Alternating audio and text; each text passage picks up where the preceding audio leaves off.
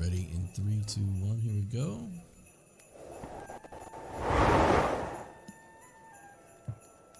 Well, hopefully that showed up correctly on stream because that was a little laggy for me, but welcome Nat1Fun. For all those that are new to the area or to the stream, welcome. We are here weekly on Saturdays at the same exact time. This is our team. Guys, Merry Christmas, Happy Holidays. Today's special, being that we're still playing, you know, the day after Christmas. I hope everybody is doing well. Stream, chat, how you guys doing? Oh my god, Phenomenal. we have Christmas lights over our name. Let me just notice that. Adorable. Cute. Damn it, Dan, going above and beyond as always. Those are fun to make. God damn it, Dan. It changed colors too. They do change colors. Looks like he's gonna tie a lady up on a railroad. Just because of your cape. The cape, the mustache. Very nice. I like That's it. hilarious. I'm almost positive that's like the second time I've gotten that joke, the tying someone up on a railroad. Well, anyways, for those that are watching now, you know, thank you for joining us. I know it's a time for family and friends, and for a lot of us, you know, it's not possible, especially during these times, to gather with those people. And so I'm happy that you are able to at least be here and hang out with us for a little bit. You know, we're very happy to be here, to entertain, to tell the story, and I'm glad to see you guys. So we are going to start off with a few announcements, a couple of which are pretty big, and some that you should pretty much already know. So let me just fix my camera real quick. It's a little dark.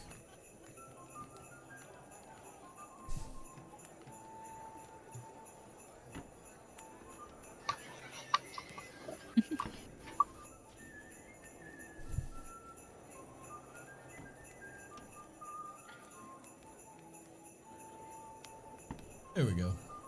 All right. So, announcements. So, first announcement out of the way is, of course, today we are doing a giveaway.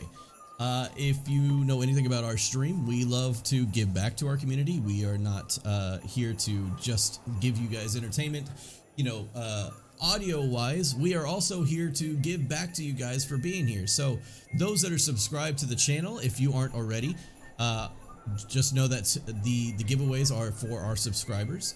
If you are subscribed to the channel, you have a chance of winning a free copy of D&D material today, meaning that you could win a player's handbook, Tasha's Cauldron of Everything. You could win Icewind Dale. It's all depending on what you want whenever you win. I stated that you can win a single one book, basically, one written material, and you can have the physical copy or the digital copy. Just totally whatever you want, you know, whatever best fits your gaming style. So we'll be giving that away today at the halfway mark of the game, the mid game break.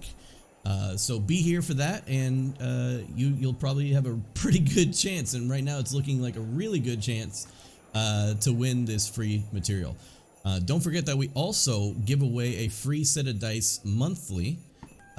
And we just gave away a set of dice last session, which was really cool. So look forward to getting next month's dice set thrown up pretty quick here in Discord, so you can check out what is for grabs next month.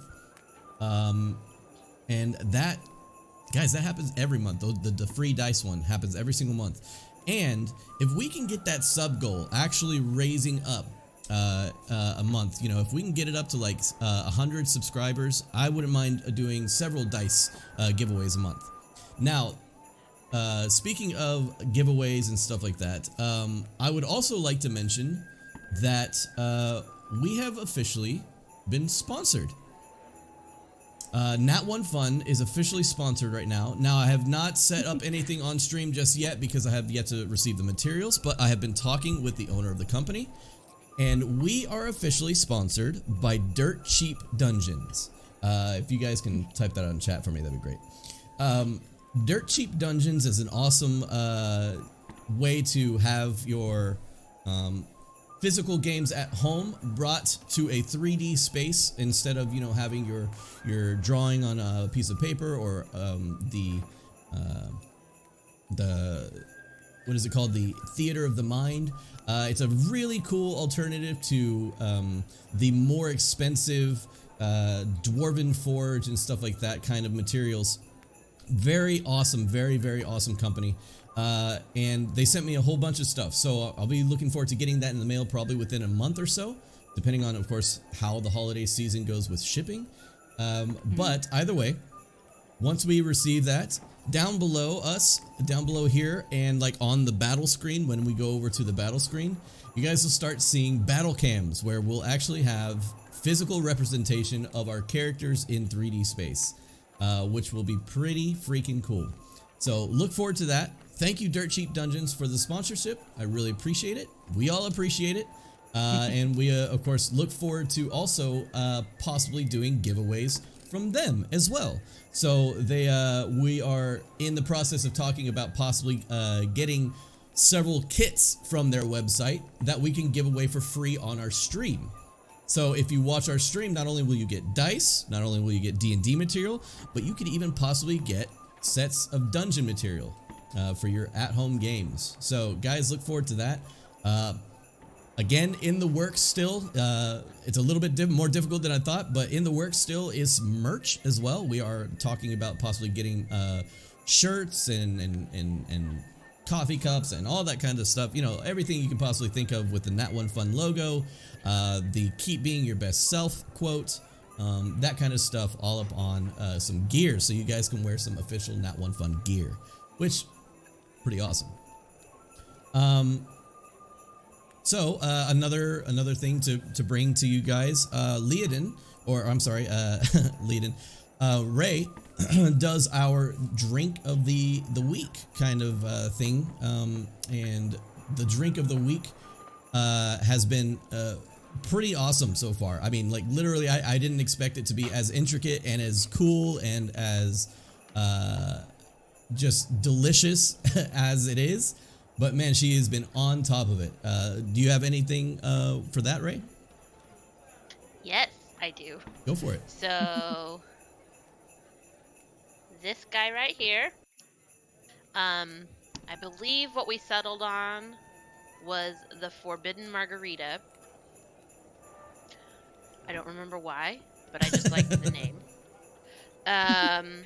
It is a pomegranate margarita, which if you are like myself and don't like fruity cocktails in general, let alone fruity margaritas, this is the drink for you, because the pomegranate is not necessarily a very sweet fruit, so you're still able to get the tequila and the margarita like actual flavor. And I was like, this is a super easy drink, and then I started writing out all the steps for it, and I went, oh no, it's not it is an easy drink, but it's not like. So to make it simply, you're gonna need tequila of your choice, good margarita mix. The Discord has instructions on what a good margarita mix is. Pomegranate juice, preferably actual juice, not like a cocktail, like no disinterested spray, but not their stuff. And 1 lime. Put it in a tall glass so you can put about that much tequila in it. And then a little bit of juice. And then the rest of it being margarita mix. And it's very good. If you want to go to the extra steps, they're all in the Discord, and you can go over there and see it.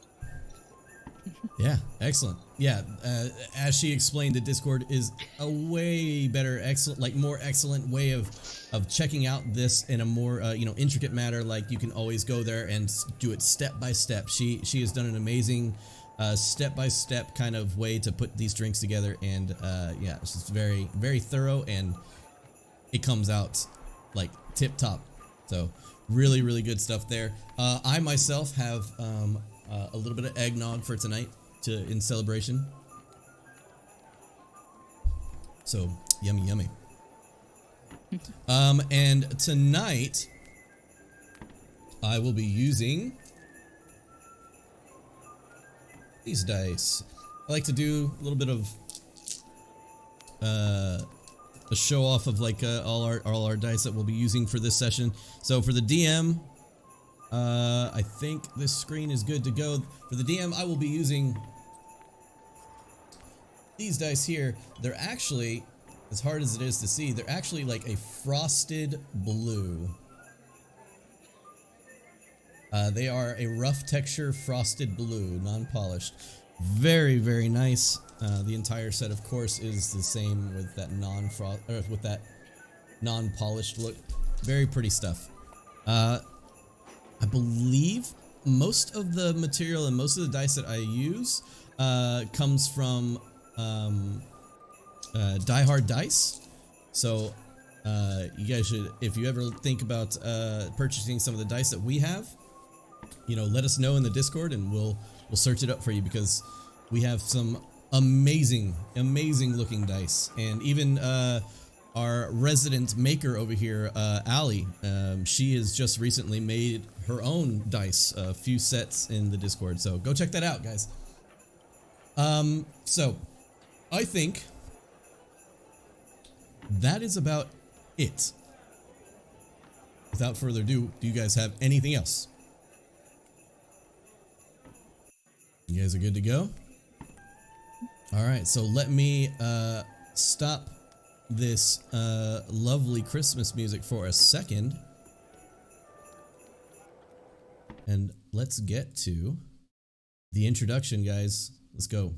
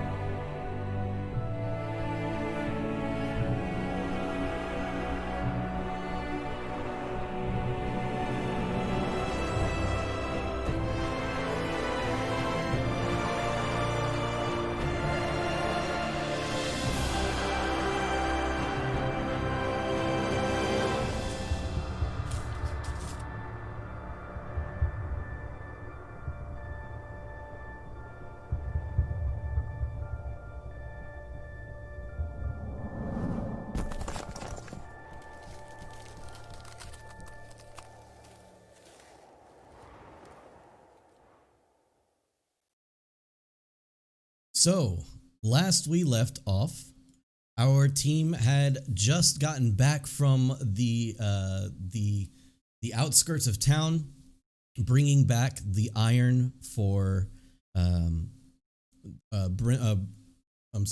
for Garn the Hammer. And as they were bringing it back, they realized that the dwarves were meeting with the council chamberman.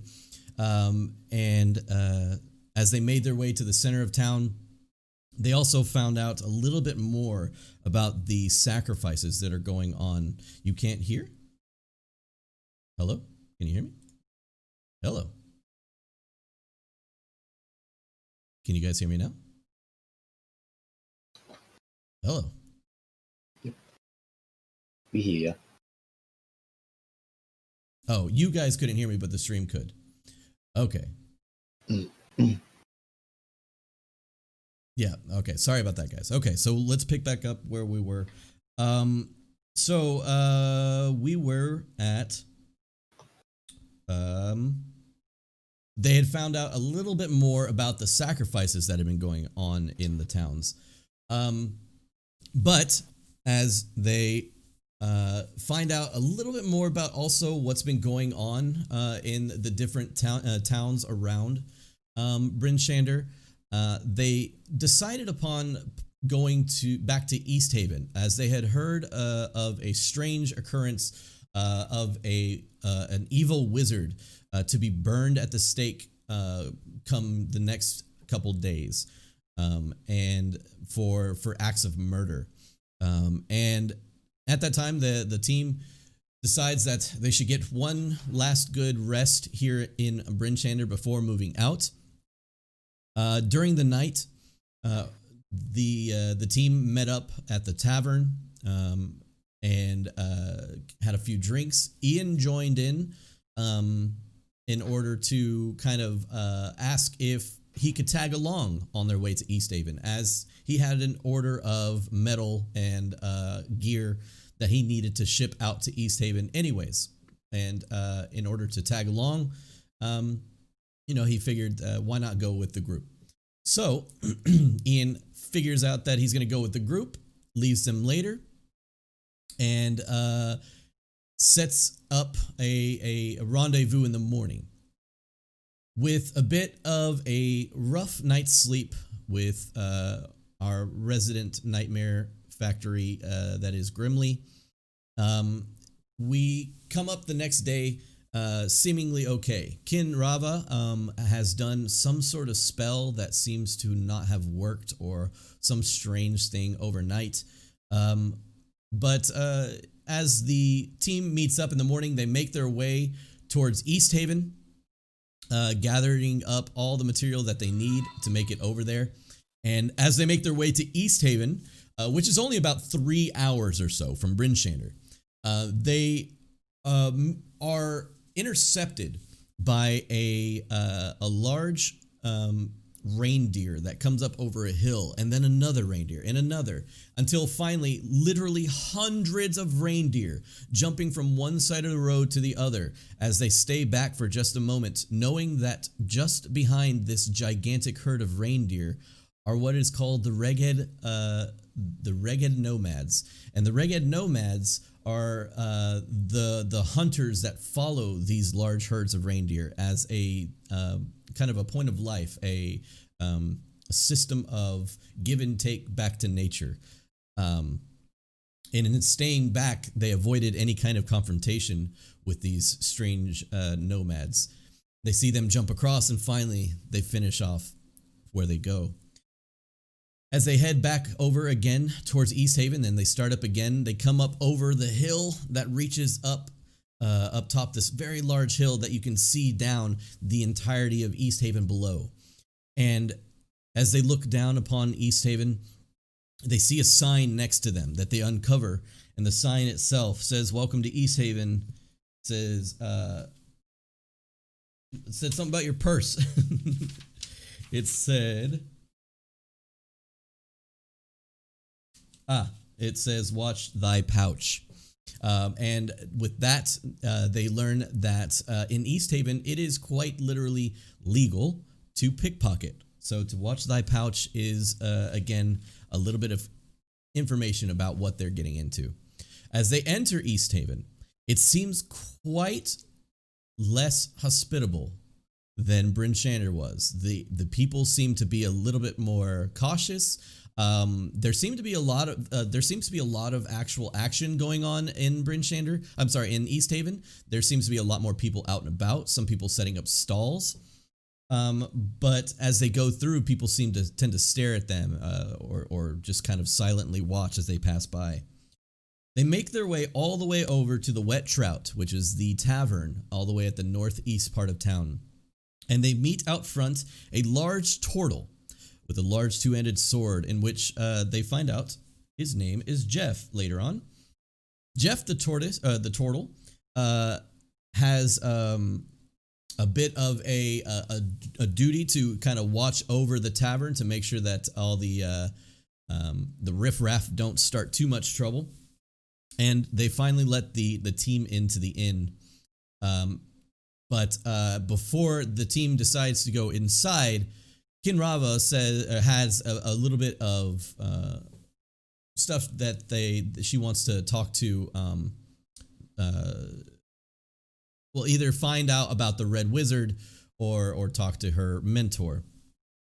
As they make their way back towards City Hall, they meet up with, as Kinrava goes to the City Hall first and opens or knocks on the door, they meet up with a very harsh guard that goes by the name of Brian, who didn't take kindly to a drow that has seemingly had it easy here in this world.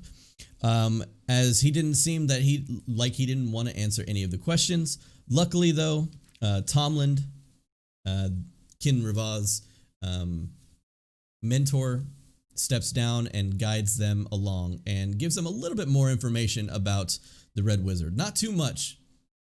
There's just a little bit of talk of there's good, there's bad. I mean, that there was tales that it killed an adventuring group, and just basically there's really nothing they can do about it, other than the fact that Kinrava was given a book that was found in the whereabouts of the wizard. So, going back to the inn, they make their way inside and find that the inn is actually pretty bustling. There's quite a few people here inside of the inn. And the provocateur, the owner of the inn, is a large white dragonborn female who is quite brash and straight to the point. And of course, the team found out quickly that if you want to stay inside the inn, you need to make an order. And now at this point, as our team kind of gathers and Ian, they meet up with Ian for the day. They end with Leodin setting off as she does in her bardic talents, to kind of gather and make the inn kind of jovial, but finding out that even with a decent role and a decent amount of charisma, some of the patrons of the inn still don't take kindly to like niceties. East Haven has a little bit to go in that manner, and at that point, we pick back up to our team. One thing I forgot to mention is on the way out of the city hall, they met with a crazed woman who came rushing up to them and said that chewingas were everywhere, dancing in her hair and going around and ruining things and ruining her name, and asked the adventurers to go find these chewingas and bring one back to her so that she could prove and clear her name. And in doing so, she would give them a lantern later identified as a lantern that tracks elementals. And they made their way towards the tavern, and found out that Jeff was actually an old friend of our crazed woman, Danica. And Jeff counter-quested the woman by asking them to bring him the chewinga instead, and asked for him to get the chewinga in order to help clear her name by just telling the chewingas to leave her alone. So, as our team makes that decision whether they want to bring it to him or her, we finish off with Leodin realizing that her music is not as potent as she had once thought. And we pick up again now.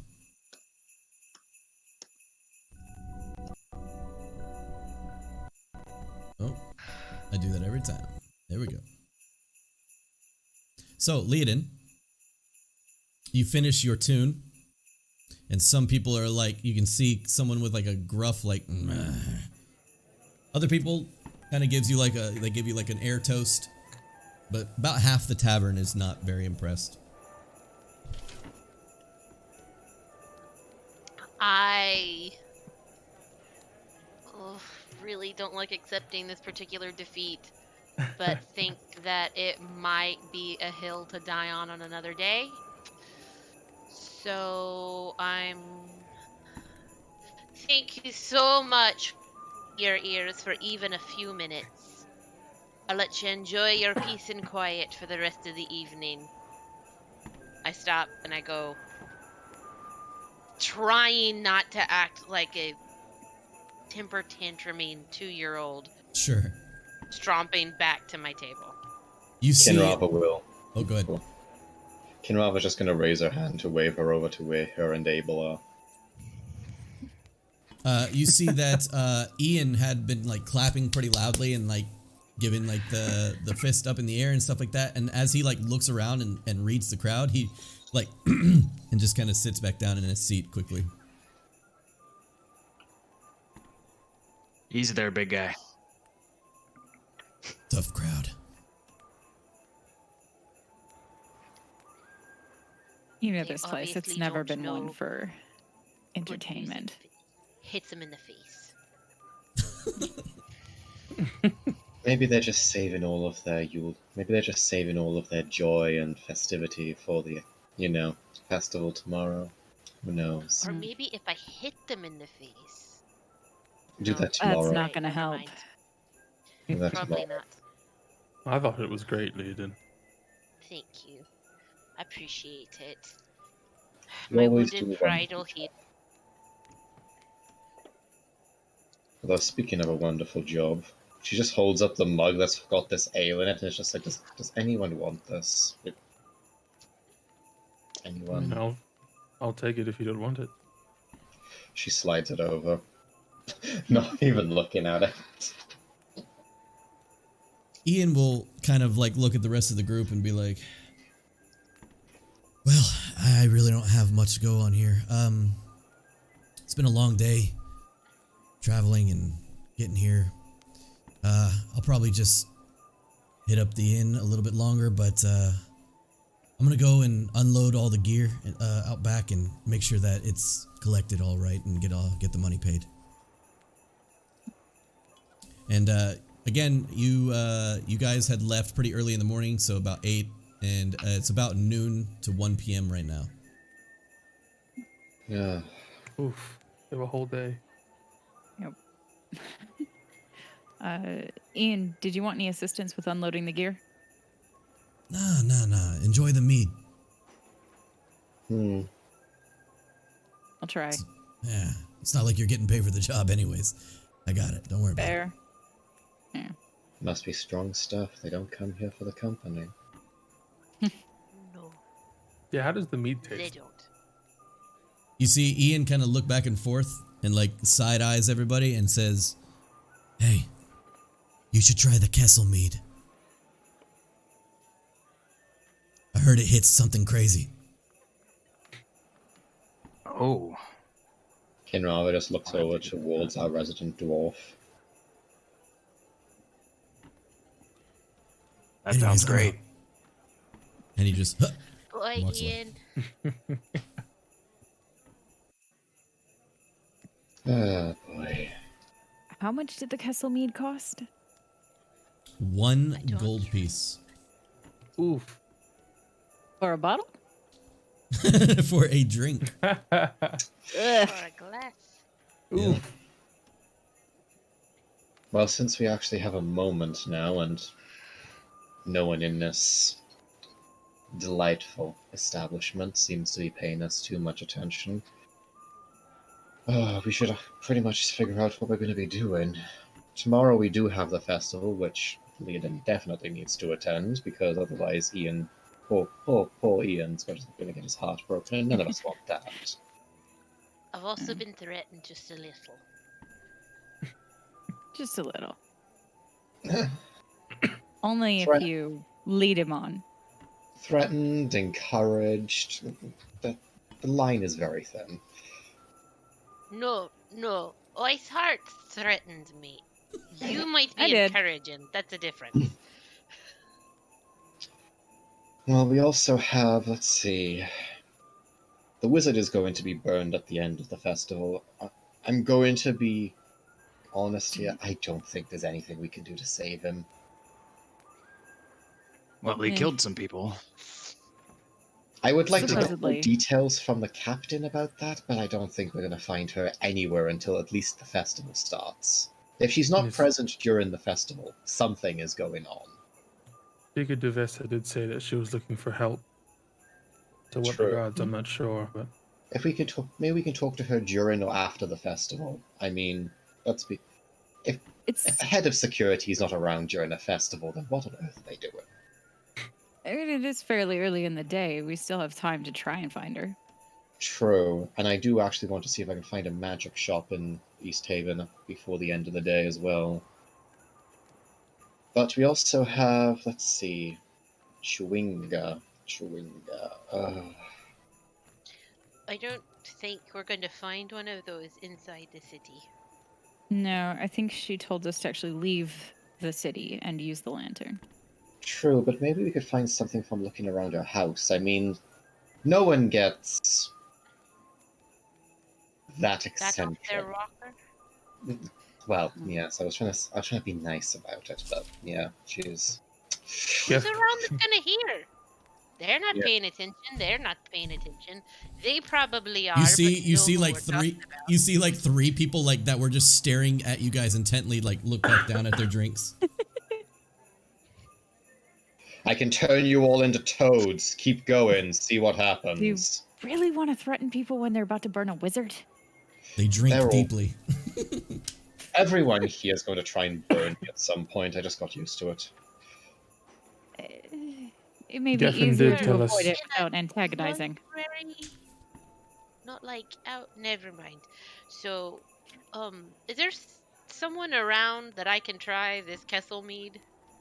Because she Yeah. wants to placate her hurt feelings. Just a For little. sure. In Yeah, a absolutely. bad way. Yeah, if you if like you can see again, she is running a tight ship. She is like she's got literally like 4 or 5 mugs in her hand as she walks to like each person. Nemetra sets down like 2 or 3 mugs, walks over to the next table, another 2 or 3 mugs, and she is just running around. But you can see that she is the sole server of like 30 or 40 people. Oh, gracious. Give me a second. I'm gonna get up and go talk to her when she's actually like at the bar. Yep. Versus trying to flag her down because I can't bring myself to do that. Yeah, Like you make it up to Rachel. her and Ray she can't bring herself to do that. you get up to the bar and she is just frantically grabbing more cups and filling and moving around, putting the meat in and running to the back and refilling the cask. I'm having flashbacks here of when I used to work at a bar. Ooh. Ooh. Can I have some of that Kessel mead? She kind of like almost like stops in her tracks for a moment and like looks like both ways. She's like, so the loud mouth that you used to sing doesn't end there, huh? You want some Kessel mead? That's fine. Just keep it on the down low. I did. Oh, I didn't. Sorry, I wasn't told that it was a down low. I apologize. Yes. Can I have some of that other stuff? She's like, she kind of looks. Yeah, give me a second. And she All right. puts down all her mugs that she's got, like kind of waddles and sprints back behind the back behind where everything is, so she's out of sight for a moment. And but maybe 2 moments later, she walks back out and she's holding a mug. And you can immediately tell, just from the angle that you're looking down at the mug, that the surface of the mead has like a shimmering light, almost like, almost like oil on top. It's not like an oil though; it's like a shimmering, like glittery light on top. And she sets it down. 1 gold piece. I I take a gold piece and a copper out, and then just slowly slide it over and grab the mug and walk back to my table. She kind of Shit. gives you like a face of acceptance and says, "One mead, right to you," and just kind of sets it down on the table and then makes her way and continues working hard. You have just found the nectar of the gods, my dear. It looks magical. Don't do anything. I just want to taste it. Don't do anything to it. I've no intention of even touching any sort of beverage in this establishment. That looks gross, actually. You don't like the Yeah. sparkle on the top? No, it reminds me of like fish oil or something. All right. You drink whatever you're drinking. So as you kind of both stare down into the drink, it simmers and spins. I am definitely gonna take a drink. All right, you take a drink. As you take a drink, it tastes almost identical to the mead that you've been drinking. It has a very sharp aftertaste, though. One that is almost stinging to the tongue, almost like a sour aftertaste kind of thing. I don't know. I'm sorry, I'm immature as fuck. I don't know what that sound was, but everybody's face was glorious. We need a fart track or something because that was absolutely beautiful. I'm glad I wasn't the only one. No, Trey's face of just going What was that? was excellent. So, anyways, aside from that, yeah, Leiden, you taste it. It's got a sharp, stinging, like sour aftertaste,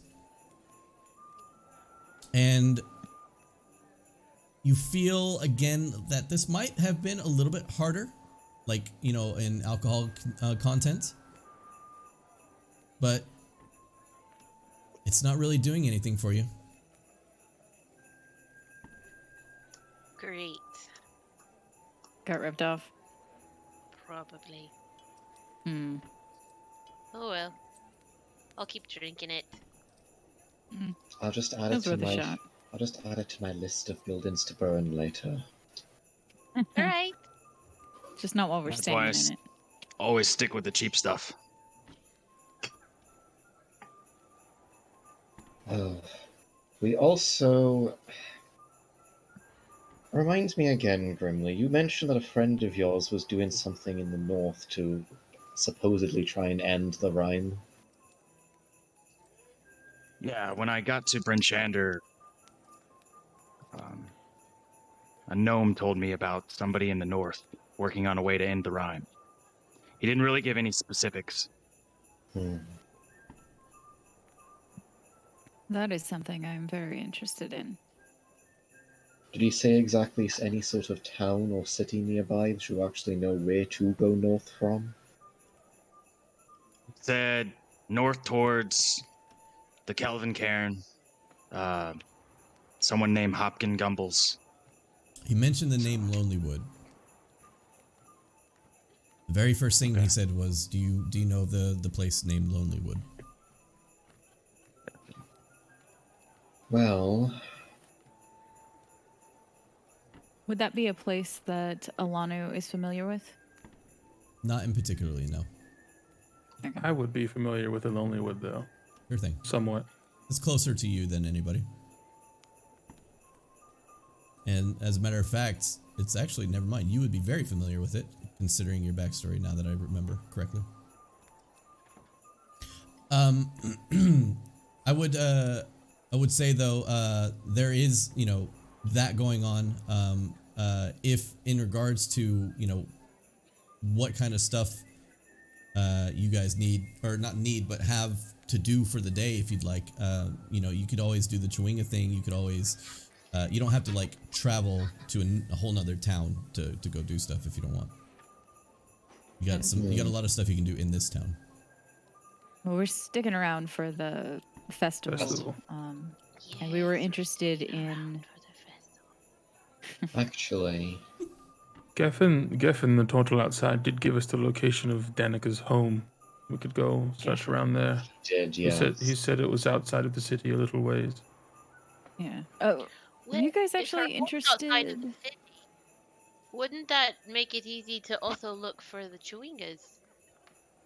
We could always have a Yeah, that tour was my that's thought. around for them. What was you going to say, Iceheart? Oh, I thought his name was Jeff. She said it was Jeff, but he corrected us in saying it was Geffen Theric. I couldn't give a flying flump what he called himself at this point. I just thought it was funny that his name was Jeff. It was strange. Leodin, at this point, Ooh. you begin to feel a little something rumbling in your chest. It's not necessarily like a stomach pain. Oh no. It's more in the area of like high blood pressure. Your heart begins to beat. You get some palpitations, and you begin to feel a little bit more short fused. Everything that everybody's saying seems to be just that much more annoying than the last.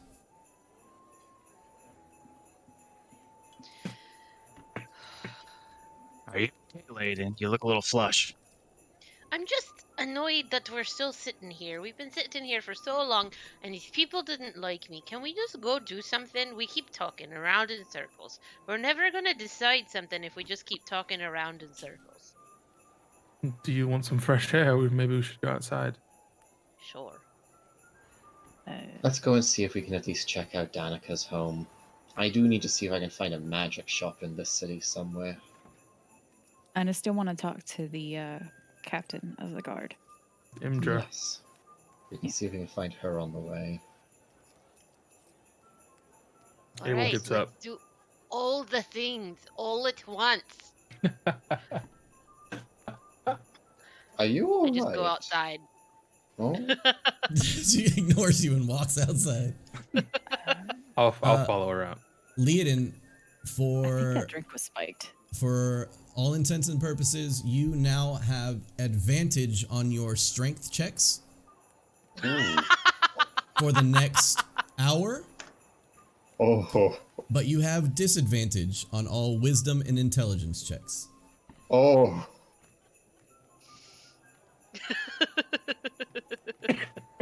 Kinrava's gonna Better fall you out. than I. Kinrava's gonna follow them outside, but she's just going to like hang back towards Iceheart and just whisper. Remind me again to never take any drinks recommended by your friend. I don't think it's supposed to do this. Though it is nice to actually have her speak plainly. Fair point. You walk outside and you can see Jeff is kind of just standing by the door, and you open the door and he kind of looks back. He's like, "What, gone already?" Well, So? we're gonna start working on this Chewinga thing, seems like. Oh, Also, do you know where Imdra is? Imdra, no. Haven't seen him in a while. Her. I swear, she if have this is a another person who's office? got sacrificed to the Frost Maiden. Does she have an office? No, no. I mean, she does, but she's never there. She's very much a people person. She doesn't really tend to stay put in one place. Well, People maybe we'll person? see her on the way over then. Yeah, people person. She makes herself known, her presence known, wherever she goes. Hmm. So if you're looking for her, odds are you'll find her pretty quick. Okay. We've been looking for her since we've been here and we haven't found her, so I doubt it. Well, perhaps we should let her find us then, while we're working on this. Yeah, let's Let's head towards Danica's hut. Right. Good luck. Thanks. Thank you. Thanks, Jeff. And he looks over at Grimly, like shoots him a glare. And just kind of like sits down on the front step and just places his sword into the ground as he looks out. You know, I know this is the pot calling the kettle black, but maybe you shouldn't try and antagonize the turtle that can toss you like a fuckball. Well, a ball. It's just a joke. He'll be all right. Right, Y'all so are moving so slow. as Maybe I don't like her being like this. as Jeff had previously stated, Danica's house is just on the outskirts of town.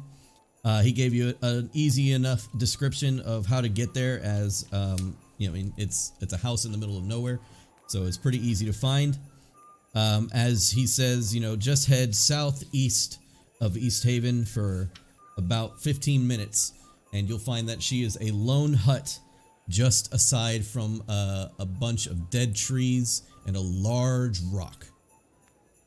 Actually, while we're heading over towards there, would my character know what the guard captain looks like since she's been in East Haven for a while? Yeah, you would know what she looks like, per se. In, Would you know in her that case- personally? No, because you would have been hidden away a Yeah. lot of the time. in that case, then I'm going to send out Omen to fly over around East Haven, just so that Omen can look for her while we're going towards the hut. Okay. Yeah, no problem. Alright. Alright, so you guys start heading out towards the hut. And in a matter of like 20 minutes, you guys are easily able to exit town and reach a point to where, as you crest over a small hill of snow, you see off in the distance a large rock and a set of dead trees. But you have trouble spotting anything else through the snow.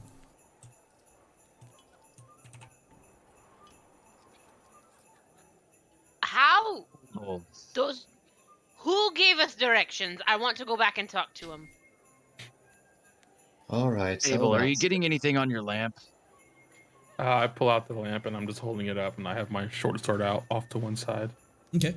You pull out the lamp, and the lamp, as you hold it up, the second you hold it up, it like alights with just regular lamp light, just a low, dim lamp light. But you kind of hold it outwards, starting from East Haven and kind of making your way around. And as you start from East Haven, nothing happens, but as you make your way towards the large rock and area of trees, the flame goes from a reddish color, orange color, to a hue of light blue, and suddenly, as of course you start pointing in that direction, a dark blue. Well, that's the thing. It looks like we'll have Yeah. something over there. Can you actually see if you can find any sort of tracks or anything, perhaps, Abel? Yeah, as we get closer, I'll start looking around for any signs of movement in the area. Or Okay. So you guys start getting closer, and as you get closer, underneath the trees, the dead trees, made of pretty much more dead trees, seems to be some kind of ramshackle hut. looks like there's a hut over here. You know, I have to wonder, like... I'm starting to see why she may be plagued by nature spirits, if this is where she lives. I mean... Also, isn't she really insane if she lives here? Yeah, this is a bit weird. To be fair, would you willingly live in East Haven if you had the choice? No, I probably wouldn't willingly live anywhere, but she lives outside of town in this? To be fair, I'd rather live out here than have my name in that pot. Actually, that's an Oh, interesting are we going to talk point. about that now? Great. I'm so glad we're going to talk about that again. No. All of you don't have your name anywhere, but I do. And who knows how close we are to that name being pulled. All right, settle down, Spitfire. But there is a good point you just mentioned in that. She is outside of town with this residency. Why hasn't anything attacked her hut? Maybe it just thinks it's a tree. Maybe. Let's get a bit closer and then Abel can have a look around. You guys are about 30 feet off or so from the hut as you begin to make your way closer. You can see that the hut has just a bit of lamp oil light kind of lighting the inside. You note the difference between the torchlight and lamp oil light, as the lamp oil light is a slow burn flicker versus the fast and violent flicker of flame on a torch. And you make your way closer. You can see that the front door is open, and it's just this really rickety piece of wood that has been gathered and placed in front, and it seems to be just like slapping in the wind against the other pieces of wood to open and close.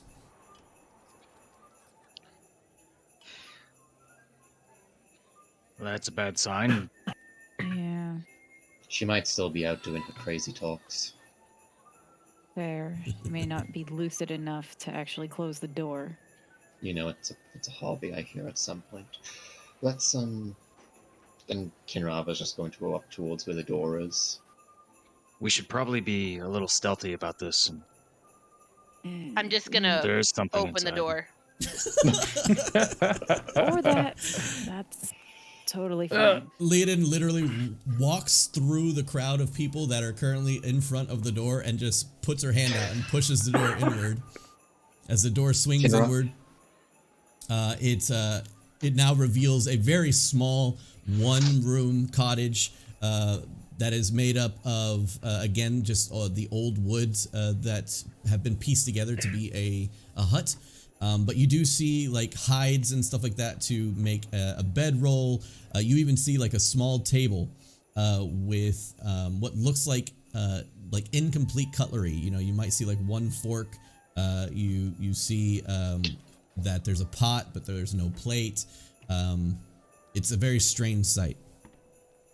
But other than that, it doesn't seem to be currently occupied. Actually isn't as bad as I thought it'd be. You see anything, Abel? Yeah, how's the lantern? Is it especially reacting? If you hold it up, you note that it does come from a certain direction as you like hold it like in the house or in the hut. You can like move it around and it gets darker and like larger in a certain direction. Why don't you go ahead and give me for those that are inside the hut, go ahead and give me a DC 10 intelligence check for me, please. Leodin with disadvantage. Oh god. Oh boy. I'll take a look at this. Oh my god. That's a natural 20. A natural 20. And- All right. Let's go. I got a 19. Oh! Your new dice are doing well. Yes. that is like Iceheart's first like official good roll, like outside And of on combat. intelligence. Outside of combat. On intelligence. That's worth a drink. All I right. have a right there So with a drink. 0. those above a 10, 8. 8. Okay, perfect. Those above a 10 don't seem to be kind of preoccupied with just like looking around the inn, or I'm sorry, the hut. As you look around, though, those who are not preoccupied with trying to figure out what's going on can see not so clearly, but you can see that there's a bit of snow that has leaked in from the window and the open door, and in the snow you can see tiny little tracks that lead up to the windowsill and outwards into the thicket. Do you guys see this? Oh, yes. Want to follow it? No. Oh. We're here to find Chewingas. That's Should what we're here probably for.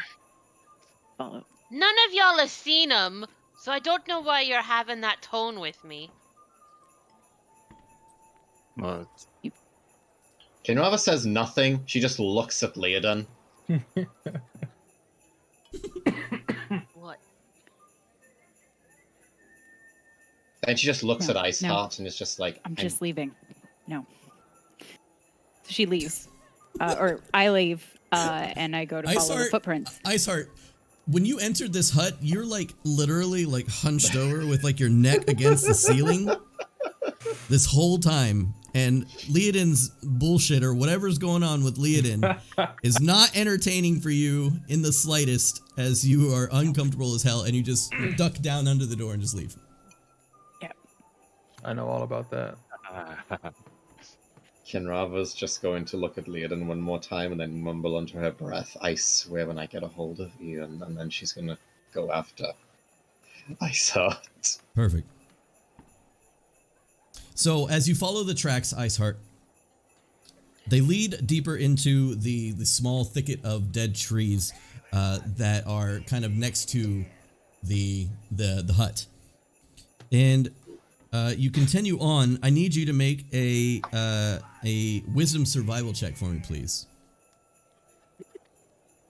Okay. Wisdom, survival. Oh, okay. Yes. 20. Not natural. Hey. Look at you. I like these dice. Look at you. We With need to the- kiss these dice. She weighted them. I don't think I have the skill to do that. So with Okay. that check, you can see that there is about 3 individual sets of tiny footprints. Some of them have a thin furrow in the snow alongside them, as if something was being dragged by the creature.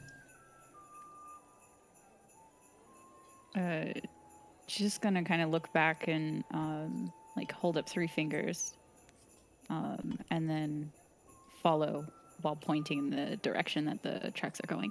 Okay. And you guys follow the tracks or follow Iceheart? Yeah. yeah. Okay. Although, Petulantly, follow but Iceheart. yes. how's the lantern looking, by the way? That Abel has. Yeah, as Olanu or as Iceheart has kind of like pointed in a certain direction, has noted the footprints and everything like that. Abel holds up the lantern and it like shines the brightest. It's shined. While we're also following these things, we should probably talk about who we're going to give this to, if we can manage to obtain them. Yeah, you gotta find out how we're gonna capture one of these things anyways. Well, from what I remember reading, they're actually fairly... I mean, they're mischievous, but... They also have ears. True, We should probably but wait to discuss this till later. Fair point. Olanu, as you look forward into the thicket, go ahead and roll a wisdom perception check for me, please. And who is second, I guess, would be Kinrava. Go ahead and roll me as well a wisdom perception. No. I should have let the ranger go first. That is 15. 15? 6. 6. Hey, there she is. Back down to normal. All right. So Short-lived. Olanu, you're just like, shut up. And Kin's like, yeah, you're right. And at that moment, like, Kin just like tunes in to the sounds of the winter, like snow falling. And suddenly, she can hear from behind a bit of the conifers up ahead, you can hear the sounds of movement and the tinging of like pottery or clay against clay, like tink, tink, tink, tink.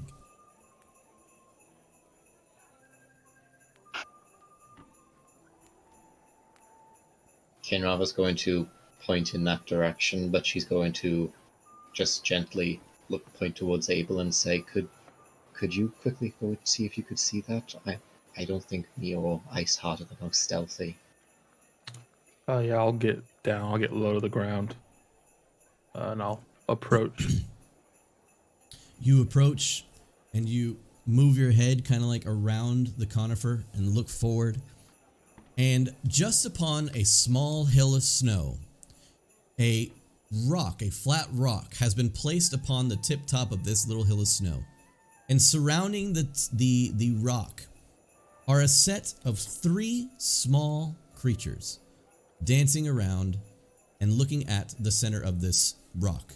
On the rock, you can see there are a series of strange objects. There's a fork and a knife. You see branches and pine cones arranged on top of a plate. And you can see that 2 of them that are dancing around stop to take the fork and knife and act as if they're cutting food as they hit the pine cone and look around.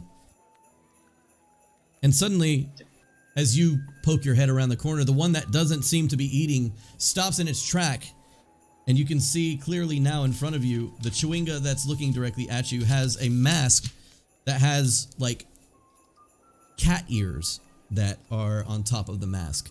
And you see that it has tiny sharp little teeth and whiskers that come out the sides, painted on its mask. And it looks over as its mask spins in place and then stops. And I turn and run. You turn and run. I'm just kidding. I'm not gonna. Damn it! You know, I was gonna take it at face value. So Oh my it gosh. sees you, Abel. It looks you directly in the eyes, and it begins to give you a come on over. I'll sort of turn and look back at the rest of the party and shrug my shoulders, and I'll start walking over. You start walking over, and the 2 that are currently using utensils around the plate, they stop for a moment and look at you, and you can now see clearly one that is quite overweight for these tiny little creatures. You see a big round belly, and you see that it has a blue snowflake that makes up its mask, just directly on top of its mask, a big blue snowflake. The other one seems to have gathered snow around it in 3 small balls, all getting larger as it goes down. And it begins to, like, you know, use its little stick arms to move into the plate and everything like that. But you move forward, and as you move forward, they all stop and look at you, and the one that calls you over says, kind of like, gives you the motion that it wants you to join them. It's like, and like holds up one of the knives. I'll sort of turn and whisper. I'll be honest. I'm a little scared. I'll do it. Play along. Play along. All right. And he'll just start walking towards them and try to join them. You see, as you turn around, the Chewingas are all looking back behind you at like whatever you're talking through, like talking to. And they just kind of look back over to you and like look back over to the plate, look over at you. I'll go down to the plate and act like I'm eating. So you can like tell that like this hill is no bigger than like your shins, but to them it's like a large hill, and this plate or this rock that they're using as a plate is probably no bigger than a small dinner plate. And you bend down, and you can see it's holding up the knife like this, you know, because it's gigantic in its hands, and holds it over to you. I'll sit down and I'll take the knife. There's a fork too, right? There's a fork. I'll pick up the fork and I'll act like I'm cutting into the pine cone. The Chewinga that is holding the fork is like reluctant to give it to you, and you like grab it, and it like picks him up a little bit, and he like drops to the ground as his weight is a little overbearing. And you grab it and you kind of just start messing around with the things on the plate, pushing it around. And you can see that the one that has like the cat motif face is like doing cartwheels now at this point. And suddenly it jumps up in the air and dives into the snow and disappears.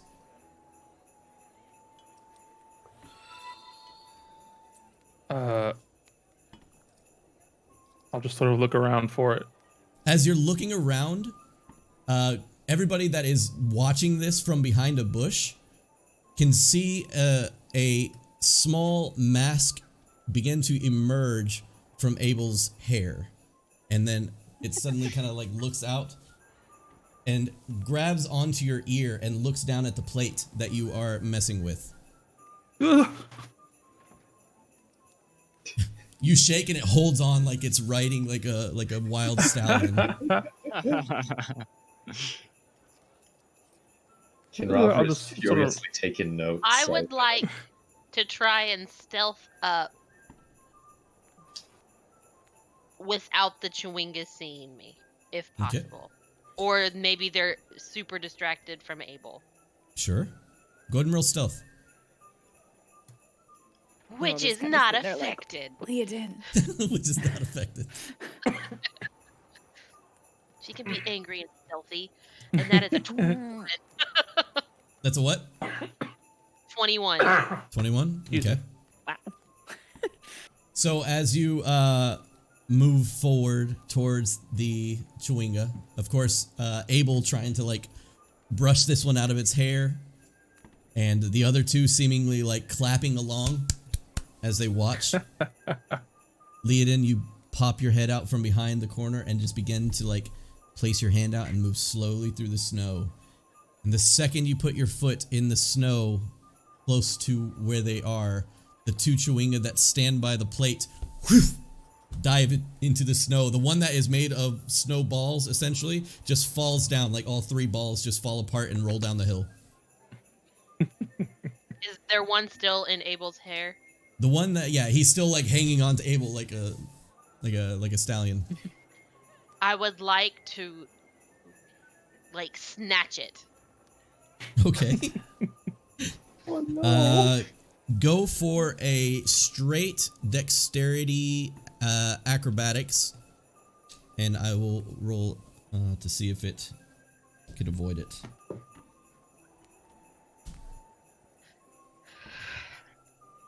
That's not. 23. Jesus. Okay. So, Abel, you're kind of just freaking out for a moment and just like looking out of the corner of your eye, and its mask is like directly like right in front of your face as it just like stares back at you and spins its mask. And you're like, ah, and just kind of pulling back, and suddenly Leodin whoop, and puts her hand directly around it, and it goes swoop, and it's like its arms get squeezed up against its side. And it like it turns its head in a 360 like or like a 180 kind of like motion to look behind itself. And it just looking at you, Leodin.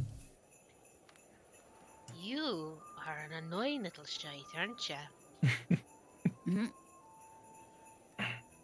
Do we need more than one? Are we done? I mean, don't hurt it. I'm just holding it. Relax, alright? Kinrava will walk up to where Leodin's holding it and just say, hello there, little guy. We would like to show you to one of our friends. After that, we'll happily let you go, if that's alright with you. You see it's struggling at this point now. It's like lifting its shoulders, trying to like get loose. This doesn't seem like an appropriate way to reason with something. It's quite fascinating to watch, though, but...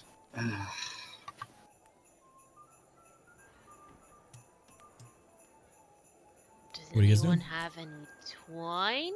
Does anyone have anything? Or am I holding a little sprite all the way back? Do you want rope? I don't think that's going to be very We have a effective. bag? I I don't mean, think we do need we to do know if this something. thing can just disappear from my hand? I doubt that, but please be gentle with it. The poor thing is probably a little bit afraid at the moment. I hadn't Do you still have planned on that hurting stick? it. You don't have to keep saying it. Do you have that Well, stick? let's... Sorry, Karen. Yes, I have the stick.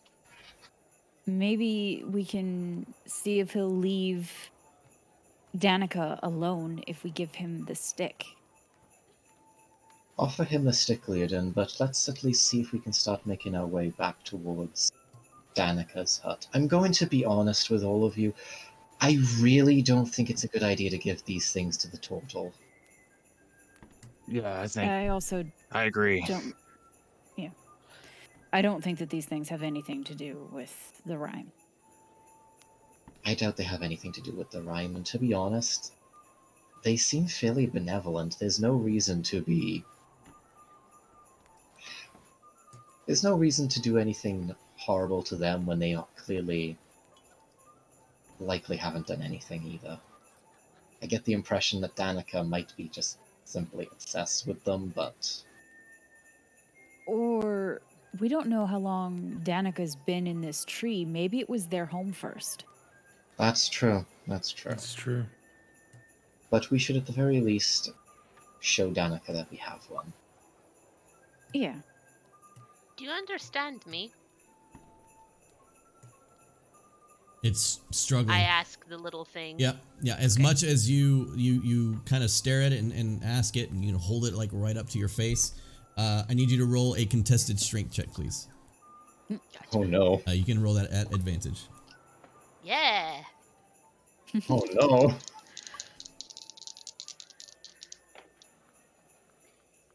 Well, that is a 17. Okay. So as you hold on to the little creature, it seems to struggle to, unfortunately, its own, demise, but not demise. I'm trying to think of the word, but I can't think of it. But it's useless Jeez. struggle. It seems to want to get away, but it cannot push past Leodin's ninja grip at this point. Let's head back to Danica's hut and Kinrava will start looking over towards there. Yeah, let's make haste. She's Right. also furiously scribbling notes, though, like, constantly as they're going. Yeah, sure. You make your way to Danica's hut, and it doesn't take you but maybe 5 minutes to get there. It was just right around the corner, basically. Is Danica there? Danica's not there, no. I thought she was at the wet trout. No, that's the turtle. Oh, she had mentioned that she was going to be at the tavern the whole day, and you could find her there. Oh, Oh. yeah, that's just take it to there then. Although, Probably have to go in the back lane where the cart is. that's a good idea, yes. Somewhere where the turtle won't see it. Yes. I wish there was a better way we could transport this thing.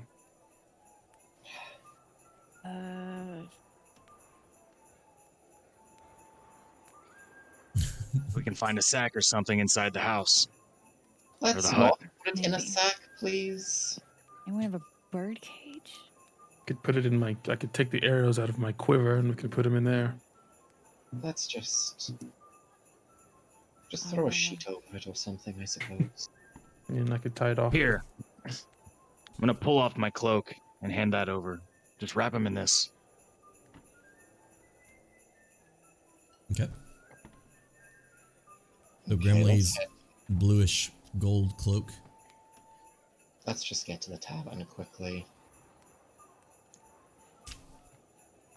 And you start making your way back. Everybody following? Yeah. Yes, sir. So this time it takes a little bit more time to get where you need to go, as the weather kind of gets a little bit more thick, and the downhill path that you took to get here is now uphill. It takes you about 40 minutes to get back from where you had started.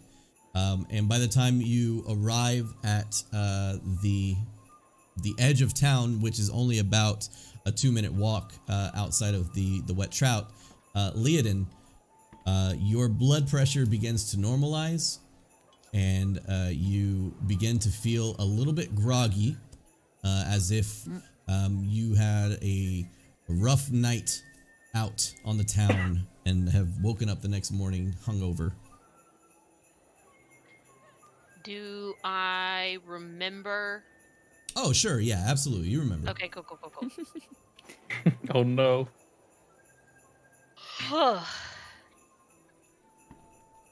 You feeling better? I don't think that drink was worth the gold. I would say But not. man, I felt invincible. I hear bitchiness does that to people. I wouldn't know. Adorable. Okay, Maybe let's we should take get some of that for the next time we get in a fight. possibly, but let's just get in there. Could be fun. And Kinrava will go to the back of the tavern where the turtle isn't Yep. around, Okay. and then just poke her head in there to see if she can see Danica. Yep. As you make your way and try to get past the turtle, he seems to be doing rounds around the tavern to make sure that everything is shipshape. And as you approach the tavern, he sees you just out of the corner of his eye, trying to kind of move around back. He's like, "Hey, you finished up your order with the stuff?" Actually, right now we were trying to find what's his name, Ian. because apparently a good Ian there decided to suggest a drink to our friend that turned her into a total raving bitch for the last hour. He just smiles and just kind of like shifts his head from side to side. And he goes, "It's good shit, huh?" I imagine it will. Could be And like interesting to Kinrava's going fight. to go up and talk to him, but then she does that. She's like going to reach behind her back and sort of make a motion to the others as she's talking to the turtle. Okay. Give me a deception check. Oof. Oofa doofa. Keeping fingers crossed. Let's see, deception. It's charisma if that helps. I have a +4 on that, so that is a 21. Jesus Nice. Christ. All right. So Wow. as you approach the turtle kind of like steps backwards in defense for a moment and just, like kind of looks at you and just kind of sits there and kind of rolls his eyes as he then begins to listen to your story. And you guys are able to the back door.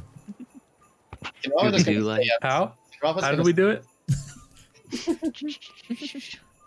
Kinrava's just going to stay outside talking to him, but she's also going to just make sure she's listening for them to close the door behind them, Yeah. basically.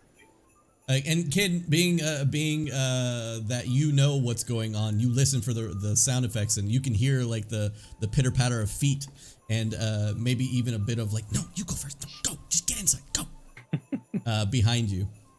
And then a sudden like kunk of the wood. You even see for a moment, you see him kind of like lift his head up to like look behind you, and you like gather his attention by like bringing him closer, like saying like, "Hey," and he just like shifts his attention back to you for a moment. That drink made her an utter bitch. I'm not Jesus joking Christ. with you. I actually wanted to throw her out on one of those sacrificial God. stakes. I get it. That's kind of the whole point, though. Is that what the Dragonborn is drinking? Because she's almost as bad as that. I'm pretty sure she has some. Yeah. That explains so much. Well, he kind of looks around. You said you guys were going to get the Chewingas, or did you go to Danica's? We looked around there. There's definitely been Chewinga activity in that area, I will say that. No kidding. Well, There was stolen pottery, stolen cutlery, there was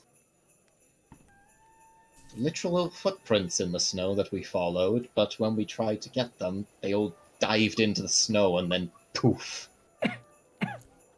seems like you're well on your way to joining Danica in old age. Just be careful. Oh, don't worry, honey. I'm going to be alive long after all of you are gone. Jesus Christ. Well, that just means Oh my you gosh. have longer to be crazy. Depends on your thought, I suppose. Anyway, I should probably go and try not to rip that dragonborn in half inside. You leave her alone. Be good in there. I don't want to have to drag you out. Pinky And it- promise. At that point, he'll just turn around and walk the other way. And then Kinrava will go inside just like... Yep. Let you guard down a bit. Go inside. What are you guys doing as you enter in through the back door? Looking for Danica. Yep. Oh yeah. Sitting in a corner by herself. She seems to have gathered a couple mugs of ale or mead directly in front of her. And she is just kind of holding it with two hands and just staring off directly into space in front of her as she's just whispering, they're in there. Come to get me. They're there, they're real. Get them. And she just looks up. You're back. Did you find him?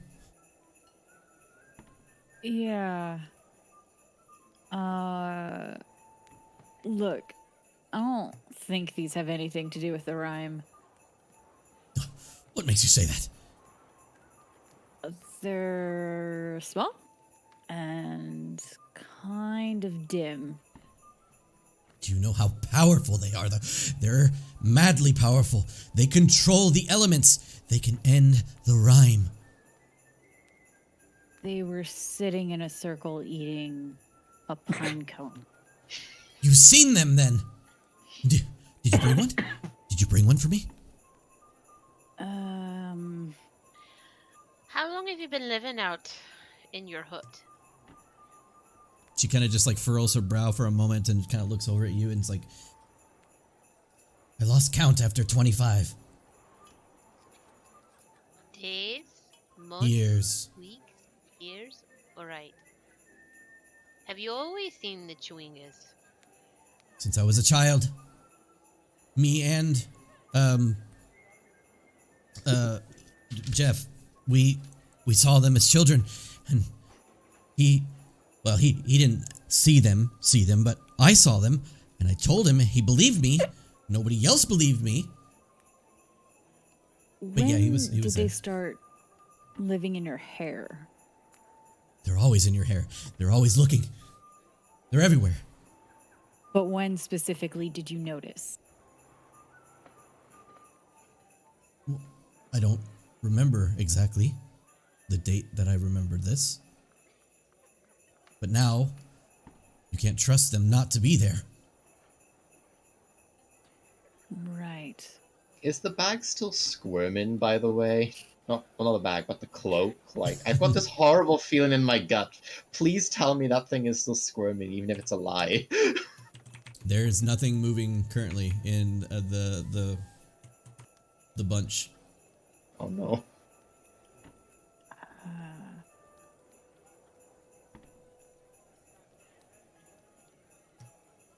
So, did you find one? I always saw him. But you didn't capture him. No, I had one. She turns to you and just like slams her hand on the table. Let me see it! I don't know if I want to. I don't know if I can trust you with it. Please, please let me see it! I need it! We need to end the Rime! The problem is I don't know if you're not going to sacrifice the little thing. I would And I'm not not sure the little sacrifice. thing has done anything to warrant that. Yeah, what are your intentions with it? Don't If we worry did about my capture one. intentions. My intentions are pure. I am to help the community. I am to help 10 towns. I will save the world. Right. Right, Okay. right. I think we've talked to you enough. Wait, no. And Uh, she just reaches like down and picks up a large sack and slams it on the table. Here, for your trouble. You can have the lantern. What's in the sack? Money. Oh, that's pretty gold. Open it? And she just like goes and covers it and she's like, Chewinga first, please. I don't know if Absolutely that's real not. money. It's real money. And she opens it and like shows you and you can see just pieces of gold inside and closes it. She goes, you know where you're at, right? This is East Haven. I don't trust you with my coin until it's been, this is a deal. You give me the Chewinga and I will give you my gold. Would Kinrava have gotten back from like chatting to the total outside by now? You might just be coming in, but it'll be just a second before so. Thumbs up. And We I agreed to do this. You know, it's more than the turtle offered. And I'd prefer to keep my And word. she then looks over and she goes, you talked to Jeff? You told us to. What did he offer you? A different offer. She squints her eyes. The Chewinga, where is it? I've up got to you. it. Give it to me. Give it to me now. Why? Why you want it? Are you evil? Do you want us to die in this rhyme? Give me the Yes. Chewinga. I think we should just give it to You him. can say yes.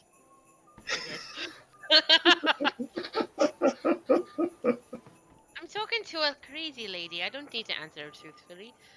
Can I feel a weight in the cape? Or do I think? I mean, you feel the Chewinga- cape. Do you want to feel around in the cape for the Chewinga? Yes. No, I'm more wondering if when the Chewinga was like in the cape, if the weight was different, and if I The still weight is feel not that different. weight. Okay. Then yes, I would like to feel around in the cape for the Chewinga. Okay. As you feel around in the cape of the Chewinga and you're just like shaking your head at this lady as you do so, you hear the sound of click-clacking rocks.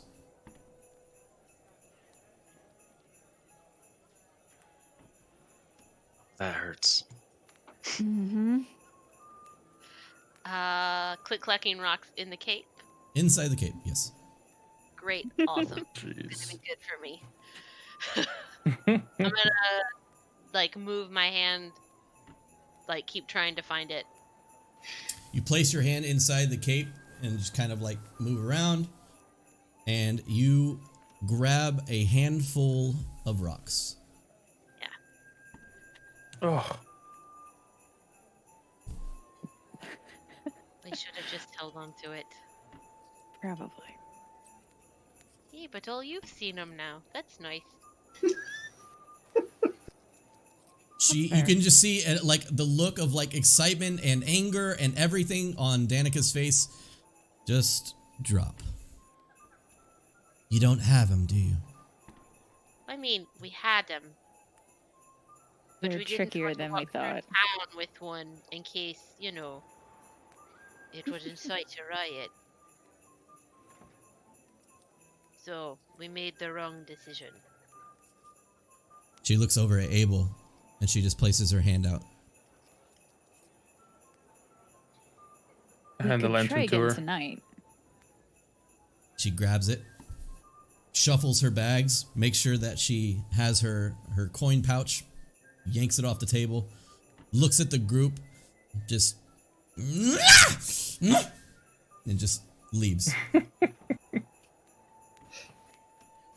I'm just imagining Kinrava coming in, watching her storming off, and is just like, oh. Kin, you walk in just as she walks by you, like mid-bar.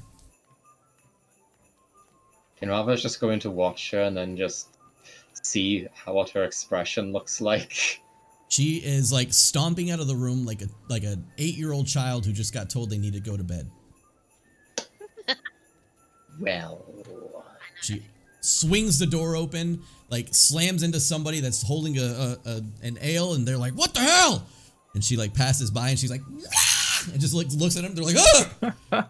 And then she just Jesus walks Christ. out. so I'm going to guess that didn't go as planned. No. The little bugger disappeared. Wait, disappeared?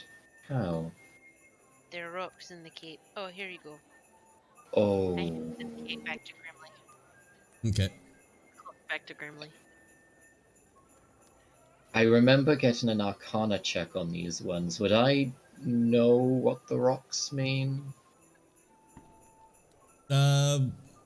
They mean they're rocks. I mean they have replaced their being with rocks. They are trickster spirits. They're elemental spirits of. Imagine Loki as an elemental spirit. These things are very tricky and very unpredictable. So the second that Leodin lost grip, you probably think that it somehow finagled its way either out of the bag or transferred into the elements somehow. You know...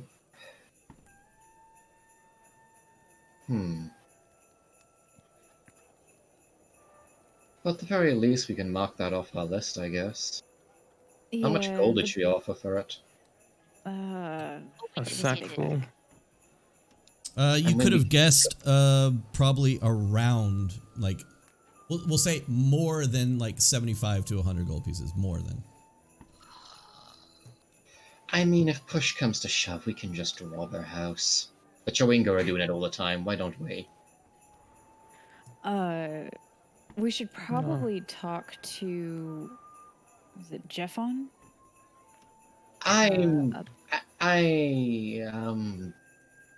Probably not a good idea.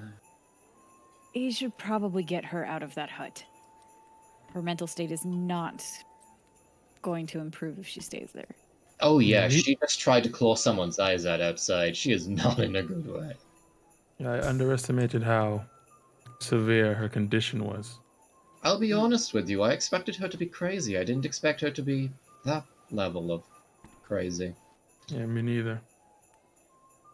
I mean, I've seen goblins, and I've seen goblins go that crazy within a week. I'm actually quite impressed. Although, if you're going to speak with the turtle, I'm going to leave that to you. I just had to pull quite a bit of finagling just to get you guys in here without him noticing. Oh, I don't feel the need to talk to him. He's a bit intimidating. Drink. So as you guys are conversing about the talk with Jeff, from the bar, you can hear a large like bong sound as you see that Nemetra has jumped up on the top of the bar and gotten a large piece of metal and slammed another piece of metal up against it, and getting basically the entire tavern's attention as she hits it several times. All right, all of you out. We need to prepare for tomorrow. If you are to return for the celebration, there will be a fight. You can join if you'd like. Right. But make sure you have the correct amount of tokens. Now get out of my tavern. as she jumps back down, and you can see like people like groaning, and you see people like trying to down their drinks, and somebody grabs another person's drinks and they start getting angry at each other but shoving each other at the door. You see Jeff at the doorway now grabbing people by the collar and like shoving them out the front door. Kinrava's just... Actually, no, you know what? She's gonna... Can I see Ian in this crowd leaving? You actually don't see Ian, no. Damn it. Okay, yeah, she's just gonna leave. I just leave. I'd like to inquire on how many tokens, or what the tokens are. Sure. So you walk up to her as she's like shoving people like out the door, like grabbing people's drinks from their hands. And she looks at you and she's like, "What do you want? Out!" I'm interested in joining this fight you mentioned. How many tokens and where do I get them? 10 tokens. You can get them tomorrow at the festival. Thank you. I'll just start heading out too. Yep. And then you just hear her yelling, "Walk and drink! Walk and drink!" How many of these people are being that one asshole that takes the mug with them when they leave? You know that they're like 3 or 4 people trying to do that, and Jeff is like, will literally like punch them in the face, take the cup from their hand, and shove them out the door. God bless you, Jeff. Jeff. You just see like a smile across his face as he's doing it and just shoving him. As they pass, Kinrava's just gonna be like... You can see him just like looking you up and down to make sure you're not carrying anything out, just so he doesn't have to punch you in the face. Just my sanity. All right. I So you kinda guys are outside of the tavern Stick now. back by. Oh, okay. And while he's doing his job, I'm just gonna mention that you may want to get your friend out of her home. Things aren't gonna get any better for her if she stays there. You really think it's her home that's the issue? They seem to be comfortable there. It's been like this since we were kids. She didn't live there when we were kids. Still. Was she this insane? Well, I mean, probably doesn't help the situation, but it's not like you can reverse time. But when did she actually become manic? You can't really put a date on it. She's just been getting worse and worse. It's your friend. I walk off. Yeah. He just kind of So- grunts. Well, that's happening. I'm going to summon Omen to my shoulder. And I'm just Omen gonna say... kind of comes in for like a long-winded swoop, and then like a silent onto your shoulder. So, did you manage to find that guard captain or sight her? It just kind of looks down in disappointment and then looks over at you. Of course. Well, a bird's eye view didn't spot her. Beginning to Probably- get worried on whether or not she's even in town. I'm honestly not so much worried about her, but... I'm not sure if you noticed, but East Haven's fairly rough as it is. Tomorrow, if the guards don't have someone holding onto their leashes, things could get nasty. Well, I trust they know what they're doing. Hmm. There's a fight tomorrow. There is, yes. What if that's Yeah. why they drink that? To get an upper hand. That might be an idea. Although, speaking of which, we should probably see if we can find a place to rest to get ready for tomorrow. I still need to see if I can find a magic shop, but do the rest of you want to see if you can find a place to sleep? Yeah. Yeah, I'd like to look for a local shop. Try to inquire on a smoking pipe. I left mine at home. Okay. Wait, you are looking for a smoking pipe? Yeah, I left mine at home when I left, and I While haven't you're been able to go back. using that whale oil in your beard, Yes. okay then. Best of luck to you, my stout friend. So, as you Okay. guys try to figure out what you guys want to do next, Grimly wants to find a general shop, yes? Yes. You guys say you want to find a place to stay for the night. And what was the last one? I think Kin, you had something? I wanted to see if I could find a magic shop or an That's alchemy right, shop. okay. Something. Okay. Yeah. All right. Also, So- keeping an eye out for Imdra. Okay, yep. All right, so let's do this. You know, we can do this one at a time or all together. It's up to you if you guys want to split up. Also, you're gonna need to figure out where these places are located. So, carry on. Well, Alright. I'd probably travel with Kinrava while she searches for a magic shop and just look around for a general shop. Okay, while she's looking around, though, she's going to pull her hood up just so that it's less obvious that she's a drow.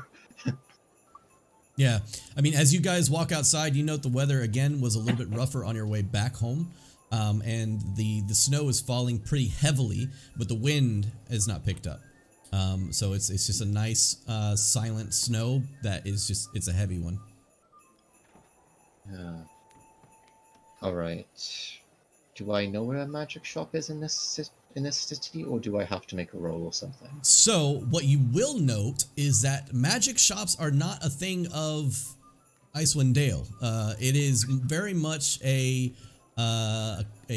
unspoken commodity. It is a very how do I explain? Rare occurrence to find any kind of magic here on a normal basis. That being said, you would not know that innately, but you can ask about any kind of magic items if you'd like. I'm just going to see if I can find anything to do with scrolls or potions or anything like that that can be sold around here. So you walk up to just like a random civilian. Yeah, why not? Okay. Packing up what looks like some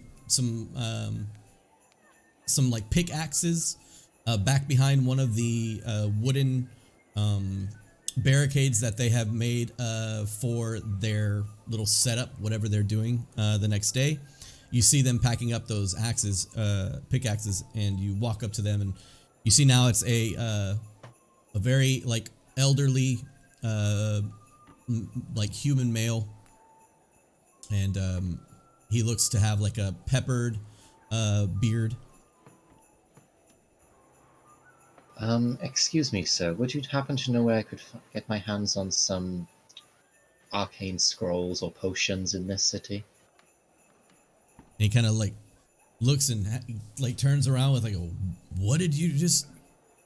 And he just like looks at you and can see you like directly into your eyes, and he's like,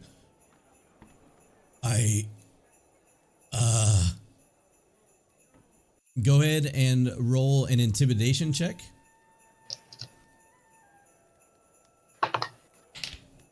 And you're actually looking for a low number.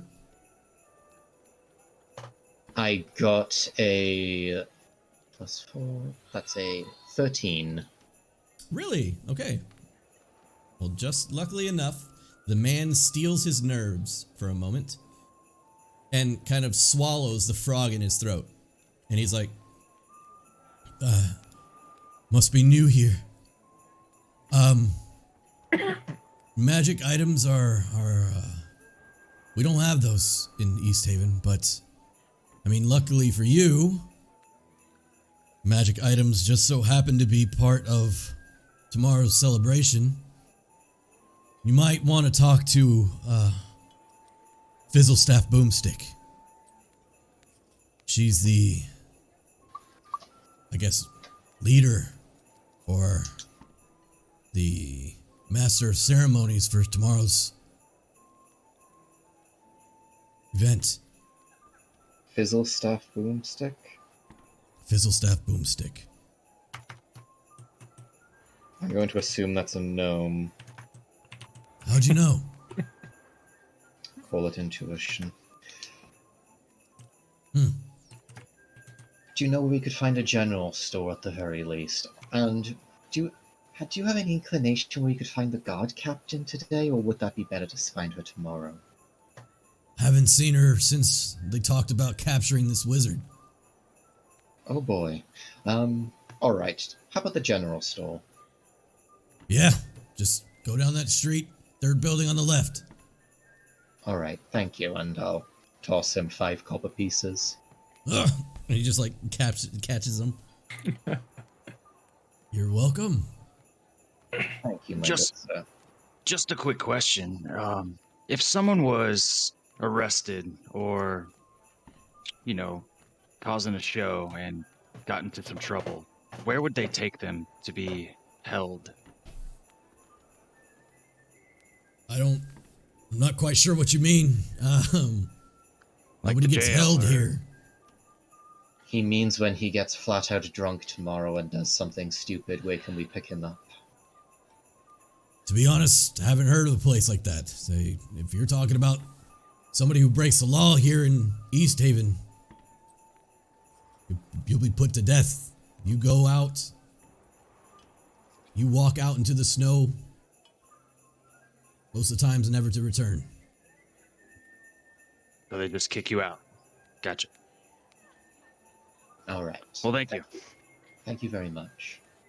Sure. He just squints his eyes and like looks at the coin in his hand. And he kind of like, as you turn around, he just takes the coin and just like lets it drop to the ground and kind of like looks at it. He kicks it with his feet. He just seems to be very unsure about what just happened. I'm gonna go back and get my coin then! Screw it if he's not gonna take it! Yeah, he sees you like approaching quickly and like backs up and hits the wooden board that he's like been working on and like twists and falls to the ground and like reaches for his like pickaxe like behind him. She just Jesus. picks up the coin and is just like, this was supposed to be a tip. Fine then. Suit yourself. And then she just leaves. What's a tip? And he just walk away.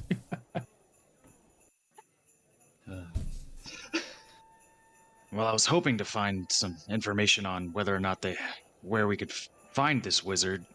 Perhaps the captain's still there. Didn't seem Honestly, like. he's probably somewhere in the Midtown Hall. I'm pretty sure they have it at the very least some way of storing prisoners there. Ken, you would have heard stories of a dungeon in the town hall. I imagine they're probably keeping him there, but quite frankly, I'm content to just leave that be until tomorrow. Yeah. Plus, between just you and I have very little interest in saving this wizard. I just wanted to know what he was doing. Oh, I agree. He sounds like a terrible person. Eye of the beholder, I suppose. Let's go get to your general shop. All right. You make your way down 2 or 3 houses, and boom, on the left, you see a general shop with a sign above the door that has the symbol of a coin purse. Yes, I'd like to walk in and just look at the goods, see who's working there. You walk in, and to your delight and to your surprise, this place is full of stuff. Very festive decor around. You see that any bit of green that was able to be farmed out in any kind of area around East Haven has been gathered here. You could purchase some if you'd like, but most of it is hanging up against the walls. The frosted windows, you see many of the lanterns or the oil lamps have had colored glass placed over them in order to light a certain color in different areas. And you walk inside, and it's a different world than what you have just walked out of, essentially. Is it nice? And as you walk in, approaching you, just kind of like shuffling across the floor with tiny little steps, you see a small halfling man approach you. And you see that he has a monocle in his eye, and he has a very beat up looking vest that he's wearing, and he has slacks on and brown leather boots, and his general demeanor would be described as jolly. Well, hello there. Hello! I'm looking for a smoking pipe. Do you sell those here? Of course. And your friend, Preferably. Yes? more than welcome to come in from the snow. Well, come on in, Kenraba. You don't She'll- have to stand up there. She'll come in, but she's going to, like, pull her hood down a little bit more. You can just look over at him and he Yeah. just smiles. What was that, friend? I'll take the longest pipe you have. Longest. Oh, all right. And he takes you over to his pipe section, and the pipe section is more than you could have imagined. In the fact that most of the pipes that you see here have been scramshawed by different artisans to be different types of like shapes of animals. You see that there's like wood attached to different types of like tusks or antlers or whatever it may be. This is an intricate amount of work placed into some of these pipes, and he leads you over to the longest pipe they have, and it's about 1 meter long. Oh, God. Christ. He goes, "Here it is, my friend." It's another Yes. weapon. I've Oh, got to it's ask, is this thing, like, detachable, like one of those telescopes you can, like, disassemble and put together again? He kind of looks, and you can see that the end of it is like a small cup, basically, where you would place any kind of tobacco or whatever. And he's just sitting there with a smile on his face and like hands out. Huh? I'm gonna laugh a little bit. Quality stuff. Yes, indeed. Something more my size, probably. Hmm. Do you have any with wolves? Ah, I have just the thing. He walks over and grabs a small wooden case. It's like a little dice box, basically. You have the small wooden case, and he takes it and places it on the counter, and like opens it, and he has to like unwrap it as it's like covered in a bit of like fur. And he opens it up, and you look at it now, and it is an intricate pipe that has been scramshawed again, the tip of it to where you can burn your tobacco or whatever it is inside very easily. And it's a beautiful pipe that is has the workings of wolves kind of down it. Oh, this is magnificent. How much for it? It's about this big. He goes, for you, friend?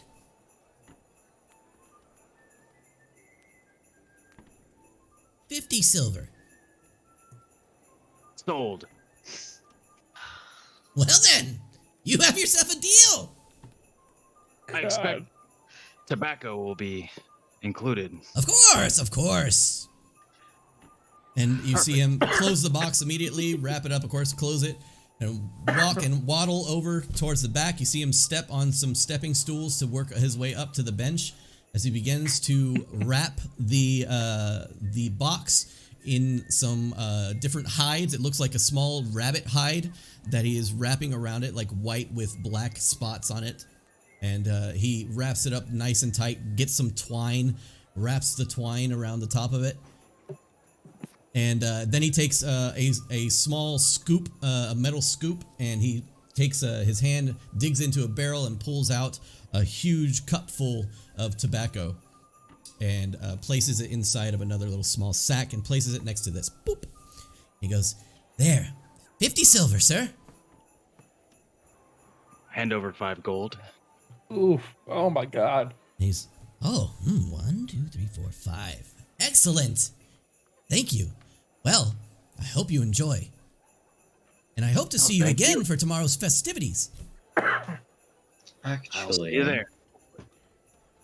while we're here, do you have any masks of any sort? Masks? And he kind of looks over at you and he goes, "Sure. What kind are you looking for?" Ideally, just something bland or anything along those lines. Just something that can cover the face. Well, friend, you need to be more specific, of course. We have a line of masks if you look. And he's like, "Here, follow me." And you kind of go over there. And you see now a small section up on there, up on the wall. And on the wall, you see a selection of different types of masks. That of the shape of like reindeer faces. You see one in the shape of an owl. You see one in the shape of a bear. You see one in the shape of a funny-faced humanoid character. You see one that kind of looks like a jester. You see one, Keep going. I don't know, that looks like a turtle. I'm just waiting for him to be like, "That one!" You see one that looks like a strange-looking male drow. Her eyes just narrow very briefly. But then she's like, Bestseller, that one. Oh my god.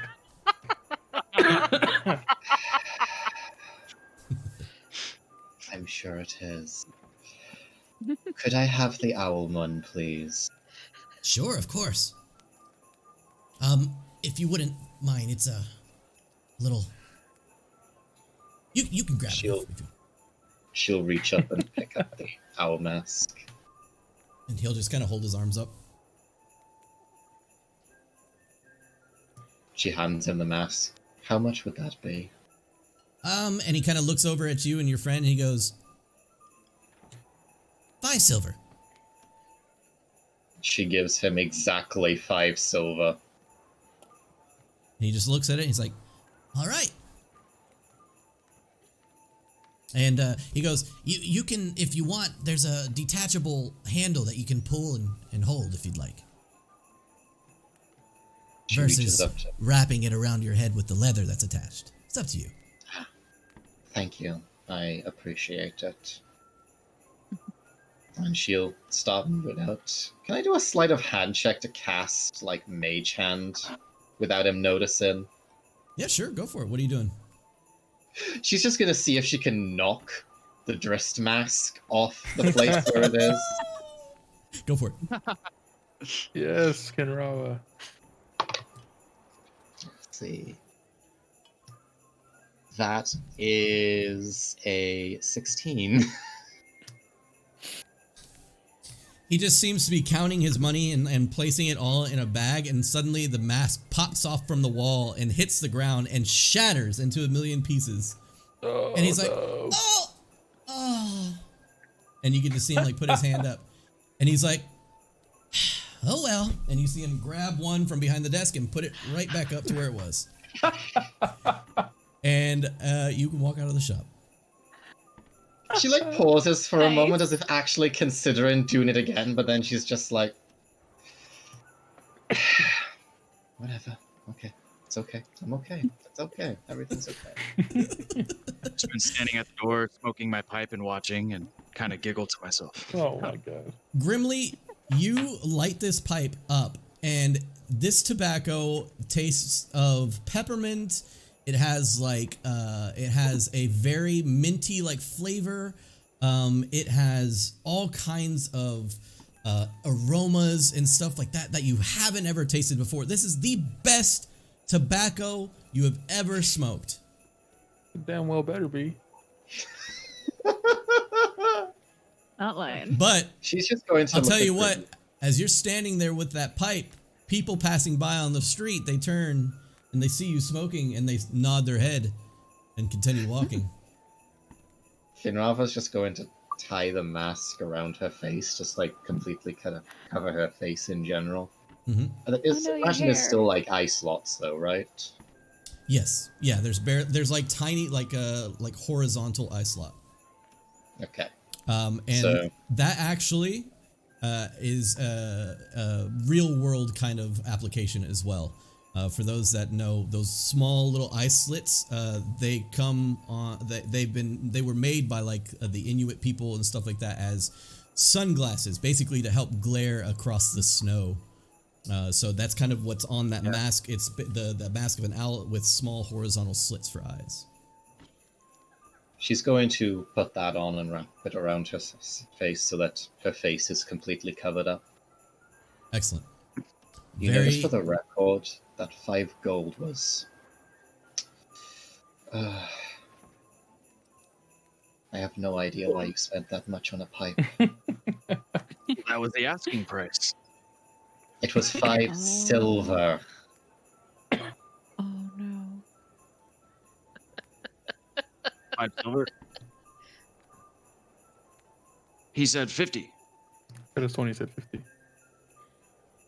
Yeah, he said 50 silver. I thought you were talking about the mask that you bought. The mask you bought was 5 silver, but yeah, he had stated that it was 50 silver for that pipe. Okay. Just... Make All sure right. that you're only sharing a room with Abel when you're smoking that, please. Oh, I intend to share it with him. Goodie for you two. You can see like the tips of his beard, very, very tips of his beard, like small little embers in his beard. Leodin and Abel and Iceheart, what are you doing to help find a place to stay? Are we still near the You can be wet wherever trap, you'd like. I think is the name. Okay. I want to wait for a hot second until Jeff is done throwing people out and he's Sure. in a slightly good mood. Yeah. Cool. Last guy he kicks out, he literally picks up by a collar and his pants and chucks him into a pile of snow, and he just like goes head first in, and his butt and legs are sticking out of the snow. And he just claps his hands together. That was an impressive throw. Thanks. Not the record though. Ooh, what's your record? See that stone over there? Oh, that one way over there? Marked it last week. Wow. That's incredible. Abel, would you mind going in the tavern and then coming back out? Just kidding. Don't actually do it. I don't think I want to do that. I have a quick question for you.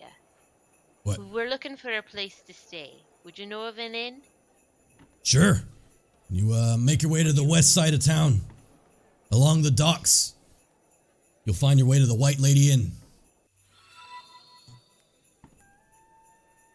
Is it run by somebody as nice as the woman who runs this? He kind of just smirks at you and kind of like gives you like a side eye. He's like, they're much nicer. That's all I needed to know. Thank you. All right. And anybody else? Do you have anything else? Nope. Okay. So you guys make your way to the west part of town. You can see as you are crossing down towards that direction, as you get closer and closer to the shore of Lac Dinashir, the entire shoreline is completely frozen over. Outwards, like past the piers, it is completely frozen over. Any ships that were docked at the time that that all this happened are completely frozen over. You see that the sails and everything like that are broken and bent, and a lot of like icicles hanging off of them. You see that the docks themselves are in disrepair over a long period of time. And very, very, very, very far off into the lake, you can see that the ice subsides and is finally water, but it's pretty far out. And as you make your way westward towards town, you finally make your way to the White Lady Inn. And as you find your way there, the sign next to the door is that of a white floating dress.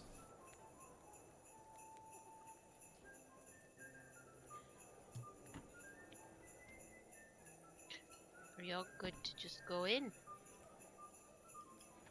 Yeah. You walk inside? All right. Okay. Yeah. Yes. All right. When you walk inside, the smell of like must and old wood kind of enters your nose. And you walk in and you can see now around the room, the motif in this one isn't necessarily as much about like the fisherman kind of lifestyle. It's more along the lines of a sailor's lifestyle. As you see different types of parts of ships, you see that there are different, just different motifs of ships.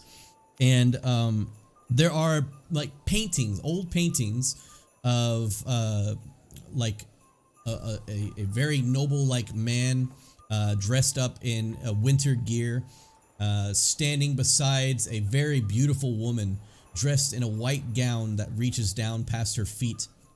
As she kind of places her hand against his chest and like leans over, you can see he has a very stoic face upon his face, a large ship in the background, and it's like a large crate next to his foot in one of the biggest paintings that lay up against the wall.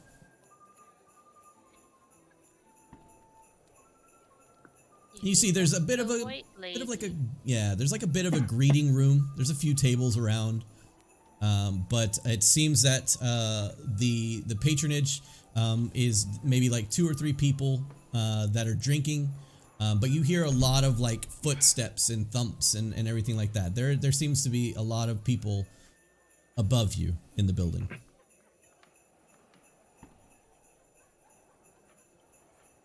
Do we see somebody who looks like they may be the proprietor Sure. or works there? Yeah, you walk in, and when you walk in, you see that there is a bit of an elderly woman like standing there, just reading an old book, leaning up against the counter on the left side of the room.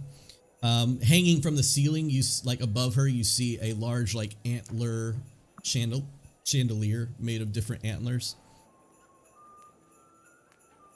As she licks her thumb, flips the page, and looks up as you enter. Hello? Hello?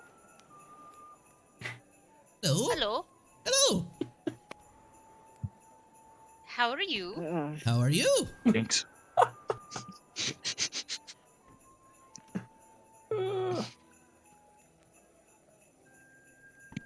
I'm just kidding. And she closes the book. And she readjusts herself and stands up tall. As she approaches you, she places her hand out. And she goes, "You can call me Bartaban." Nice to meet you. You can call me Leodin. Leodin? What brings you to the White Lady Inn? We're needing a couple of rooms. Very well. How many is a couple? Just I the think 2? 2. Yeah. One for the guys and one for the gals. Right then. Will you be staying through the holidays or just for the night? That's undetermined. Very well, we can do it by a daily basis. And she looks up and she says, "That'll be 1 silver a night. Total? Total." Well, alright. I go ahead and pay for 2 nights. She kind of sees your surprise, and it's 1 silver per room, per night. And she says that we get a lot of business this time in town.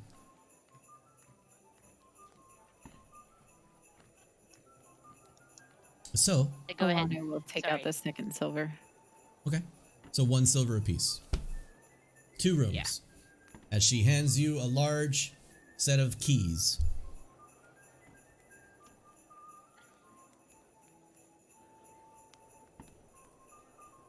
And she tells you that you will be up second story.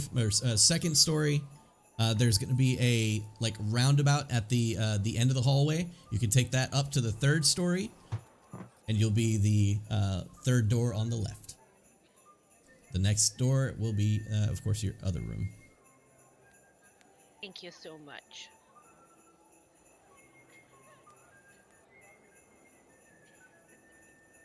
Well, perhaps we should grab a drink and sit down and talk about tomorrow's festivities.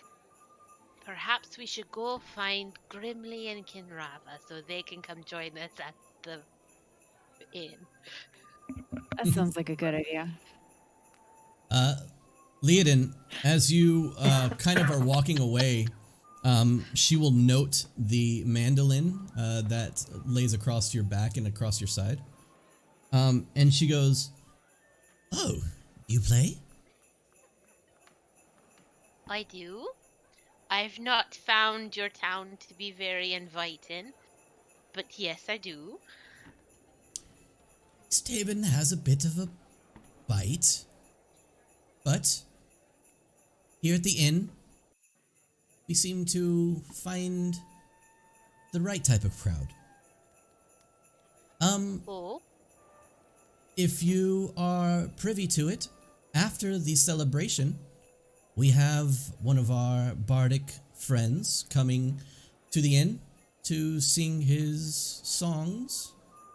You're more than welcome to come and enjoy a night's worth of entertainment. I look forward to it. And she'll like look over and point over to the wall, and a painting of a small halfling dressed in leathers and has a big metal belt and some pouches across his side and a big ring of fur kind of like around his neck.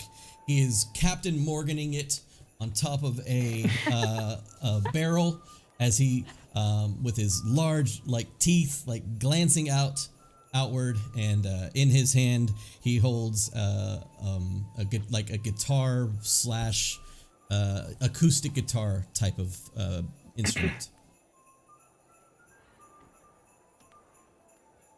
Is it that one coming? That's Ronaldo.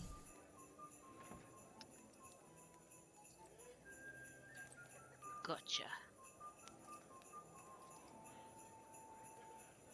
Well, I look forward to hearing him play.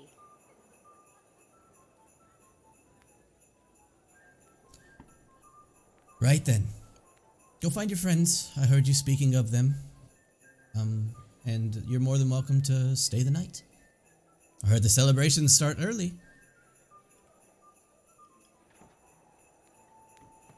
Great. Thank you. We'll go do that. All right. And you make your way outside.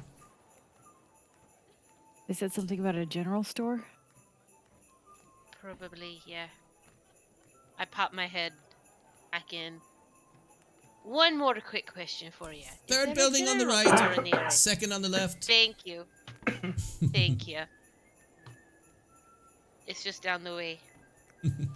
Okay. I just want to say I appreciate both of you purchasing the rooms for us. I still don't have any currency on me. I'm working on something with the bloodstone. But I appreciate maybe that. once we head over to the general store, you'll be able to sell it. Oh, I think he meant he's making something with it. Yeah. Oh. Why? It's just something I like to do. I might be able to get a little more money out of it as well. Interesting. Okay. As you make your way down towards the general store, you see approaching towards you in what you believe to be the same outfit as Kinrava is a strange owl-like creature and a very happy dwarf following behind with a new pipe in hand. Oh my god. That's Grimly. Um, what So, What did is you she wearing? find yourself a new face? I In don't a know why way. you'd want to cover it up.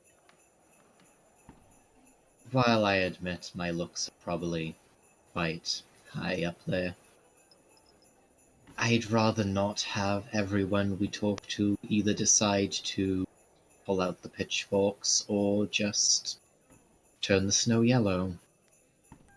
Someone Fear, else started. fear has its place, but not all the time. I find it quite useful. A lovely mask, too. Your beard's nearly on fire. Oh, Just providing warmth. You should be careful with your beard oil and that smoke. Oh, yeah. Oh, we found It's a been a place couple to days. stay. It was swell. Please tell me it's not run by that Dragonborn. No, I No. asked. Oh, thank gods. She At this seems point, to be a fine person. yeah, at this point, past shopping, finding a place to stay, getting kicked out of the inn, making your way back from the, or getting kicked out of the wet trout, and making your way back from there. It's rounding at about 6 p.m., 7 p.m. Is the aurora do you coming guys- out yet? The aurora is just barely. You can see it off in the distance. Do you guys want to go check the town hall to see if Imdra is there, or do you just want to call it a night? I would honestly say just call it a night. If she hasn't been seen, then us intruding in the town hall to do her favors tomorrow. I'm fine with calling it a night. Yeah. Besides, if nothing else, we'll probably see her at the grand end event of the festival. Yeah. I speak from experience when I say this. Bring earplugs. Also, I'm a little hungry. Oh yeah. I guess I haven't eaten. Grab some food and some meat and We could probably get Right. that at the inn, couldn't we? I would hope so. Going to go ask. Let's just head to the inn. Can see how well your mask works. You make your Trial by way. fire. You make your way to the inn, step inside, and are warmly greeted. Yet again. Bardaban waves you onward, tells you, you know, you're more than welcome to go upstairs and sleep for the night. She says that if you are in need of any type of provisions, that she will be more than happy to cook and have the food ready for you. Yeah. We're pretty hungry. grab a meal. Would be nice. Okay. And she whips you up a nice bowl of knucklehead soup. Of course. Hey. You know what? I'll just. And she waves her hand and cast prestidigitation again, just to make hers taste better. Sure. It's not that bad. The fishiness It's goes away, fish. and it's a grandiose sushi at that point. But you're fed. You are nice, nice, fat and sassy by the end of the night, and you are more than sassy. welcome to. If you have any RP that you need to do before sleepy Betty time, let me know. You guys do you have anything that you'd like to do before you go to bed? We're just going to the festival tomorrow, right? There's not like. I don't need to be worried about y'all doing anything behind my back. I believe we're While I'm only with going to Ian. the festival to And I'll try and find the guard captain during it, I suppose. All right. Yeah. Well, is anyone interested in that fight tomorrow? That's Oh yeah. Actually, that's a good point. Could we ask the innkeeper what events are taking place tomorrow? Is Like that for a the festival? is that a DM question, or is that, are you asking your DM party? question, Okay, DM. yeah, absolutely, yeah. You can definitely ask. Okay, well, Kinrava will ask the innkeeper then what the events will be for the festival. Okay then. She will go through a gamut of different events that are going to be held tomorrow. You have Bob for Knucklehead. You have knife throwing, arm wrestling, the barroom brawl, ice carving, excavation, the sled drag, and she's positive there has to be a game of ice and lies somewhere. And she describes it to you as a gambling game with dice.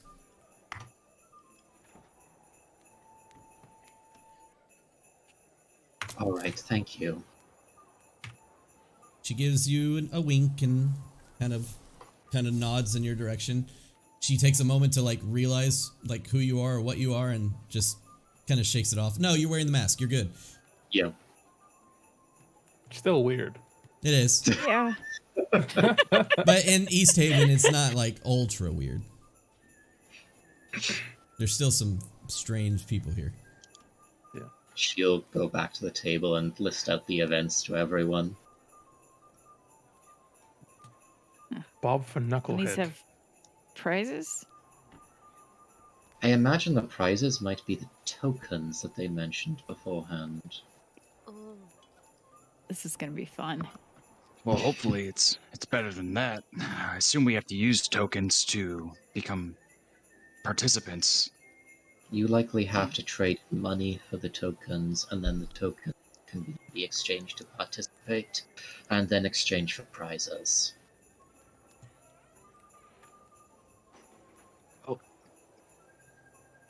There's a few that I'm interested in. How about you?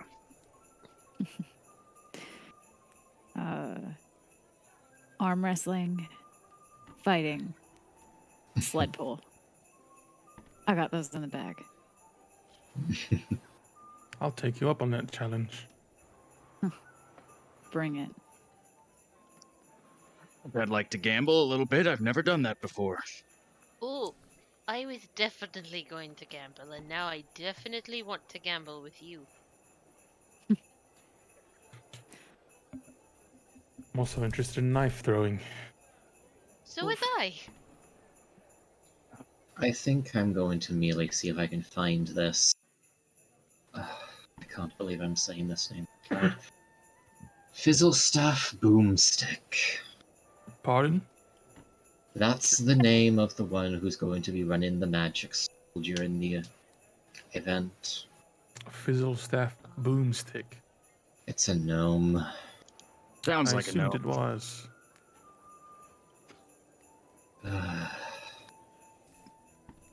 All right. So for intent of speeding things up a little bit, you guys are preparing and ready to go to sleep for the night for tomorrow's festivities. Let's go ahead and take our mid-session break, and when we come back, we can start the festivities. Hey. Oh, Hey. raffle for And book. that being said, we are going to be doing a raffle. So, Hey. guys, we are going to be doing a giveaway right now. Yeah! If you are subscribed to the channel, you can enter into this giveaway for a free copy of D&D material. That means anything from the player's handbook to Icewind Dale to Tasha's Cauldron of anything or everything. You have a chance of winning that. We are doing a random drawing for anybody who's subscribed to the channel currently and is obviously currently watching as well. So if we call out your name for the giveaway. It will pop up in chat as well as we are speaking. But if we so happen to,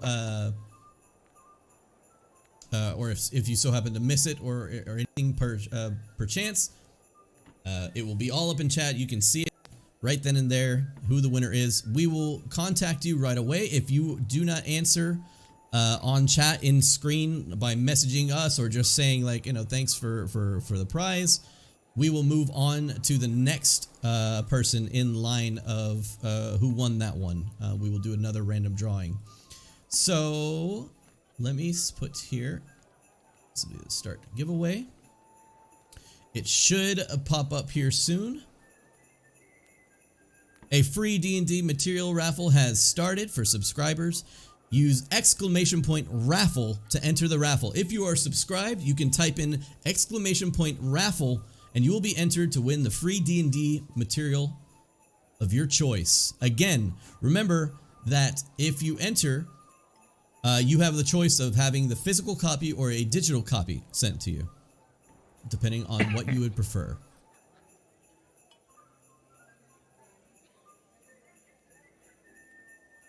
We'll give it another minute again to let people kind of realize that things are going on. If anybody was going to the restroom during this time, now would be the time that they come back and realize that they missed it by a minute. Those who are just joining us, don't forget that we are doing a giveaway. We are doing a raffle right now. If you are subscribed to the channel, please type in !raffle for a chance to win free D&D material, meaning a book of your choice.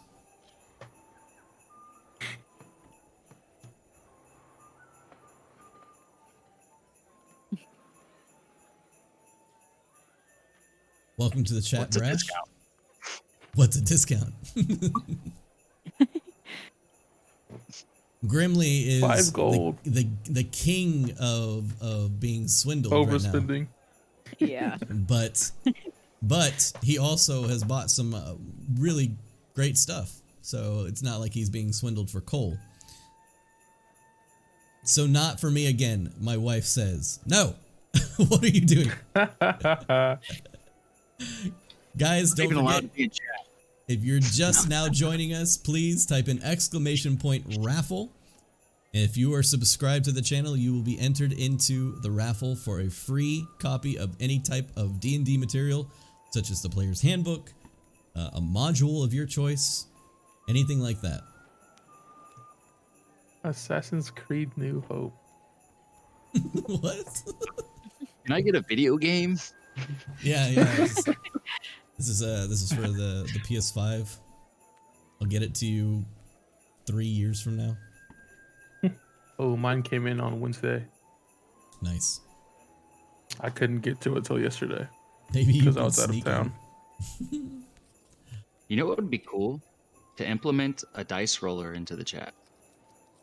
Yep.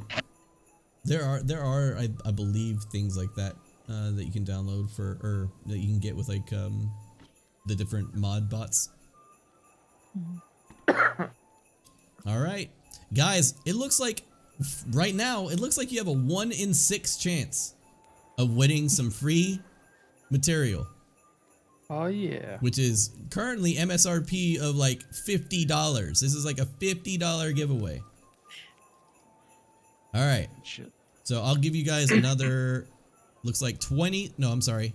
I'll give you guys another 15 seconds to type in !raffle. If you are subscribed to the channel, you have a chance to win free D&D material.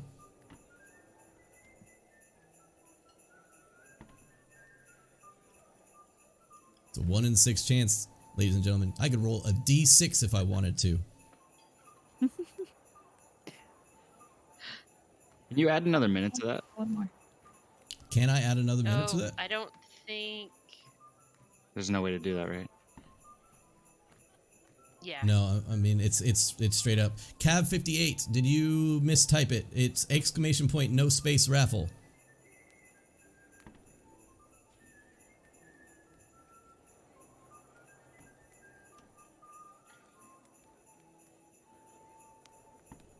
Let's get Cav in I'm just here. getting As soon up. as Cav is in here, there we go. Okay.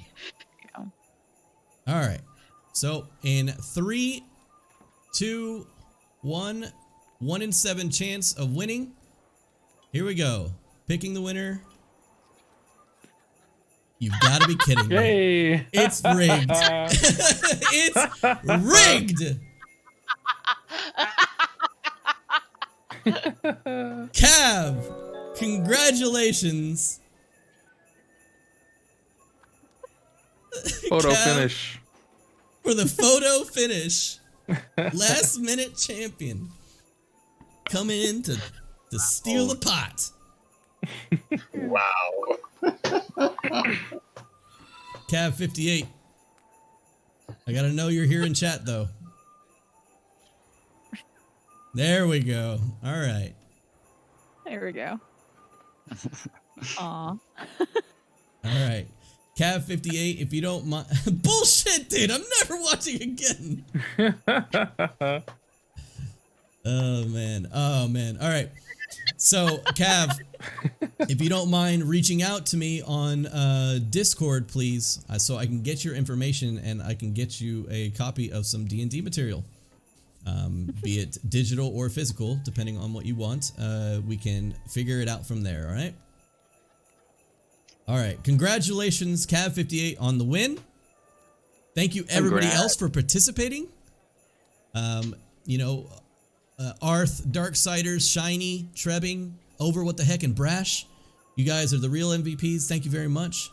And we'll see you guys right after the break. Mm-hmm.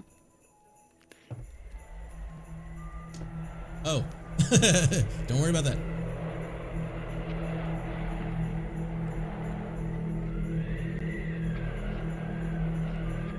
Right.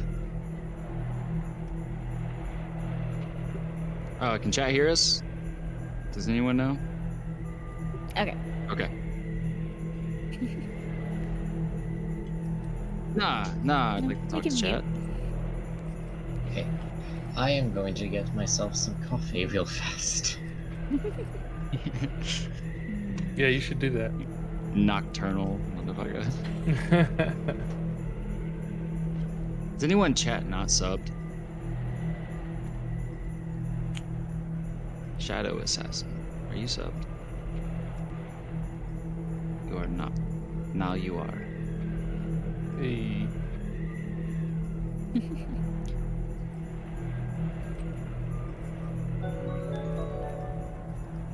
Sorry, I didn't do that before the giveaway. God damn it, Brad. Damn it! Hey, it's like it's a giveaway in itself. You get up for God yourself. damn it, Brad. There you go. Get him next time. Now you'll be You're in right. the next giveaway.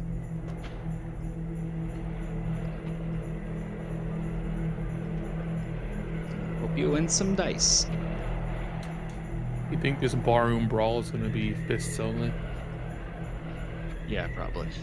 God damn it.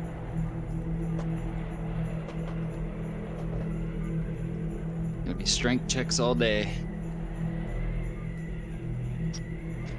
But I don't know, I might do the knife throw because I have a +2 to dex. I really want to do them all, but why not?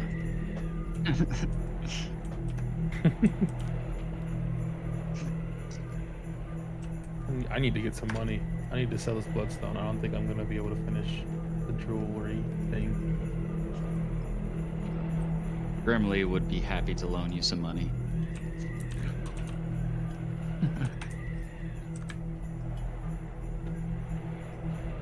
He doesn't know the power of currency.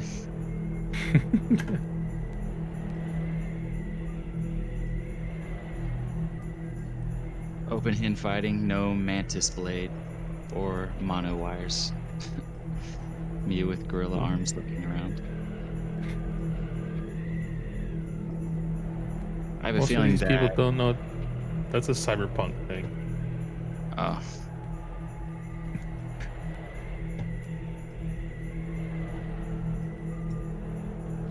Brian is trying their best. Who's Brian? Who's Brian? I really want Grimly and Olanu to wrestle. Oh, jeez. The tallest person and the shortest person. The shortest person. I'm gonna grab a drink. I'm currently drinking some Crown Royal Bourbon Mash. It's discontinued and it is delicious.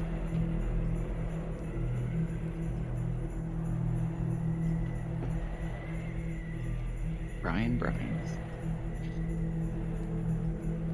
We'll see Alanu enter the tavern and leave. Yeah. Fuck.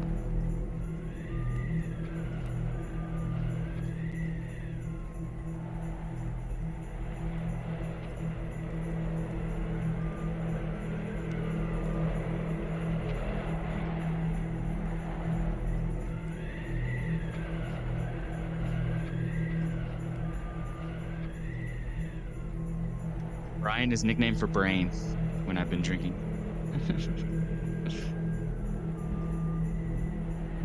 Gotcha.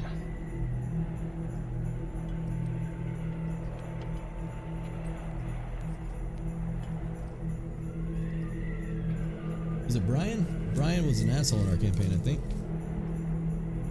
Ours? Or a different one? Ours. Yeah, it was Brian. What the hell is Brian?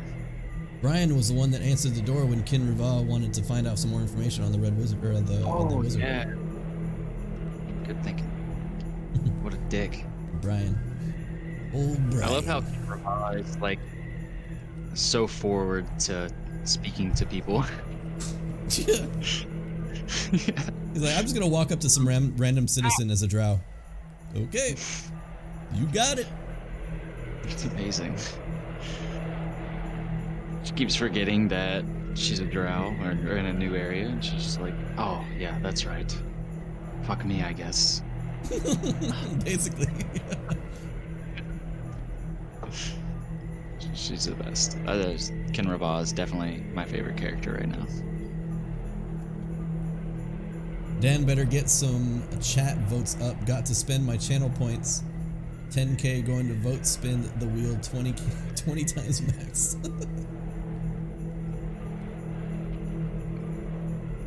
Fortunately for us, there's only so many spins you can vote on.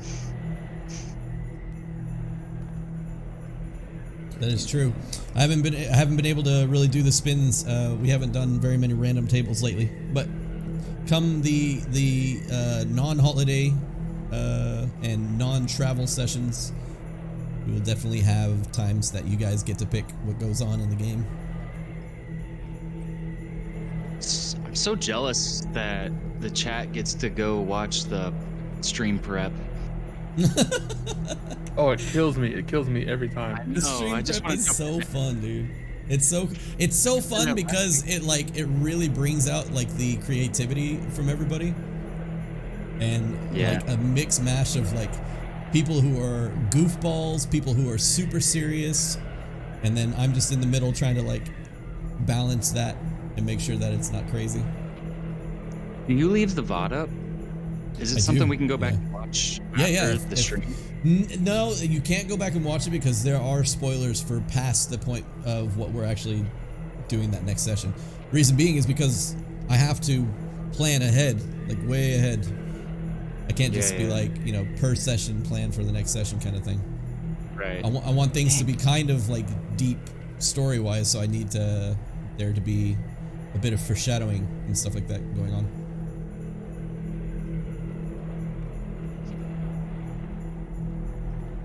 I really want to play D&D again. The last time I played was about a month ago. We did homebrew one-shot that was Twitch streamed. I played a human female fighter named Riley Chambers. That sounds fun. That's cool. Homebrew one-shot though. Those are always super fun. I'm a D&D newbie. Hey, Chelsea, I'm a D&D newbie too. This is literally my first full campaign. Yeah, I was about to say, Grimly's like the first major character that you've had that, that we ended up pulling out. I ended up really like the story we came up with him. Everybody's got to start somewhere. Yeah, Dan helped me a lot creating Grimly, and Well, I mean, I helped just mold what you had, because you had a great Right. foundation, and all I did was just make it fit with what we're doing. Definitely exciting and a great experience. I like the sunglasses on the 20. That's awesome. Yeah, you can do that with channel points. Yeah. Modify a single emote. Excuse me, mister. Can we get a recount? You always have next month over what the heck.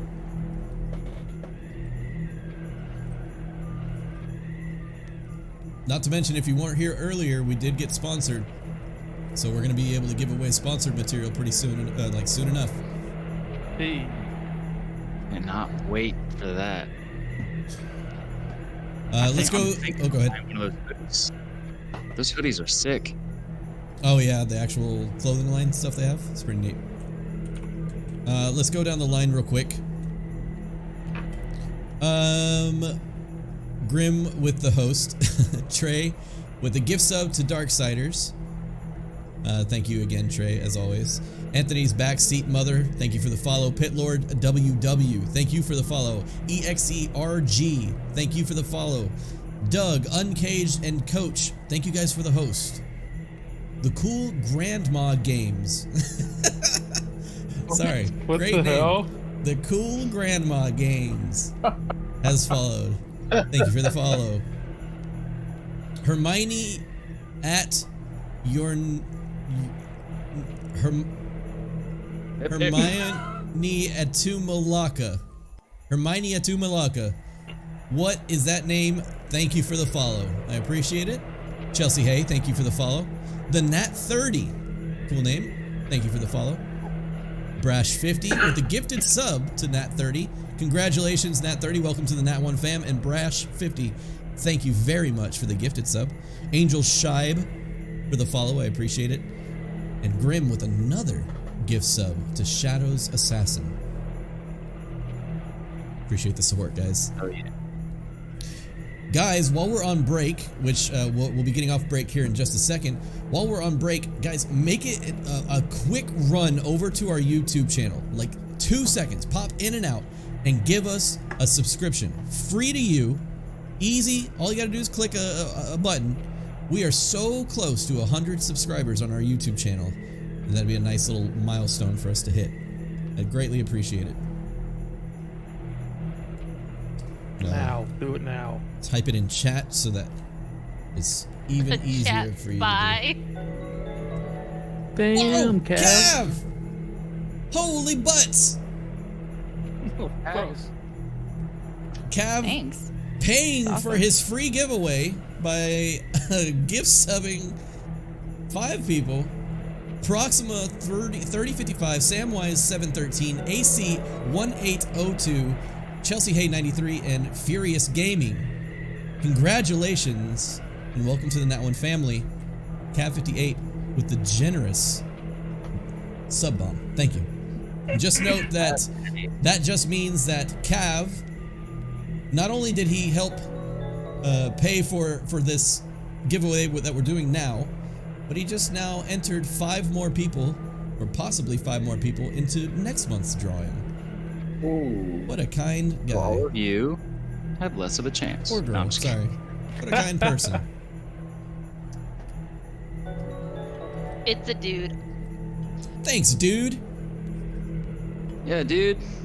Yeah, dude. Dude. You're Congratulations awesome. to dude. all this. Yeah, and also have fun with the emotes that you guys get. What is this Santa Hat 20 I'm seeing? Use your Santa Hat channel 20. points The channel points, yeah.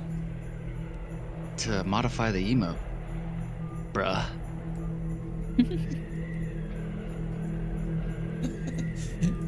He actually even gave me an emote. Bye, 2020. One's better anyways. All right, guys. Is everybody back? Let's get into it so we can actually get to the Christmas celebration or the holiday celebration. I always jump straight to Christmas because that's what I celebrate. But let's get to the holiday celebration. All right. So let's go. All 3, right. 2, 1, and we make our way back.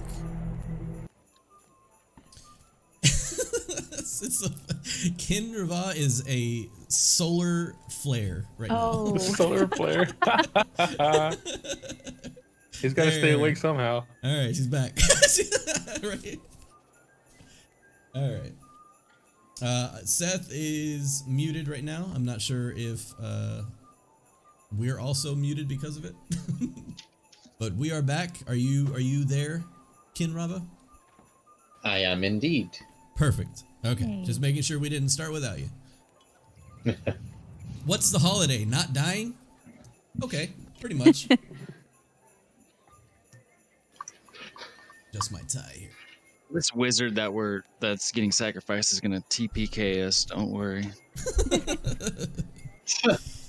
When you go to the Jeez. when you go to the burning and boss music starts playing. Hell yeah. Oh no. All right. The BB. Beep up. Let's stop with that.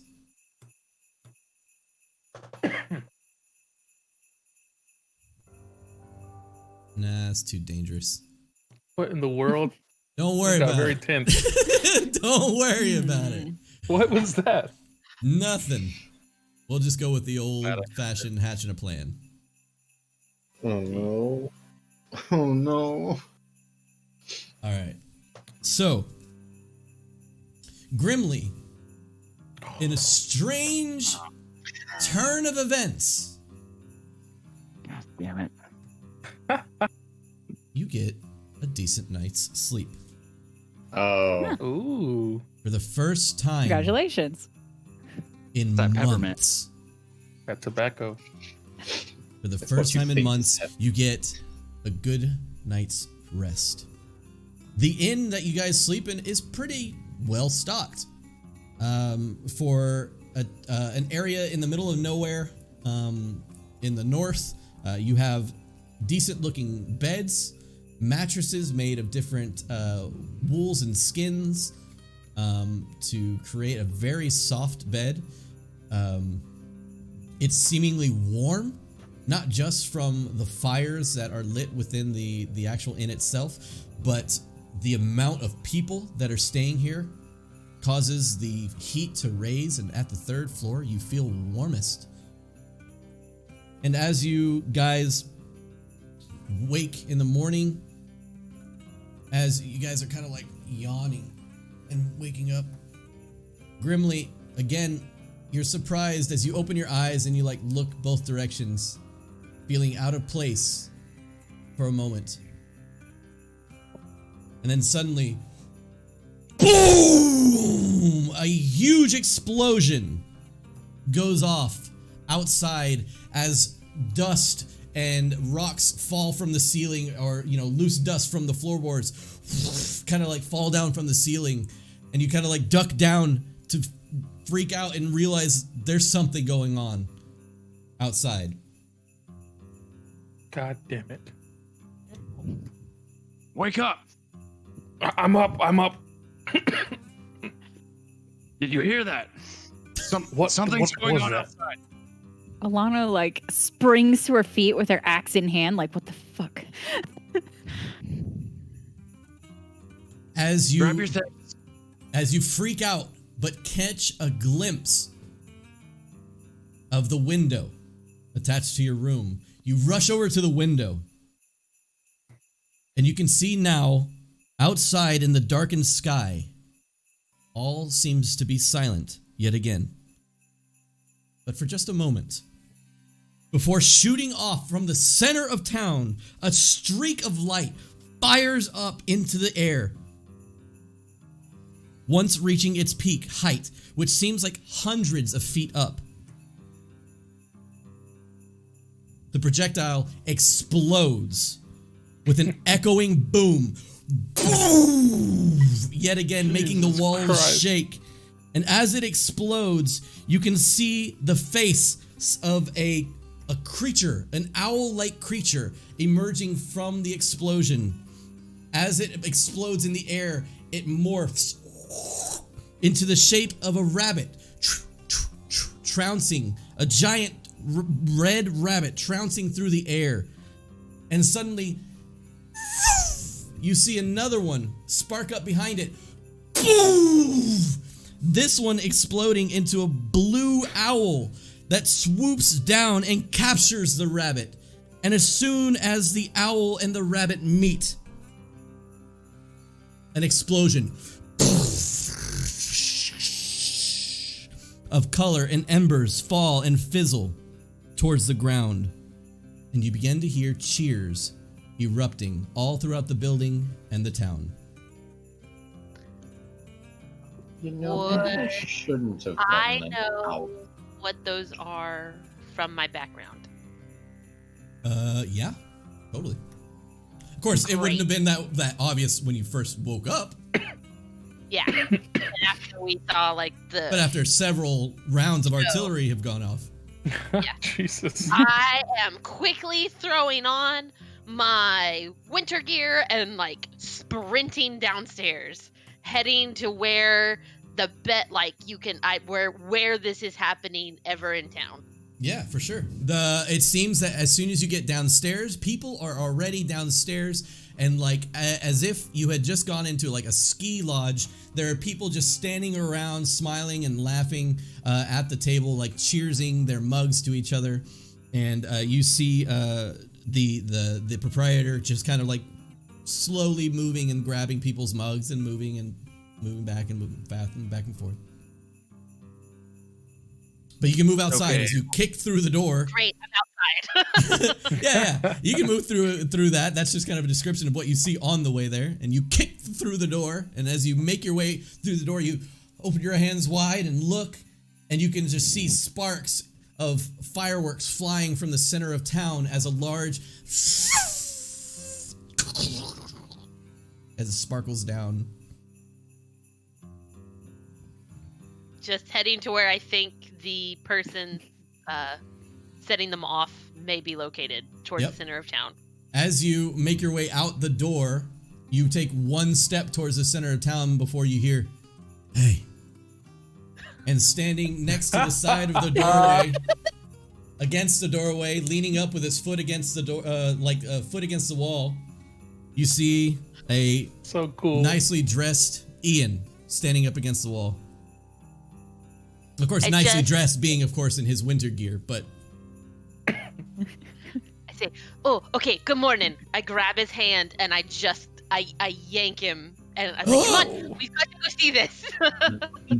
Ian like stumbles like over his leg because it was against the wall and he like falls and like it just gets pulled along with you. What's everybody else doing? Kinrava's just getting her mask on, getting everything ready, doing her hair as well with prestidigitation, before turning to Olano and saying, "I'm going to head towards where those fireworks are, because that is likely where a certain gnome I need to speak to is going to be set up." Okay. She's kind of wrapping up her legs again and getting her jacket on. And make sure you keep that thing That's right. tightly wrapped. I don't imagine your little griffin friend will appreciate the loud noises. Wonder if I should leave him here. Probably not a good idea. It's his East Haven. Someone might try and steal him. Fair. She just kind of put a little bit of a ration into the pouch and just kind of tickle the top of his head and head out. Yeah, it's like literally the whole head of the griffin is like tucked down under, and you can feel it shivering a little bit. Aww. Thinking Rava's going to head outside with Hrathgar, making doubly sure the mask is Secure. Yeah, you got it. Yeah, and then heading out towards where the fireworks are going off to see if she can find this gnome thing. who I imagine is going to look like a troll doll. Abel and Grimly. What are you guys doing? Nothing to fret, friend. Us dwarves light off these fireworks all the time. Why did you wake me up like that? I was scared for my life. The whole room was shaking. I thought, I don't know. I honestly thought I was dreaming again. I'll start grabbing my stuff. I'll pull out my beard oil. Just. I'll prep reach for the over to get some as well. Oh, go ahead. Quick question, Dan. Sure. Could I have worked on my I'm my dying. pendant a little more last night? Okay. Roll me a check. You okay? Yeah, sorry, wrong tube. Ooh. Swallow the firework. That's a 23. Oh, that's a 23. All right. That's a 23.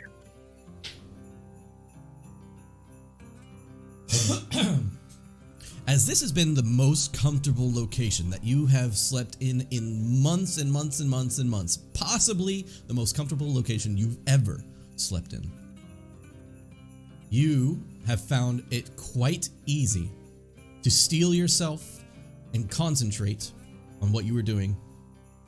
And as you work a little bit more intricately on your pendant, you take your pliers and you ever so gently bend each and every one of the tangs over the edge of the crystal. And you set it out in front of you, look at it, inspect every intricate part of it, and it's done. Yes. Hey, Grimly, do you want to see something I'm quite proud of? Oh, yeah. I finished it last night when you were sleeping, and I'll pull the pendant out of the bloodstone. I'll show it to him. Wow. That's beautiful. Great craftsmanship. Thank you. I was able to finish it last night. It's the most focused I've been able to find. Anyways, let's find the rest of the party. Yeah. DM, can I roll a beard growth check?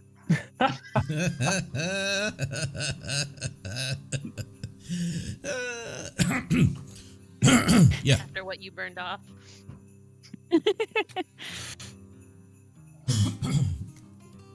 You may. Breathe, Dan, breathe. It's still there, but I'm getting through it. Is that a D4? D4. I can't remember what you said. It's a D4, then D4 half in of it in inches. Feet. That's a 1. You grow half an inch. Aw. Gonna trim off that singed hair. Perfect. You look just as glorious as you did yesterday. All right, we'll head out and find the rest of the group. Iceheart, what were you doing there during this time? You said you had packed up everything, like ready to go downstairs? Yeah. Okay. Yeah. All right. So Kin and Abel and Grim, as you all kind of exit out the door, it's almost like in a haste. You open the door and like look around to see if anybody else had noticed what had just been going down. And Kin just sullenly, just kind of lackadaisically opening and closing the door behind her, flicking her hair kind of behind and closing her hood over her mask as she looks over to you in this creepy looking kind of owl mask. Abel and Grimly. Olanu passes the doorway, kind of ducks underneath it, and moves into the hallway behind you guys, and you're all able to make it downstairs. Again, the general attitude of everyone downstairs seems to be that of a celebratory, a jovial-like type of situation. And you walk out the door, and as you walk out the door, you can see just off in the distance Ian and Leodin. Leodin leading Ian by the hand, and Ian just like falling and kind of almost walking horizontally behind her. And he just wags over to the group as he sees you behind them. Well, Iceheart, it seems that Laodin is more excited for this date than Ian is. Yeah. Who knew?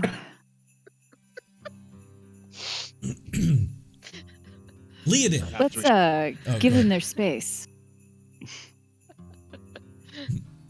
Leodin, Yes.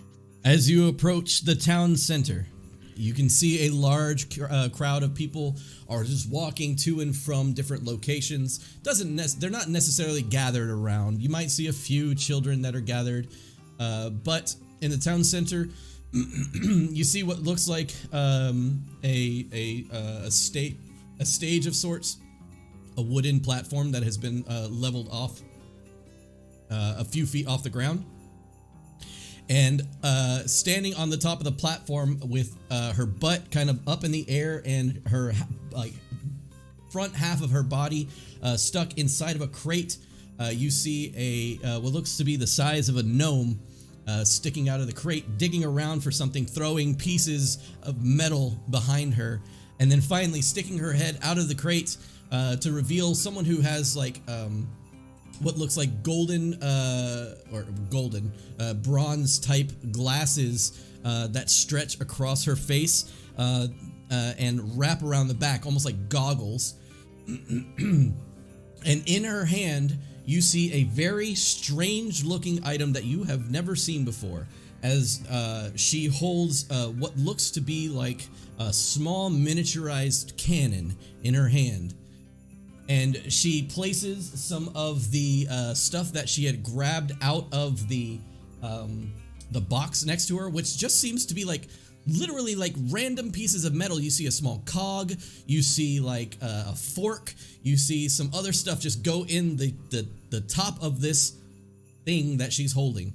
And suddenly you hear, "Fire in the hole!" As it blows out the top, you see as it shoots off into the air, and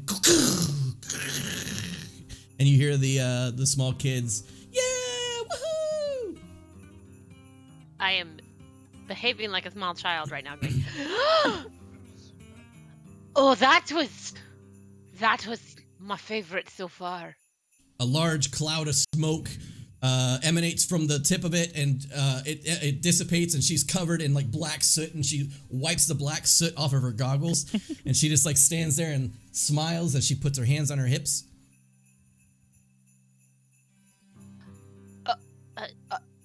Are you done? Is there gonna be more? Well, sure, eventually. Jeez. Oh. Could there be more right now? Maybe, please. Sorry, I really like your work, and it was something I was never taught when I was out on the road, but I always wanted to learn, but they would never let me close to the explosives because I was worried I was a little too chaotic to learn it. So I'm just... Okay. Yeah, we can shoot one off now. She's like, "Jeez." She grabs some stuff, and she's like, "Here, hold this."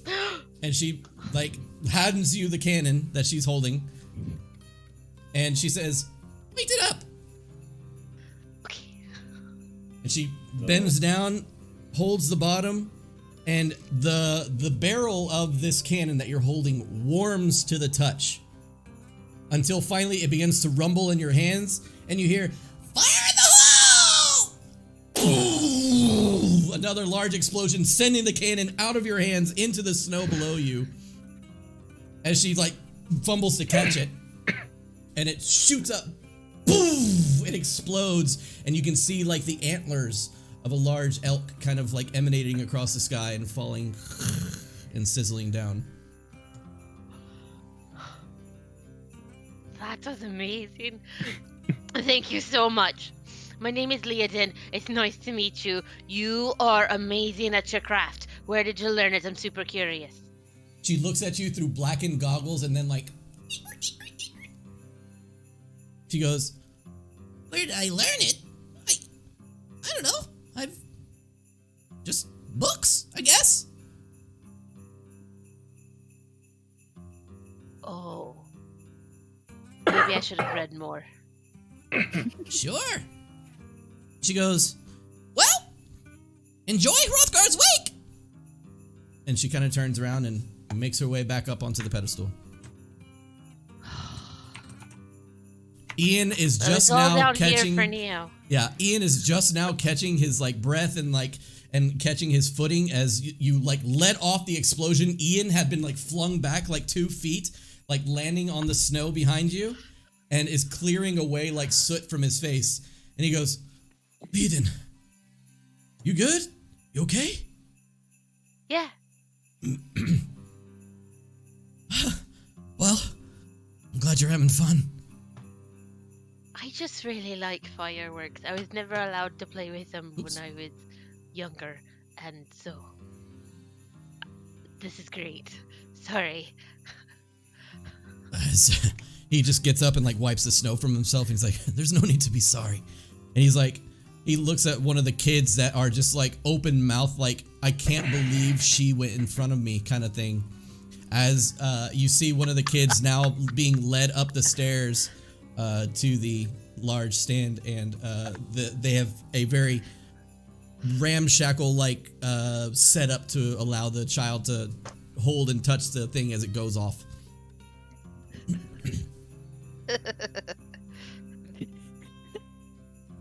All right. Well, so I guess that's all I really wanted to do specifically today. I've never been to a festival like this, and so I don't know what. Well, I have, but I've worked them, so it's very different. What are we gonna do? Leiden, I mean, there's all kinds of games we can play if you'd like.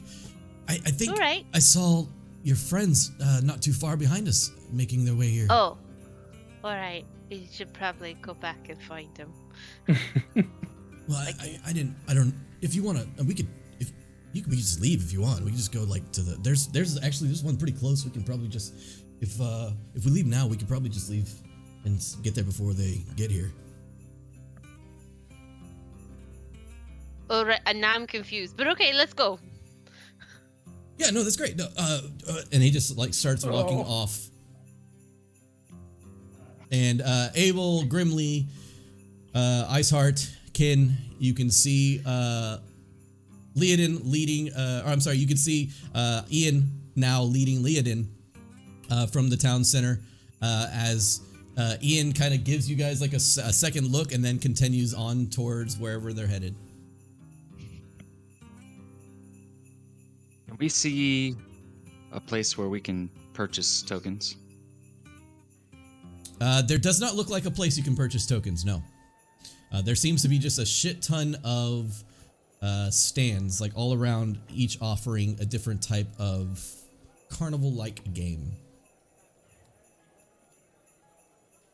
You see people walking around with small bits of frozen, like fish on a stick kind of treats. Ugh.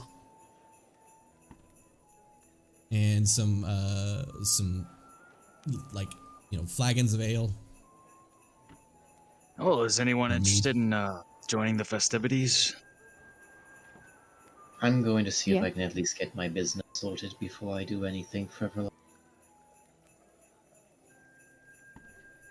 That's right. You were looking for Fizzlestaff Boomstick? I'm going to assume that that individual is... And she's going to, like, just point over towards where the Fire in the snow hole! Jeez. That's one. a safe bet. It's a little ridiculous, don't you think? A bit. Besides, I'll be You see a honest. child jump down from the thing covered in soot. With just literally all you can see are the whites of her eyes and the whites of her smile as she runs back towards her parents. Jeez. Besides, I'll be honest, I've never been one for festivals. You should all enjoy it, though. We'd love to have you with us, Kin. I'll follow you around once I get transaction over and done with. I need to get some scrolls for my spell book, otherwise I'm just going to be using the same old tricks over and over. Well, we can wait a couple minutes while you. Alright then, she's going to go over to the gnome. Yeah, you Just- walk over and she just like wipes some like snot from her nose as she like looks Ugh. into the crowd. Excuse me. Mm-hmm. Are you Fizzlestaff Boomstick?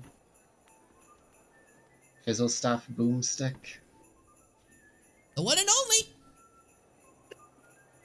I'm actually curious. I know you're currently busy with the fireworks display, and I don't want to take you away from that at all.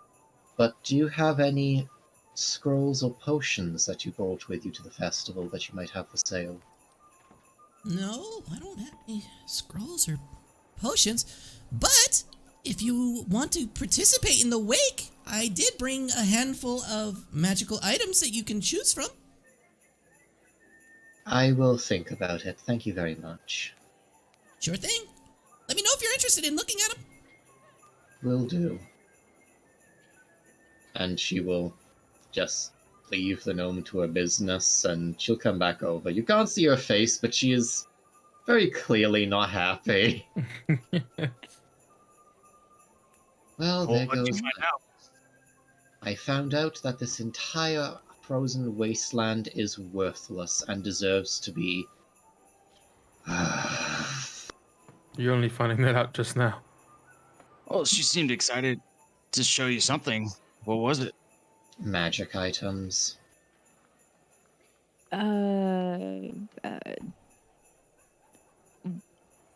What? Did they say how to win? They mentioned it was going to be Or part of. them? It was going to be part of an event called the Wake. This whole thing is Hrathgar's yeah. wake. So during this festivity, she's going to be giving out magic items to various winners, I think.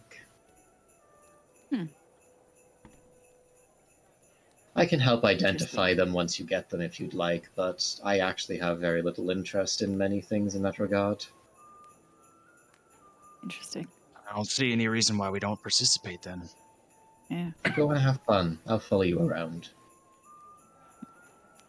Just have to figure Where are out we how to going get first? tokens. We should find out how to get tokens to enter these games.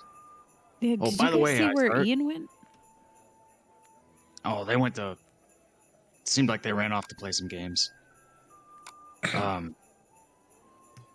So that brawl later, Iceheart.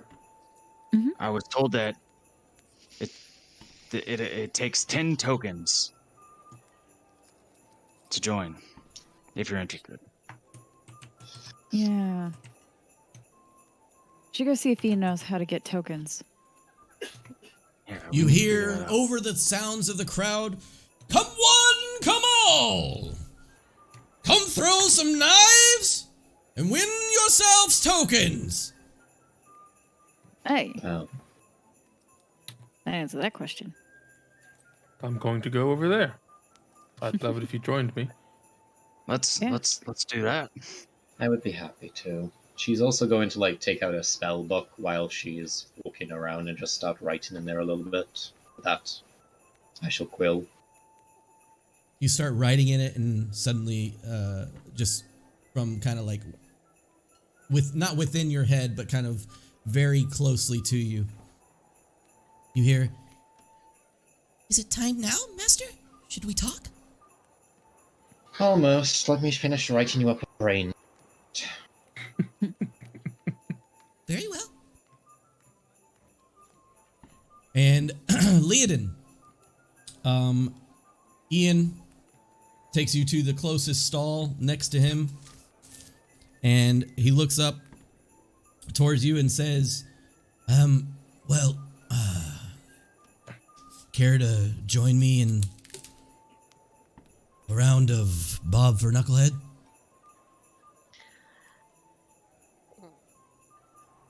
Sure. Wasn't necessarily one of the ones I planned on playing, but why not? I mean, we can play something different if you want. No, that's fine. It's totally up to you. I just this is the first one. Ah, stupid. I didn't mean to pick the. You're probably could've- fine. Oh my Let's God. play. Right. I mean, if you don't. Okay. Yeah. Hey, you. The proprietor turns around and you can see now a very rotund human male with a large curly black mustache, dark as coal. He turns around, says, yes, hello. Hey, how much to play? Well, it's free, of course. Right, what do we do? What's the deal? Well, you see, you dip your head here into the water. And you go down and pull up the head of a knucklehead trout. You see, you'd think it would be easy.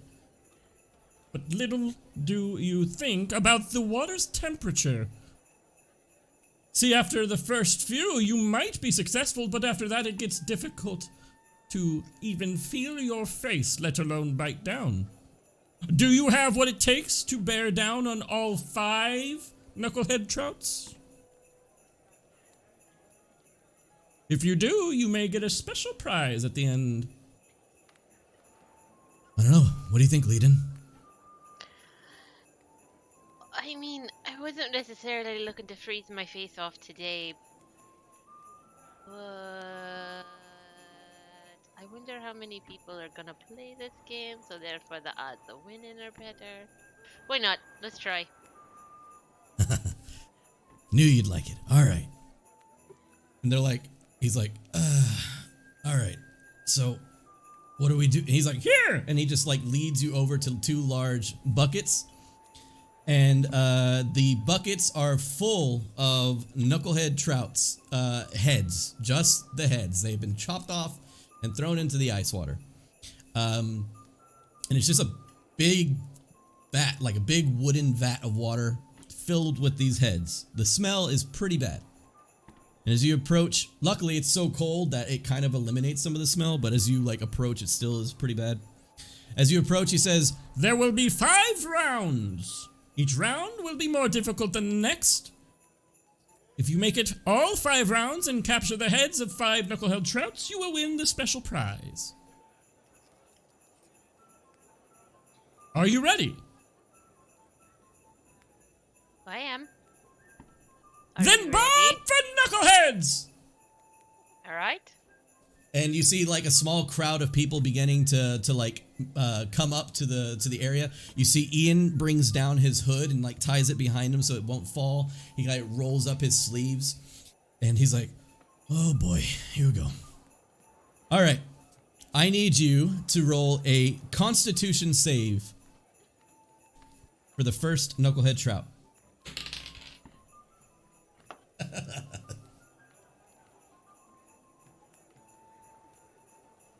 That's a natural 20. Of course it is. Get out of here. My gosh, Okay, your bye. rolls.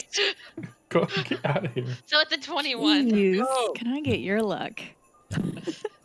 It is a save. It's not like she can crit a save. I know I can't do anything with it, so But Pulls it is still 2 out. nice. It is still nice. And she dips her head down and without like holding her hair back and without even like reaching her eyes into the water, she is easily able to delicately pull one of the floating heads from the surface. Ian just dips his whole fucking head in down to the neck and starts like digging around. After you've already come up and like spit out the head, Ian is still like down there digging, and he comes up just covered in water, drenched to the core, no knucklehead trout in his mouth. Damn it! Ugh. Round 2! And suddenly you are to make another Constitution save. I wondered. Natural 20. No. No, only a 15. 19. No. 15. 15 with a con save. Still good. You dip down. This time you have to force your face into the water a bit. Not past the hair just yet, but enough to get yourself a little bit wet. And it's getting cold. You brought your head up and it was rough, but you brought your head down, grabbed one of the knucklehead trout heads and spit it out to the side. Ian plunges his head down, comes back up several seconds later. Son of a bitch! Nothing. Again. Aw. Poor Ian. 16. 16. God damn it. You dip your head down again, this time just past your hair. Oop, grab it, spit it out, and you can instantly feel your hair starting to freeze. Ian dips his head down for a few seconds, picks it up, this time with a knucklehead trout in his mouth. Hey. Fuck! As you see now, his entire hair is like slicked over to the side and frozen solid. Again.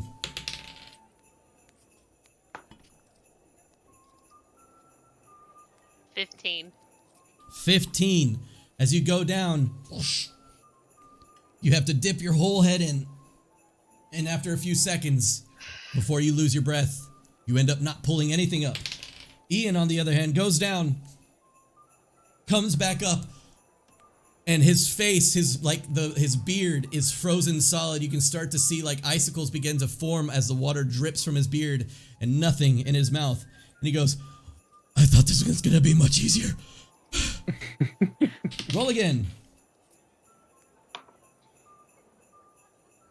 17. All right, I maybe should get different dice, guys. With a 17, the last bit. That's awesome. The last bit, you push your head down into the water and come back up empty-handed as you are frozen solid. Your face is so cold. And as Ian goes down, again, coming back up, this time icicles off of his nose, dripping down to his mouth. Nothing in his mouth. And he's breathing heavily. He kind of, it's so fucking cold, he says. And as he says that, a large steaming towel is thrown over his head and over your head. As a warm towel gets thrown over your heads to melt and kind of bring you guys back to reality. Leodin pulling out a total of 3 fish heads, and Ian with a total of 1 brings you up to 4 tokens as the proprietor walks up to you. Yes, here you are, 4 tokens is your prize. Do with it what you will. Congratulations. You see the small crowd, one person empathetically like, nice, as the rest of the people just walk away. So, let's not play this one again. Sorry, I really Oh, thought I you're could impress fine. you on that one. In fact, you went 5 rounds. With the first round dunking your whole head in was impressive. I But saw one at the this- bottom. I could have sworn I was going to be able to get it. Let's go find another game. Abel, Grimly, Ice Heart, and Kin, you all begin to approach what looks like a small male gnome with scars all over his body. Scars on his face, God. scars on his cheek. You even see one that is like a count, 1, 2, 3, 4, and a dash across it on his face. And you see him flipping a dagger in his hand as you approach. And he looks at you. Hey, you want to play a game? She's just gonna look towards Abel. Are all those scars from people throwing knives at you? Tja, they wish. Yes, we would like to play. Right. As you look at him, he points out to the field beyond, and he says, knife throwing. You got what it takes. And he says, you see that rope over there? Me and my compatriots will pull the ropes occasionally. You are to throw the knife and hit the target. Pretty simple. The targets will go up and down quickly. It is up to you to hit it, and for each target, you get a token. The harder it gets, the further away you have to throw. You hit the further targets, I'll give you 2 tokens.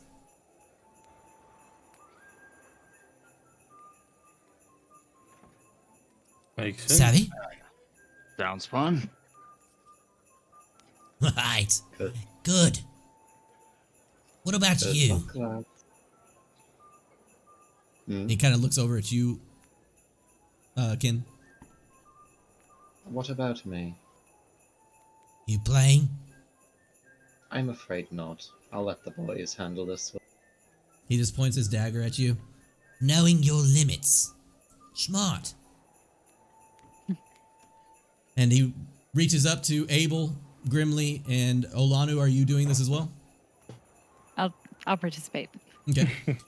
He hands a dagger to each one of you. The daggers are pretty shittily made. It looks like the daggers that Garn has supplied to the festival. Get away from him. What's that? Can't get away from him. Yeah. And he leads you up to a little area that has like a bucket of these shitty little daggers underneath each one of your little stations. All right. And he goes, all right, you all ready? Yeah. Right then, It's quite. here we go. And you see him grab the rope and look over at his friend, and they pull the rope. I need all 3 of you to roll a perception check. Ooh.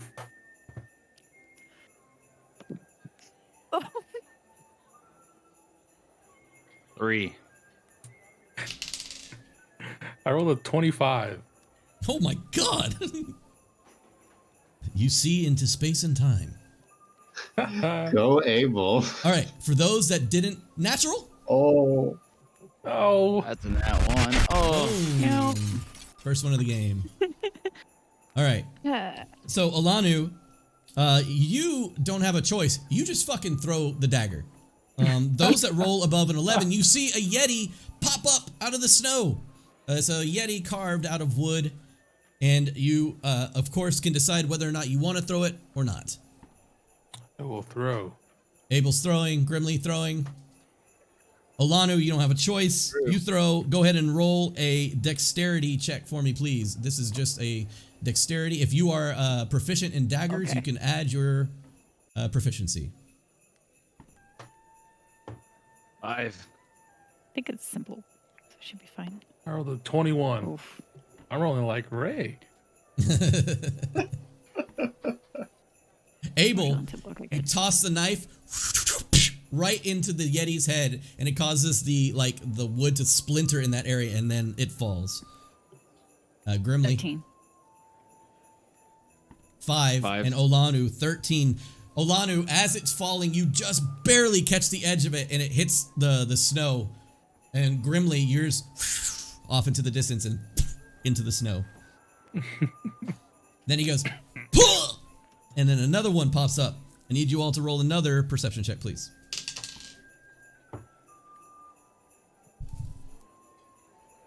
18.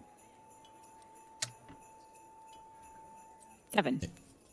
I rolled a 18. non-natural 20. 18, 7, and 20. So, Olanu, you don't have a choice. Please roll your to hit. So whatever it was for your to hit for the dagger. X. 16. 16. So as you just let it loose, like preemptively seeing where the ropes are pulling and seeing where it's gonna lift, it lifts up, and it's a maiden woman with her hands in a praying position. And suddenly the Oh, dagger lovely. fuck, right into the forehead of the praying woman as Abel and Grimly stay their knives, and Olanu is just like, and I the just sort of thing look up at falls. Olanu. Yep. She looked menacing. And then the next one, go ahead and roll. God damn. This is perception. It's a nat 1. Oof. Oof. Poor Grim. I rolled a 23. Damn, Oh. Abel's on it. It's my best skill. Olanu. 7. 7! Neither Olanu or Grimly can decide to throw. Go ahead and chuck your knives.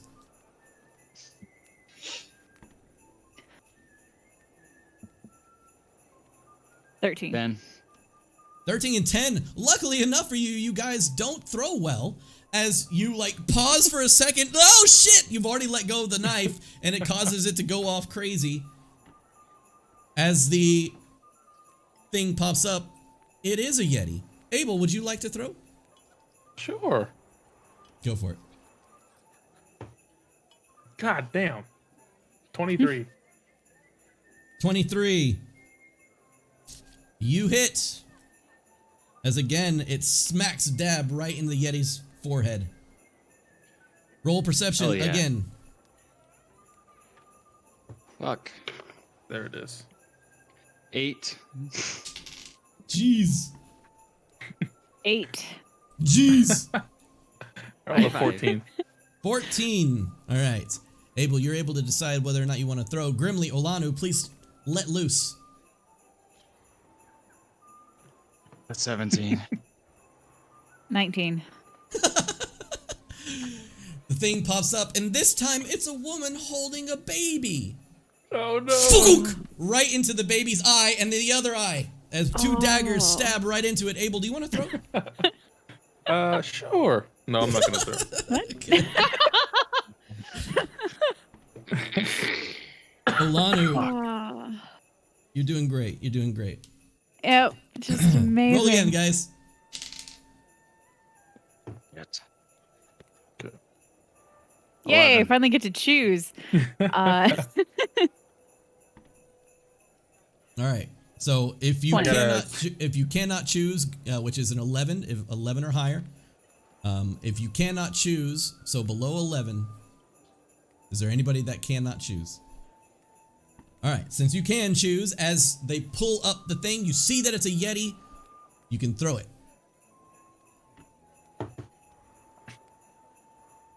6. It was almost a natural 20. Almost. And it ended up being I got a 20. 14. But not natural. 20 and 14. Yeah. So unfortunately, Olanu, you do manage to smack the side of the wood with your dagger, but Abel, yours goes wide. Whew. All right, I just wanted to make him feel good. sure, of course. Grimly, yours thunk into the snow right in front of you. The handle of the actual dagger breaks off as you're trying to throw it, and it just like splits into two, and then like flies off into different directions. You just Yes, hear, that's definitely you just hear, fine. faulty equipment's not my fault. And then he's like, pooh! The next one pops up. Ah. 17. Oh, yay. 13. Okay, you can all see it. As this one pops up, it is a woman holding a baby again. No throws. Next one, go for it. Go throw. The That is a Grimace very still threatening throws. to me. Ooh, 19. 9. A 10. Okay, Oh. Abel and Olanu, you do not have a choice. Let loose. This time, Oh. you will be rolling at disadvantage. Oh, As the Oh, okay. distance is past the range of a regular throwing knife. What do you got? Abel? 8. Olanu? 8. 13. 13. They go off flying. Grimly, you can choose, and you see a Yeti off in the distance. We'll throw. A 6. All right. You reach into the barrel and throw it yet again. And when you throw it, it hits its target and then falls off. And he's like, doesn't count. Okay. All right. And lastly, go ahead. They pull again. Roll. I rolled a natural 20 in the perception. So 20! 27. 14. Double natural 20? Yes. Nice. All right. Olanu, you can't choose. What'd you roll? 10? 14? 14, you can choose. Just kidding. Okay. Everybody can choose. And last but not least, you look off in the distance. And yep, that's a Yeti. Ooh. Throw it Here we go. disadvantage. This, God damn it. 7. I rolled a natural 1. Oh god, the duality. 14. The giveth and taketh away. What was it, 14? Mm-hmm. 14. Unfortunately, the knives just go flying off into the distance. You don't even hear the clack of wood and steel. And he goes, all right, that's it. And he goes, all right, let's do the counting. You there with the beard. No, not you, little one, the other one. And he goes, you get 2 tokens. You with the beard. Not sure how you managed it. You got exactly 0 points. Congratulations. And he kind of looks over at Olanu or Iceheart and goes, you know, I had heard stories of your kind. Mm-hmm. Seems to just be an off day. Sorry I mentioned it.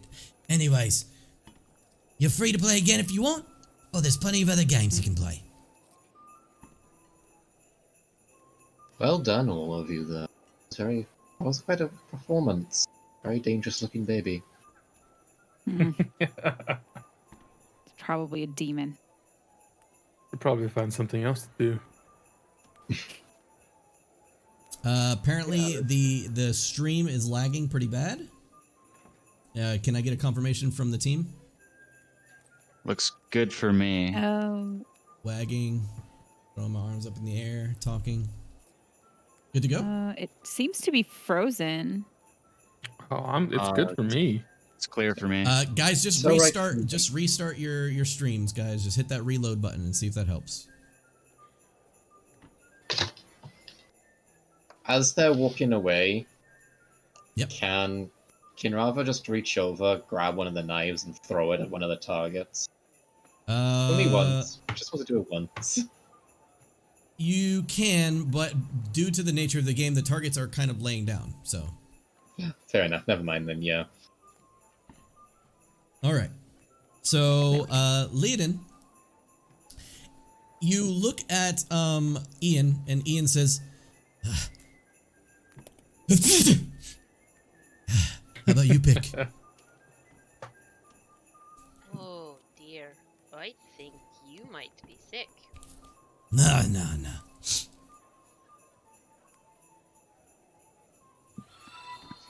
Alright. What you got? Well, I don't know. What do you want to do next? Well, there's arm wrestling. There's the barroom brawl that's supposed to be going on soon. Ice carving. Excavation. Sled drag. I heard there's a gambling game somewhere.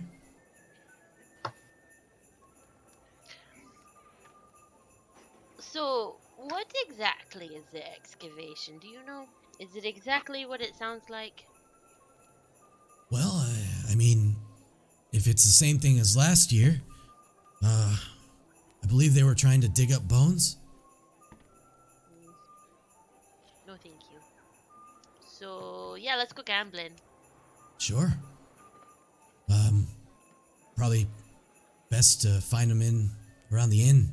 Not around the inn, but around the tavern. Right. Let's go.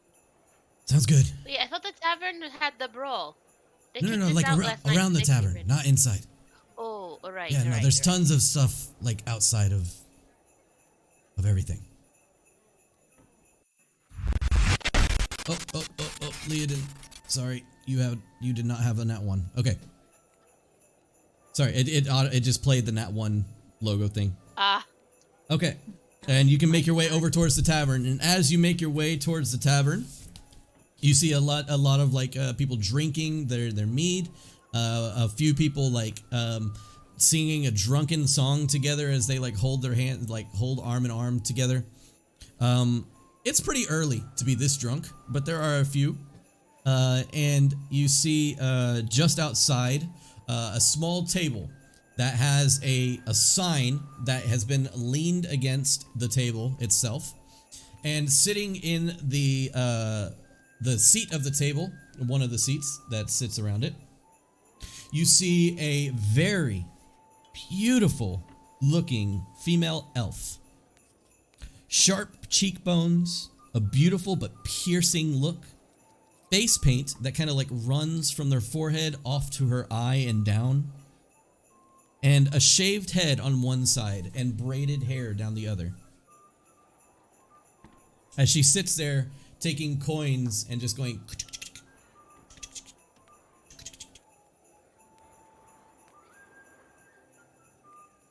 I And bet she's who we need to talk to. You're probably right.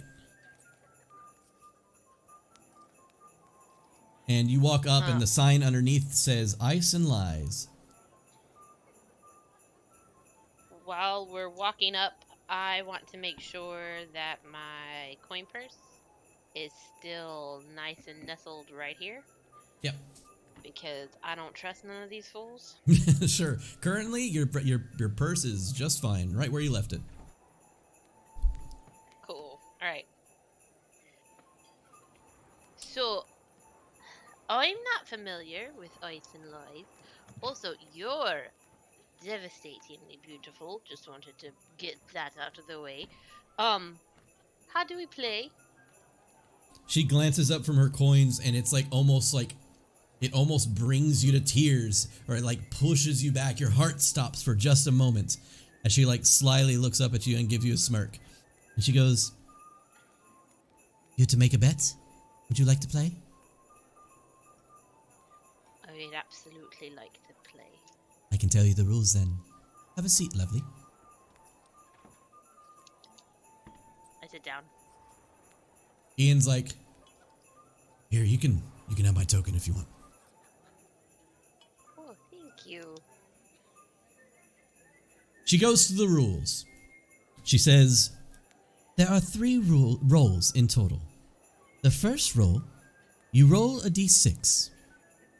You then tell the other person the number on your dice. Place that one aside and bet according to whether or not you believe they are bluffing or telling the truth.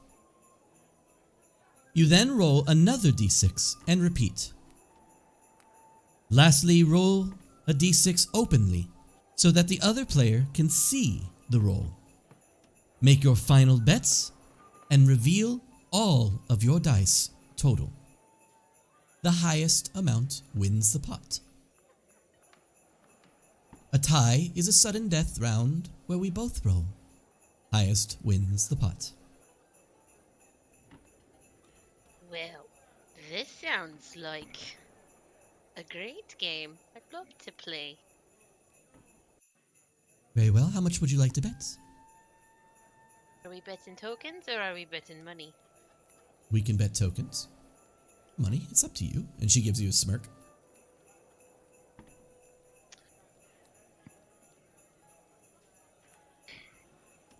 So, why don't... For this first round, I'll just bet a token. Very well. And she reaches into her coin pouch very daintily and pulls out a token and places it on the table and slides it into the center. And she goes, shall we start? Yes. And you hear Ian beside you. You got this, Leodin. And she will roll and keep her hand kind of like in front of the roll and stare up at you and smile.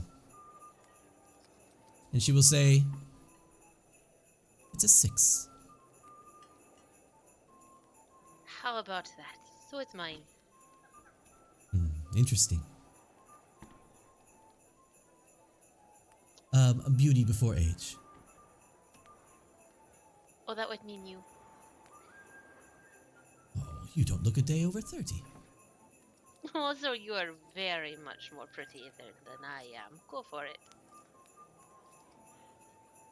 She says, raise you another token. I see that token. 4 in the pot it is. Shall we roll the next dice? Yeah. Very well. She hides. Luck seems to be on my side today. Another 6. It's on my side as well. I got a 6 too. She narrows her eyes.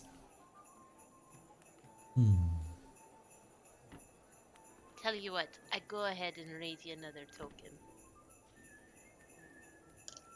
She goes, seeing as it's your first game, I'll you.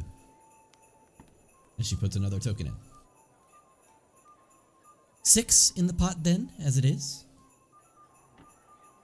And she goes, the final roll is open on the table, and you shall show what you get. And she'll roll. Oh, that is off the table. She will roll. And she goes, as she makes a little pouty face.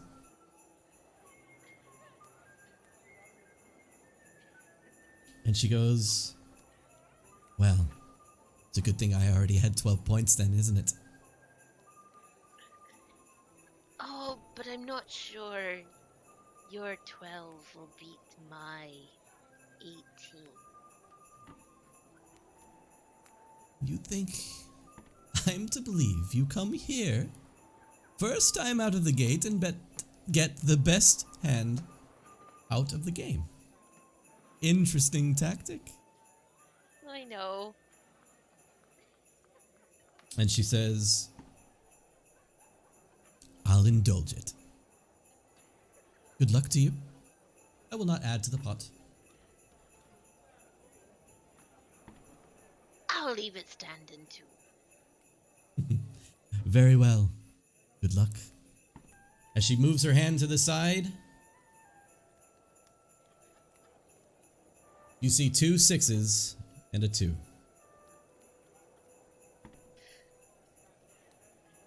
And you see 2 6s and a 4. Oh my god, are you kidding me? Holy crap.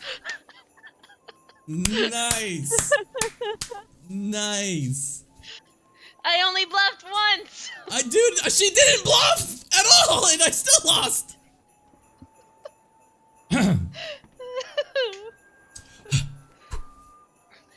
She takes a look at your hand and she goes, well, at least I know you weren't lying. For most of it, at least. And she says, she takes the pot and slides it over to you. And she says, Merry Hrathgar's wake, dear. Thank you. I should have bet money.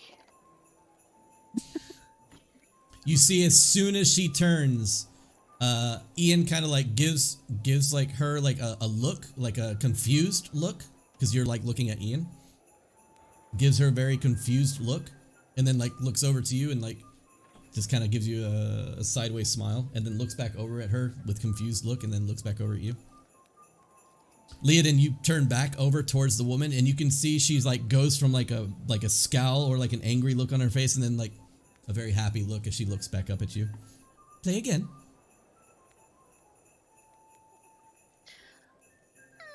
I think I'll stop now. I was always told to quit while one was ahead. Well, it's a long day. I know. I might be back.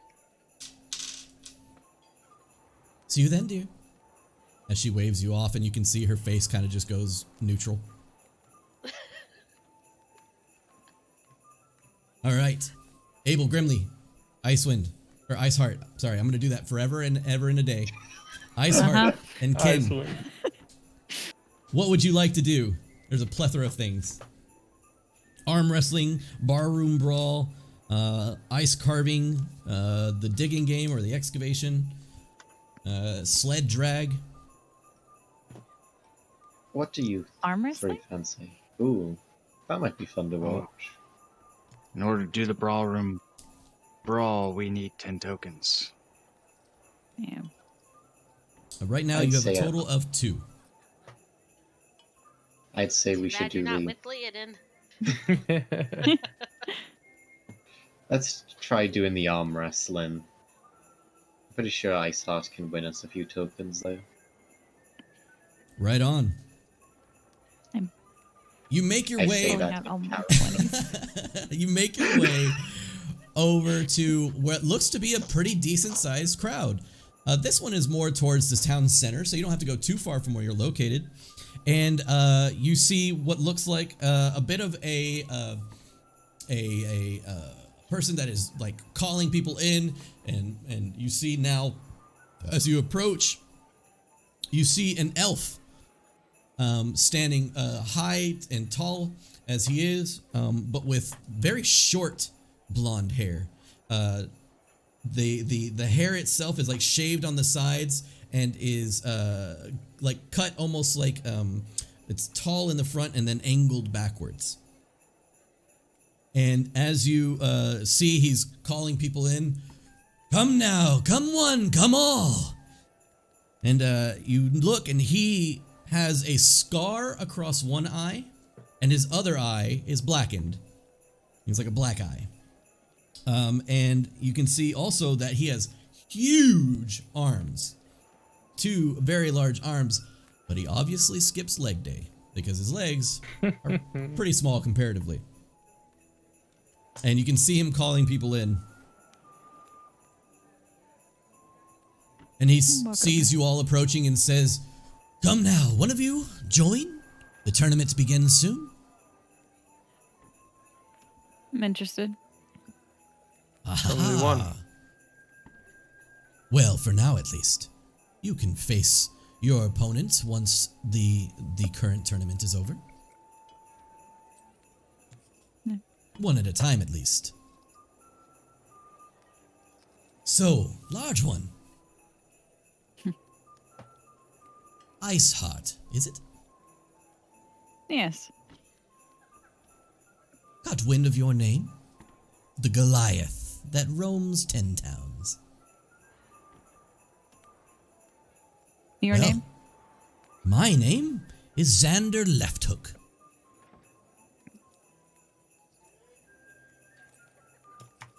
Welcome to the game. The tournament begins now. Seat yourself at the table.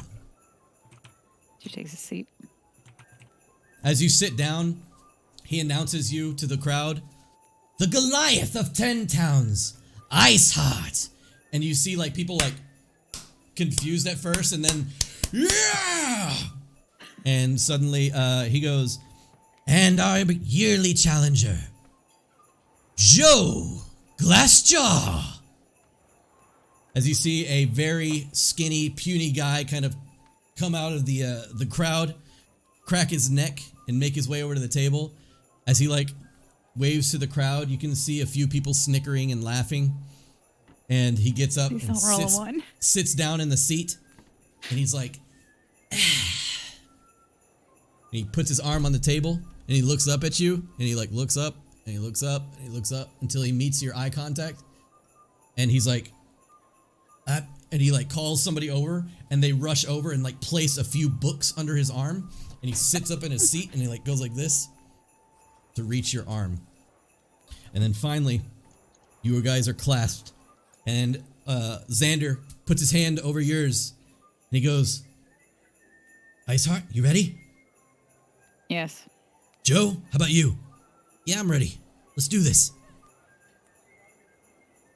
3, 2, 1, go! And I need you to roll a strength athletics check, please.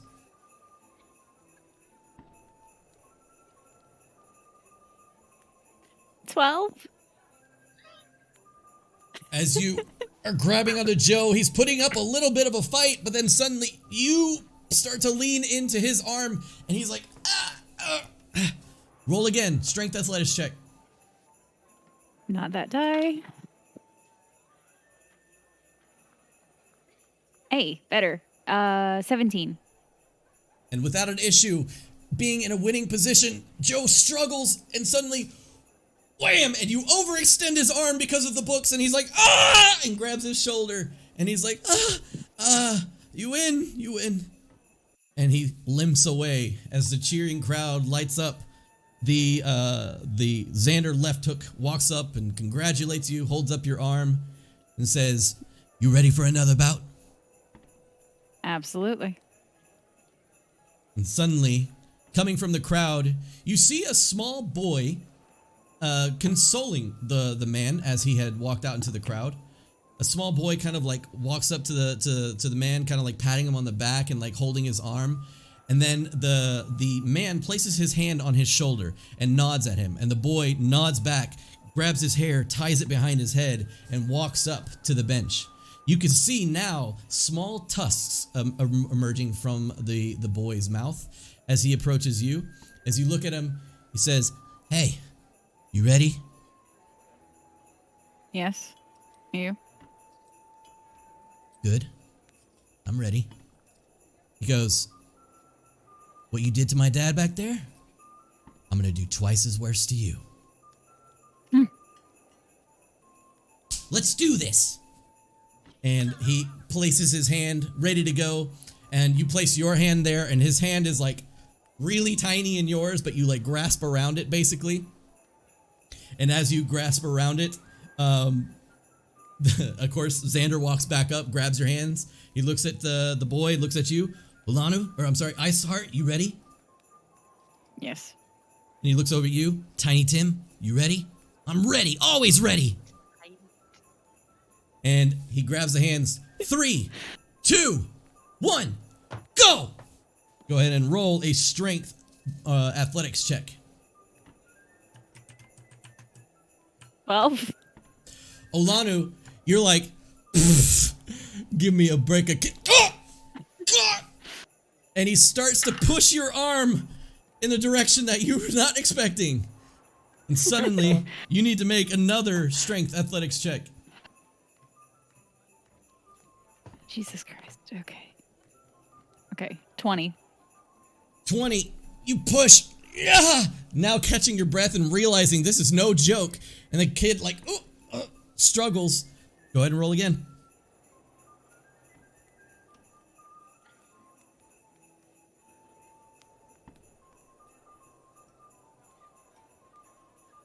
It's a natural one, I assume. It is. Nice. It's a 1. Oh no. As you are grabbing and holding tight, one of the pages of the books that you're on slips and like causes you to move your shoulder, your elbow, and suddenly, he has the advantage again. Roll again. Okay. 4 dice down.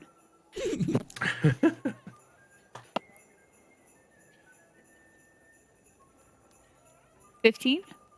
You push again. You push into it. You have the lead yet again. Roll again. Forget Dice Jail, you need Dice Alcatraz. I need, like, just Work that arm, Iceheart. Let's positive go. energy.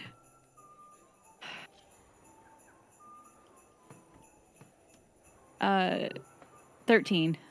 13. Oh, yeah. You seem to be winning. Okay. I'm not gonna roll that one again. The boy is struggling at this point. His last breath. Fuck! That's another one. Whoa, dude. Yes. Statistically Oh crazy. no. Jesus. How does this happen? Is that You're the pushing. third one? You're pushing, and as you're pushing, you see him like bite into his lip, and you see blood start to like run from his lips, and then pushes you back to the middle position. Roll again.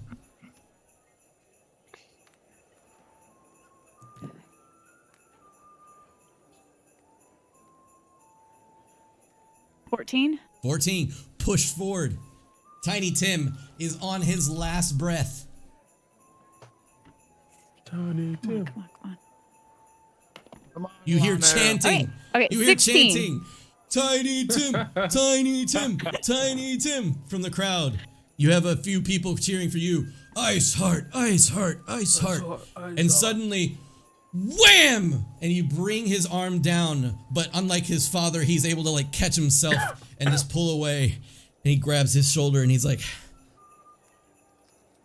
good one, Goliath. Oh, that's a good one, kid. He kind of like wipes the blood from his face and he walks away. And everybody's like, oh, Ice Heart, yeah! And then suddenly he walks back up as Xander grabs onto you and he says, that was tough. You sure you're ready for the next one? Bring it. I believe that was a half full. As you say that, you see that the father kind of like welcomes the son back into his arms and like, you know, gives him a hug behind his back as he bends over. You suddenly see a hand clasp the father's back. As he looks back, you can now see a large, like grayish skinned female orc push through the crowd. As it moves through the crowd, you see people make a wide berth. As making their way up to the stage, an orc with long tusks makes her way up and sits down on the table, causing it to like bounce a little bit. And as she sits down, she moves the books over to the side and just looks at you and places her hand down on the table. Take it. You grip it tight and you just see like a sign of like acceptance and like happiness come across her face as she bears down into it and like grips your hand, and you can feel the tension in your hand as she grips it. Go ahead and roll Smiling your ear to first ear. roll as he says 3, 2, 1, go! And the crowd is just fucking going at it now, screaming at the top of their lungs, "Oh, or Ice Heart, Ice Heart, Ice Heart." 17. 17. She is pushing harder than you've been fighting this whole time, and suddenly she's struggling, and you have the upper hand. Roll. Yes! Fuck yes! Okay. 25.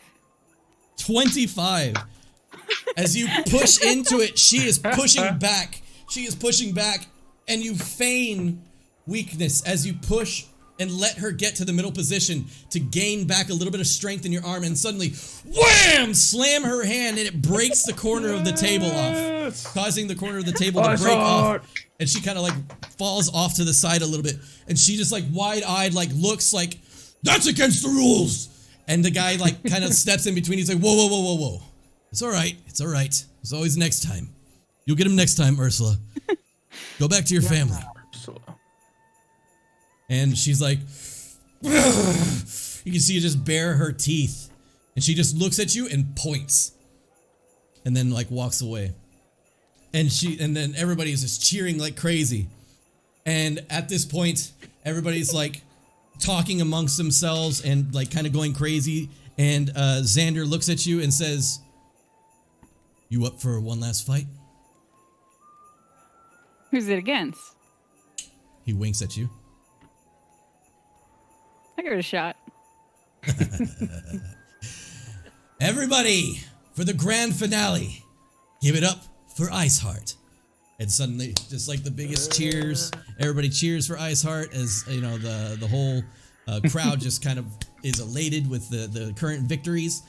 And finally, he steps up to the pedestal, and he just opens up his arms, and as he opens up his arms, they begin to chant, left hook, left hook, left hook, left hook. And he just kind of smiles to the crowd, gives a point out in the distance, and is like giving like flexes now. Oh my and then god. walks over to the table, sits down, his butt barely filling the seat because it's so small, but his arm, as he lays it up on the table, is like twice the size of the orc that you just fought. And he looks you in the eye, he gives you a wink, and he says, "May the best person win." And he just holds his hand out. And take it. And coming up to the stage as he waves them on over, you see Tiny Tim come back up, grab both of your hands, and say, 3, 2, 1, go! Get that 20. Oh no. 10? No! Suddenly you feel the most stress you felt this whole time. The amount of fights that you've gone up, or amount of people you've gone up against so far, pushes you back. And you're losing, you've reached that second wind opportunity. Okay.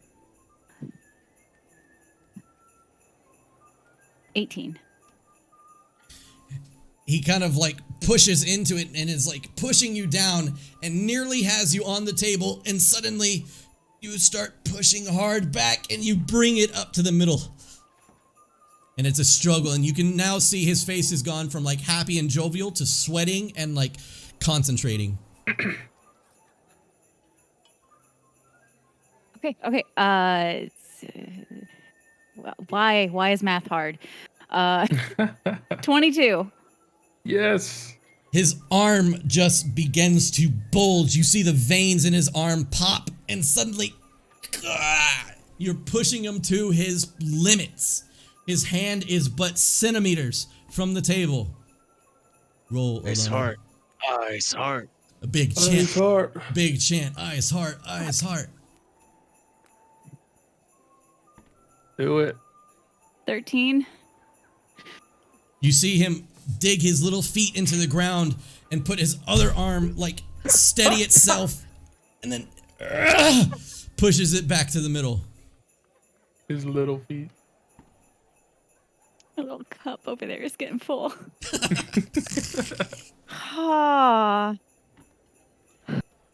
11. Ooh, he pushes you down. You like gave your last bit of strength in that last push, and you're losing it. Roll one last time. What you got?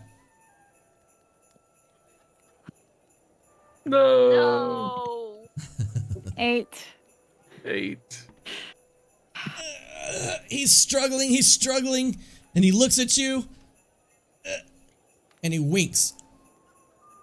And he goes, "Gah!" And you push his arm and win, slamming his hand on the table. And he goes, "Oh." You rolled a 1? He winked at you, and he's like, "Oh." And everybody erupts in a like a confused roar of like, "Yeah!" Like crazy amounts of roaring. And that's it. Xander stands up from the table, kind of rolls his shoulder, and then like gives you a ice heart, everyone.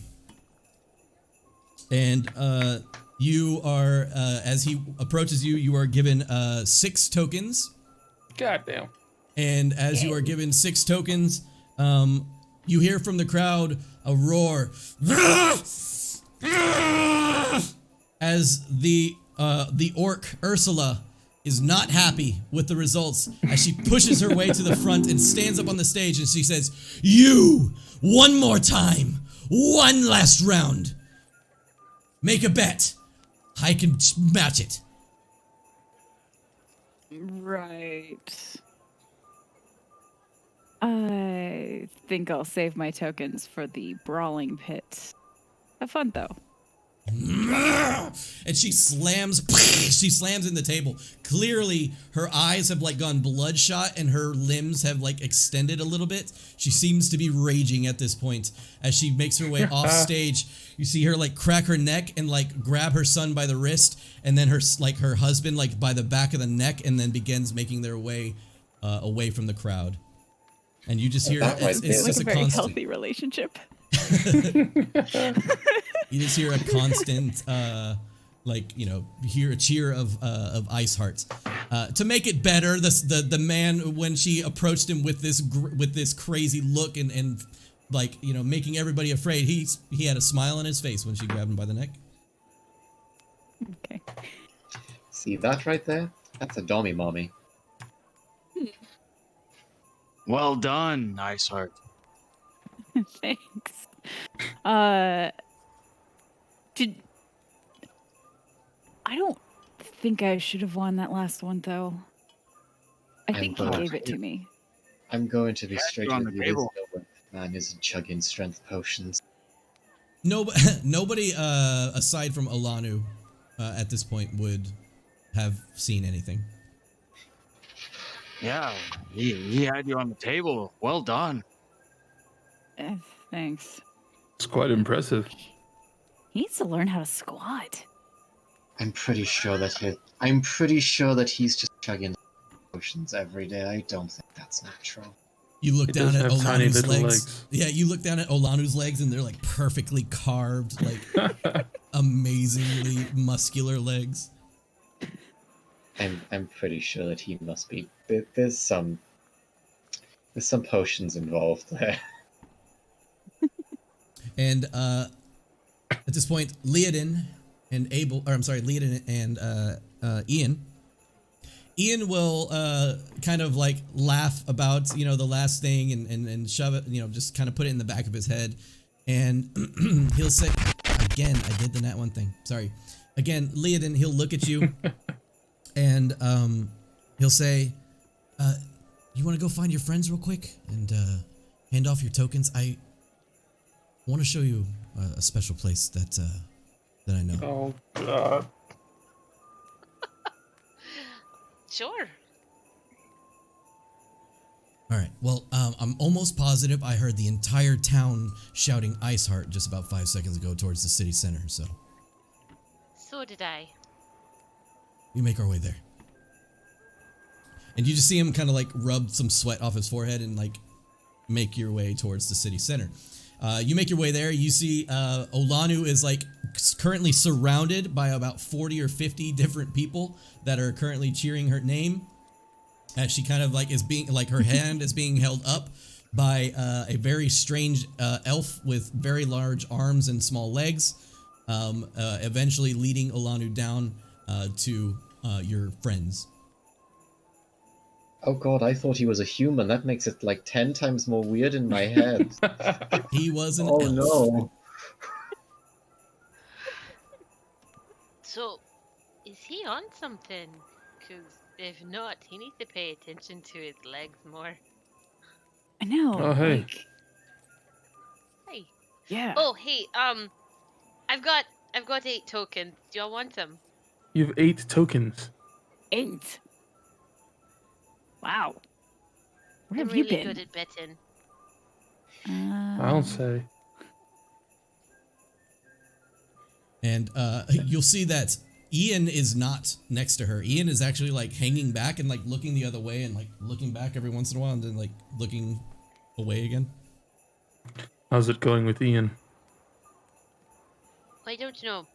He's acting weird right now. Why are you giving us your tokens? He wants to take me somewhere to show me something special. You should probably be careful. I know. It's really sweet. Mm-hmm. Yeah. Do you want him to go make sure he's not gonna murder me? Yeah, Like, he's not gonna murder you. I'll follow God. behind I'll you at a go distance. talk to him. And Olanu, I'll you walk have to over wade your to way Ian. through the crowd of people that are constantly like looking up at you and being like, yeah, you did it, like punching you on the arm and then like looking afraid when you look at them. Hey Ian. Huh? Oh, hey. Hey. Yeah. So I heard something interesting. You're taking Leodin somewhere special? He kind of like rolls his eyes and he was like, yeah, I didn't want it to come off sounding like that. I just wanted it to be, nice. Show her something nice in this shitty area. It's that place that we went to a few weeks back. That That big mountaintop, like hillside cliff thing. The one that you can see East Haven from. That. Maybe we should go as a group. You know, she doesn't really know you, and it's just a little creepy to be alone with someone you don't know. Is it? Oh. Yeah. Well, I Just mean, a little bit. Okay. Sure. I mean, like, we'll give you your space, but like, she might feel more comfortable if we go as a group. Is she feeling uncomfortable?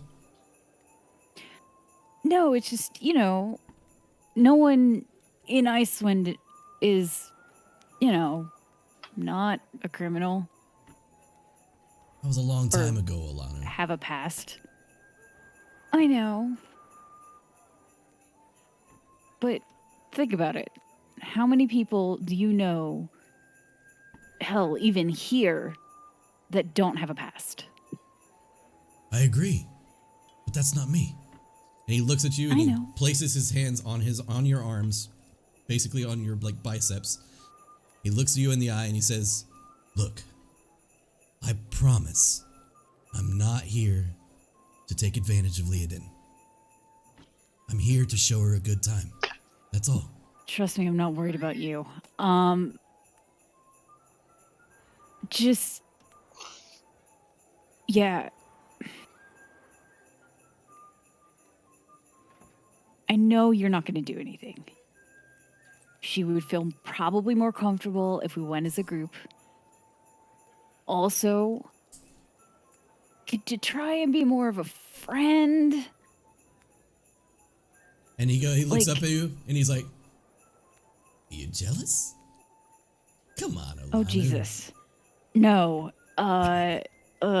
Never mind. Just have fun. I'm not doing this. Don't make any dumb decisions. Bye. And then I walk Kinrava's off. going to talk to Leodin while those two are talking, just saying, "I'll follow behind you at a distance and use Omen to keep an eye on you. Okay?" All right.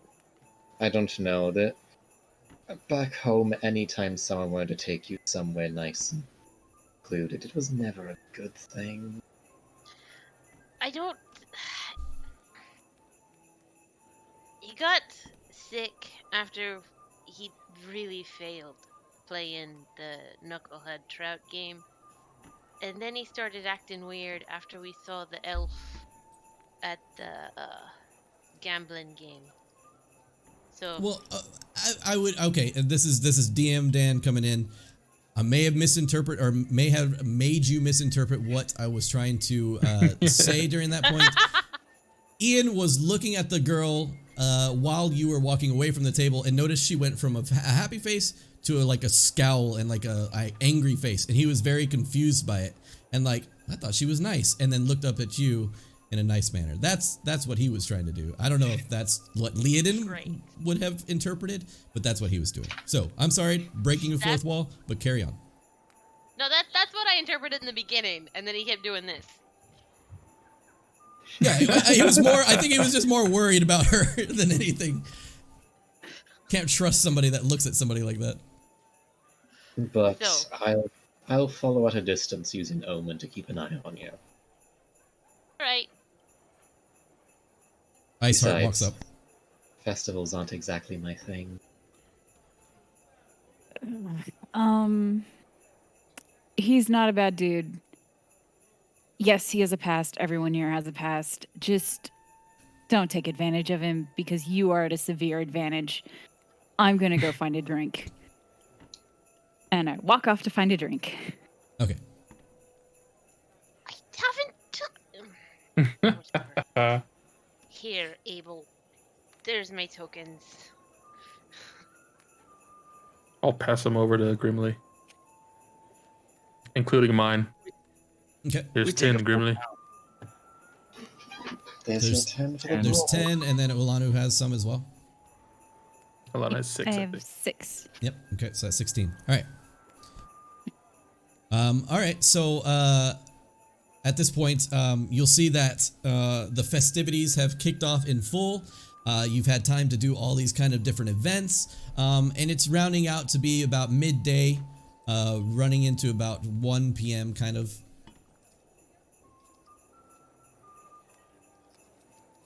Looks like we're 4 short of a brawl, Iceheart. Obviously, I'll give you the 4 that you need to get in there. Do we want to play one more game to try to get the I mean, 20? there's still the sled dog or sled drag You say 20? It was 10. because it's 10 each. Oh, 10 And a each, piece, each person wanting. Okay, yeah.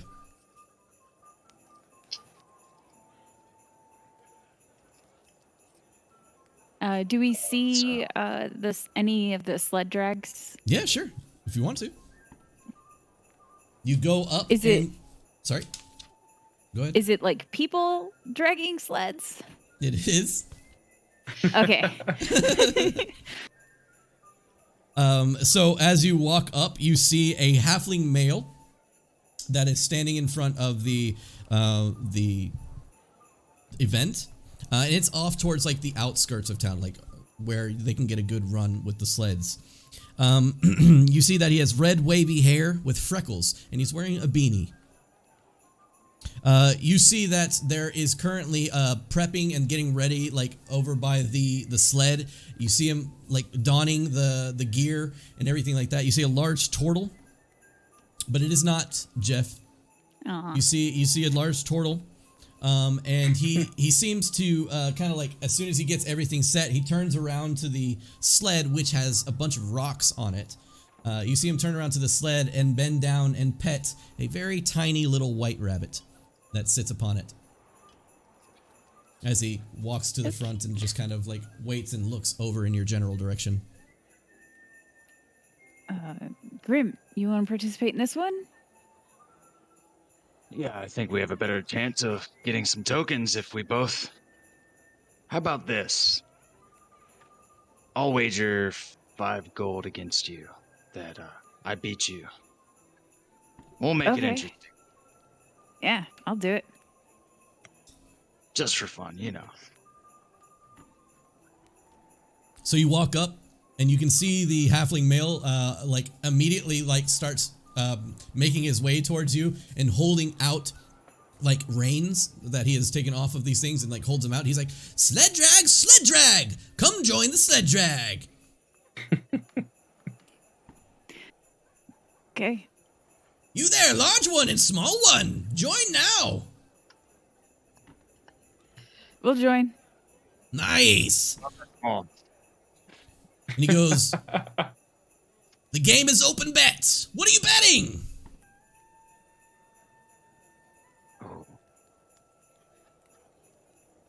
I'll bet 4 tokens. 4 tokens from the large woman. Let's go. yes, I'll bet 4 as well.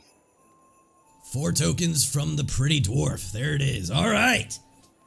And he just walks over to a large bag, puts the tokens inside, and says, go ahead and walk up to your sled over there. You can see it's full of rocks.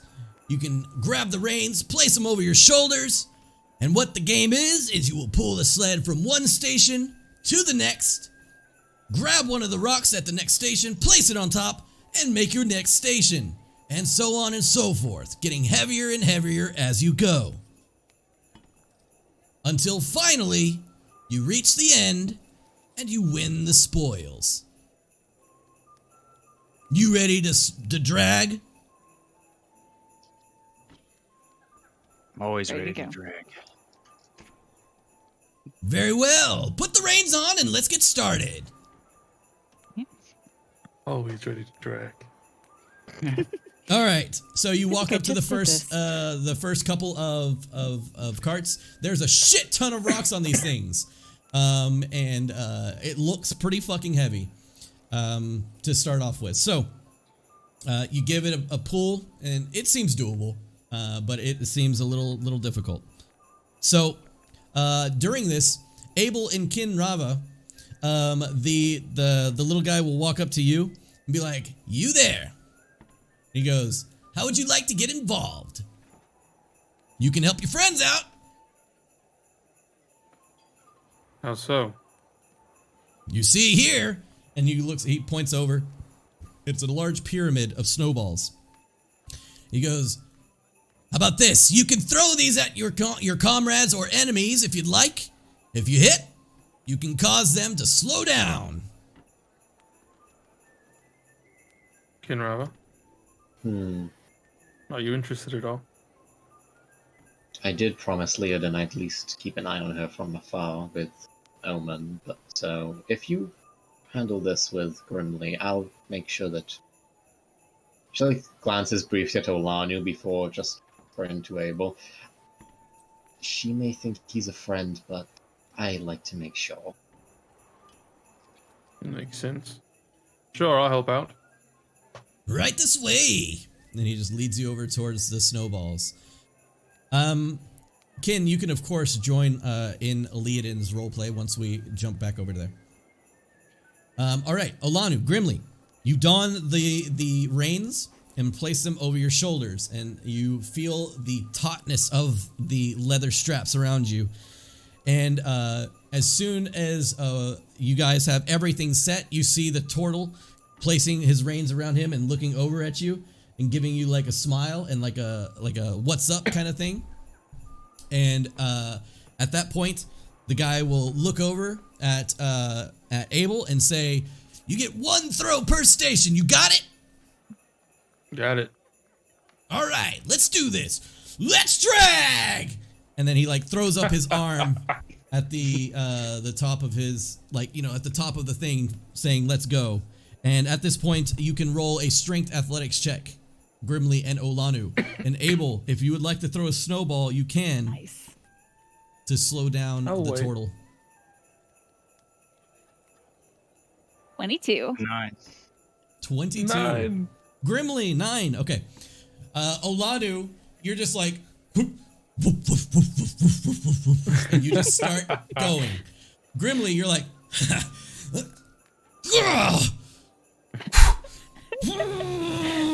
and you slowly start going. You take like 1 step and another step, and it's gonna take a little bit to get going. And the turtle is actually just barely getting going as he just steps in front of Grimly. Olanu taking an early lead, making it to the next station. You have Olanu first, then the turtle, and then Grimly. Everybody go ahead and roll a strength athletics check as you grab one of the boulders at the next station and place it on top. It's a nat Okay. 20. Hey. 24. 24 and a nat 20. Jeez.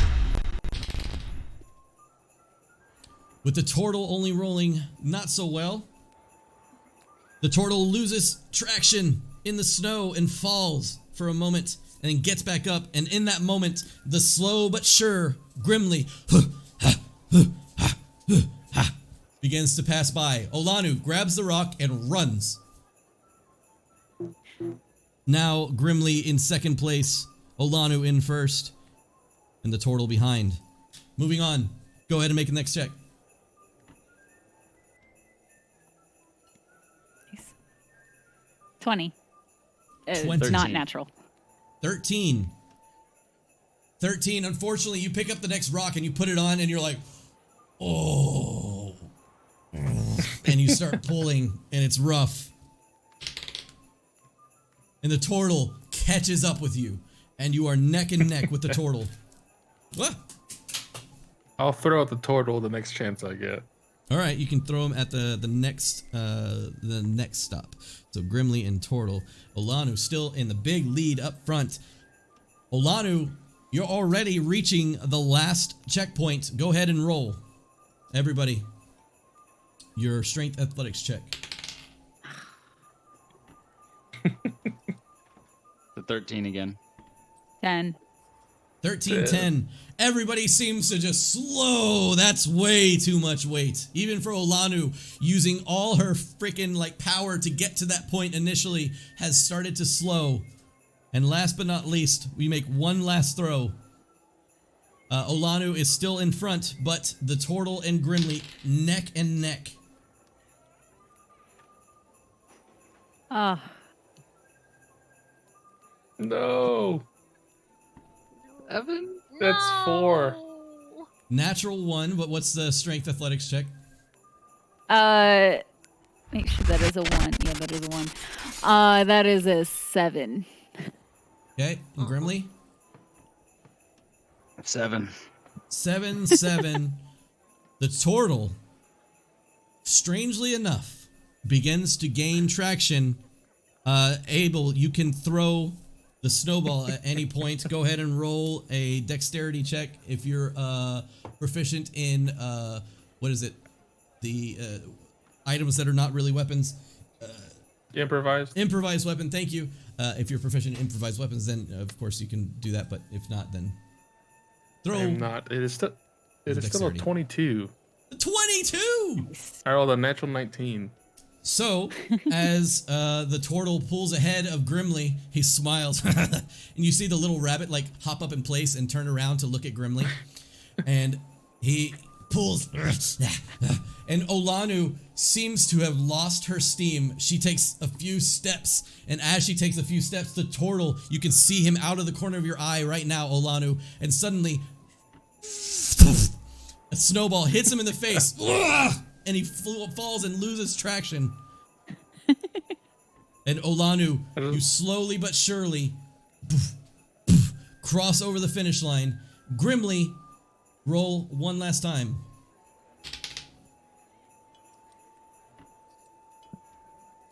16.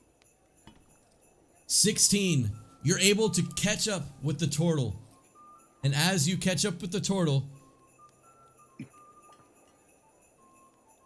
photo finish as Grimly's beard passes the finish line just at the right moment for second That half place. inch. That half inch growth won the game as Olanu passes. She gets the pot as you guys put in 4. You put in 4, and the Turtle had put in 5. For a total pot of 8, 9, 10, was that 12, 13. 13 tokens to Olanu. Perfect. Winner takes Okay. all. Awesome. She's gonna give you the whatever you need to make 10. I'm still at 12, but I'm going to give you the 5 gold. Thank you.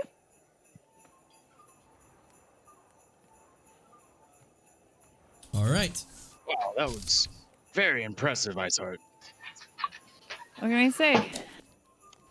It's how we are. Honestly, I was rooting for you the whole time.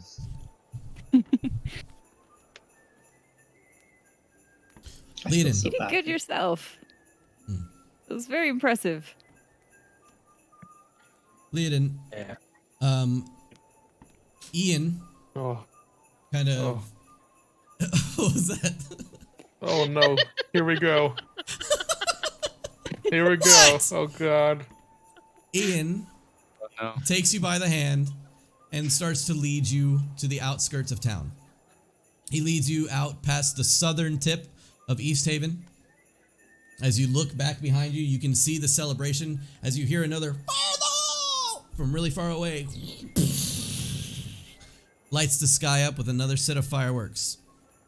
The night sky just completely covered in like the orangish reds that it sends off, and then blues and greens as it splits. The aurora slowly making its way off in the distance towards the city. As you make your way towards the outskirts of town, he points off into the distance as you can see a large cliffside that reaches up about 200 feet in the air. And he says, it's a little bit of a hike, but it's worth it, I promise. Kin, All right, let's go. you are strolling behind them at a decent distance, enough to keep an eye on them where it's not so much of an issue. And as you are making your way towards the outskirts of town, you see him reach his arm up, point towards the large cliffside area. What are you doing? I am going to try and I want to keep, like I'd say, about within like 90 feet of them, give or take. But I want to see if I can try to make myself not be noticed, basically, like sort of hide and keep following them while hidden. Okay. Yeah, no problem. I mean, with the amount of snow that's falling, it creates quite a blanket. It's not too much of an issue to kind of hide if you needed to. So as they are going, what are you doing with the bird? I'm gonna have Omen fly up, like, high in the air, so we can just sort of like circle around them a little bit, but Okay. hopefully high enough so that it's not obvious what Omen is. Well, at a certain point, you send Omen up, and he just basically disappears into the sky. Okay. With his coat and with his natural camouflage and stuff like that, you see that he is pretty well hidden. Okay. And Leodin, you are led up a small path that makes it very easy to make it up this cliffside. You, of course, have to go around a little bit, but it makes it super easy to eventually get up this cliffside. At one point, there is a bit more of a steep climb, and you see Ian hop up and then turn around and kind of like look down at you and like reach out his hand. I grab his hand And and you- let him help me up, even though You're- I'm pretty sure I could have done it without his help. You're able to place your footing like inside of some stone and kind of grab Ian's hand and easily kind of lift yourself up from there. And he just kind of gives you a nod and makes his way back all the way up to the top. About 30 minutes later from the time that you guys left to getting to where you needed to be, you eventually reach a point on the hill that is topped, of course, by this large snow drift that makes its way up there, but also a large tree that is dead, of course, but it reaches further up and is more round and larger than most of the trees that you've seen in this area. This tree is covered with snow on its branches that reach up into the sky. And as you go up a little bit closer, you can see that there are plenty of carvings on the tree. X loves Z. W loves Y. T loves S. Things like that. One of them says, Steve was here. There's always one. Always And one. It's one. he kind of looks at it and he kind of like steps in front of it and he goes, it might not be as secretive as I thought it was, but it's still really nice. It's very pretty. And he goes, come on, over here. And he leads you over to a large a large snowdrift that leads up over the edge of the cliff. And he kind of kicks the snow off to kind of gather where the edge is and clears out a space next to him. And he goes, come on. I sit down next to him. And he kind of just leans back and places his hands behind him and like looks up towards the sky. And he goes, man, it's been a while since I've been able to just kind of kick back and relax. You should do it more often. Yeah. I do it all the time. Yeah, well, my line of work, I'm constantly moving. Kind of sucks, but Oh, you know, town to I town, understand that. jobs calling, can't really turn them down. Completely understand that. So, Leiden, what brings you to Ten Towns? I know you're not from around here, right? No. I wanted to see. I had heard a rumor about the Borealis and I wanted to see it for myself. I didn't realize that once I saw it, I was going to get trapped underneath it. I don't think I've ever lived in one place for so long. I wish I could say the same. It sucks that this is really all I've ever known.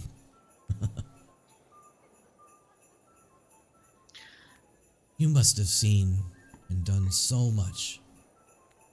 I'm so jealous of you. I've I've been a lot of places and I've seen some things. So yes, I guess the answer would be yes. I've seen a lot of things and I've been a lot of places, but I'm not sure if I was actually able to experience them the way that you're thinking one would be able to experience them. Yeah? I mean, you're a free spirit, right? You don't take shit from no one. Oh, yeah. Yeah, except, when the person in charge is related to you and can have you followed, or a Followed? bodyguard that you didn't realize was a bodyguard, or things like that. Oh, You're not allowed to be as much of a free spirit as you think. sorry. I didn't mean to bring up some shit from the past. It's alright. Grandmothers, right? Yeah, I guess. Never knew mine, but I assume so. I know mine. She's a very strong, opinionated woman. And he kind of Or like at looks. least she was when I left her. He looks out towards the city. You can see a few fireworks light up the sky, causing it to like, you know how sideways lightning kind of follows the cloud line?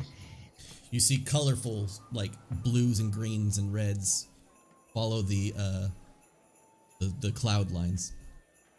And he shifts in his position and he goes, Leiden, I didn't mean to come off as a creep, by the way. Wow, Iceheart doesn't mince words at all. Yeah, no, she's pretty straight to the point.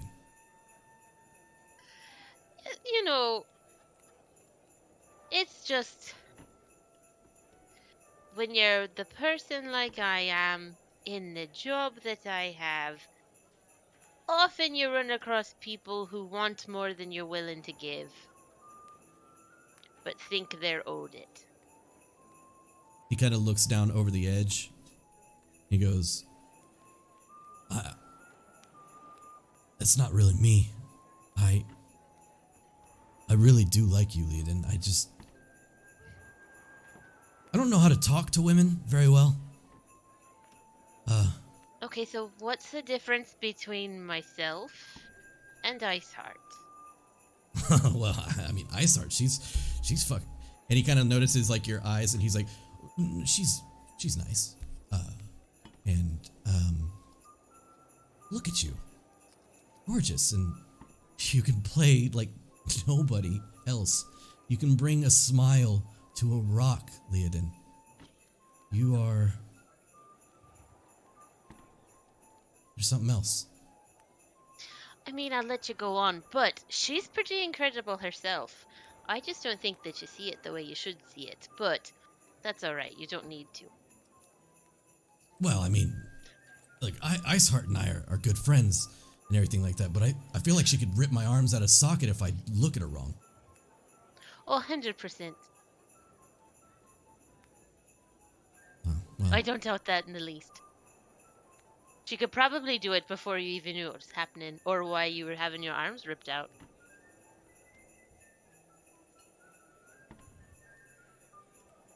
well, Leiden, I just wanted you to know that I may have I like you I like you kind of well I mean not kind of like I like you a lot and I just want to see you happy, and I thought this would make you happy as he kind of like motions outward. It's very pretty. Especially when the fireworks go off and it hits the Borealis. I don't mind that shitty stuff then. I used to really like it. Yeah, I saw I saw the way you were around Boomstick. I just, never got to I've learn never seen it. that side of you. And I always wanted to, and so it holds a novelty to it, that's all. You were something else, though. You have to admit. I was a child. Oh. I really wanted to learn it. But my grandmother told me no. I wasn't allowed near things that could catch on fire. I wasn't even allowed to learn to juggle anything that was on fire. Wanting something doesn't make you childish. It just means that you have drive. Sure. Anyways, I'm glad you came up here with me. Thank you for bringing me out here. Oh yeah, of course.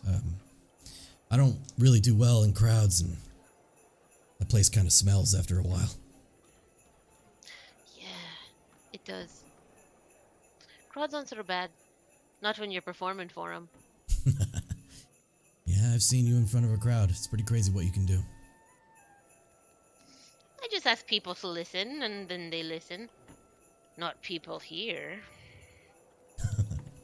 Hey, at least I'm on your side. I tried to get a couple people, but I know I appreciate it. they weren't But having I'd it. rather it be genuine praise. At this point, Ian will take his hand and try very slyly to kind of place it next to yours. Not like on it, not anything, but he will look like out into the distance, place his hand in the snow, and slide it ever so closer towards you. And he'll just as he looks out into the distance, looking completely opposite direction of you, just like. And at this point, Abel, Grimly, and Iceheart, what are you doing?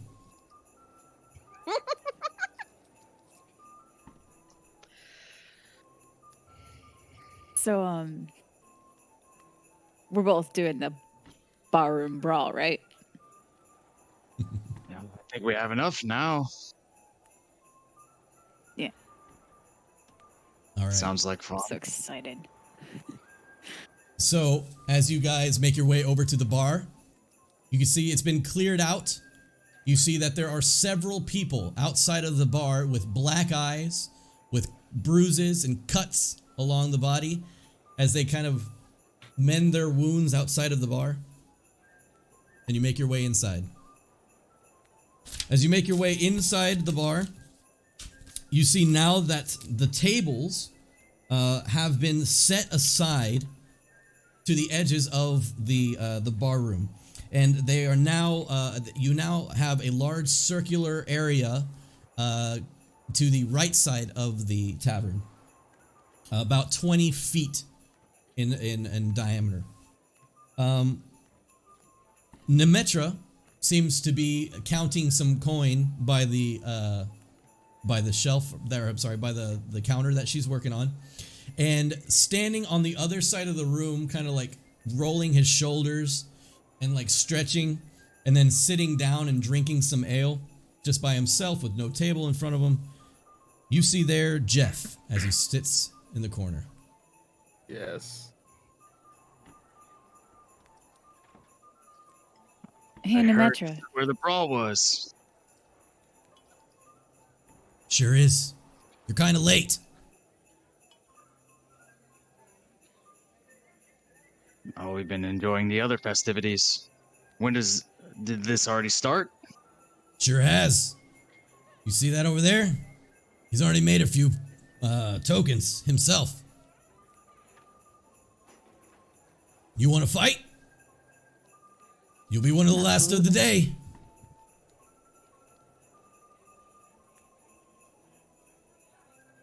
It's 10 tokens, right? Sure Nice is. heart. Let's do it. Okay. Put in the 10 tokens. What about you, dwarf? Yeah, I'd like to wager. We take this. I'll put in the 10 tokens too. Right. It's 1-on-1. So, you're gonna fight your friend first. Since he's already defeated half the town, then he'll take the winner.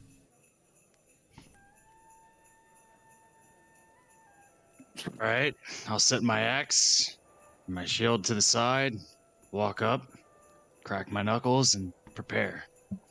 10 tokens. Okay. 10's over the 10 tokens. Takes off her coat. Showing like her muscly bare arms. Hands her coat over to try. Be careful with the back. Also, here's my axe. And javelins. You're handing it over to who? Try. Sorry. Abel. Abel. Okay. Yep, she just hands you all her gear and you're like, oh, whoa, as it just like gets heavier and heavier. She like pops her neck, rolls her shoulders. Olanu steps into the ring grimly, about half her size, walks into the ring. And at this point, it's a fight. Go ahead and roll initiative, Grimly and Olanu.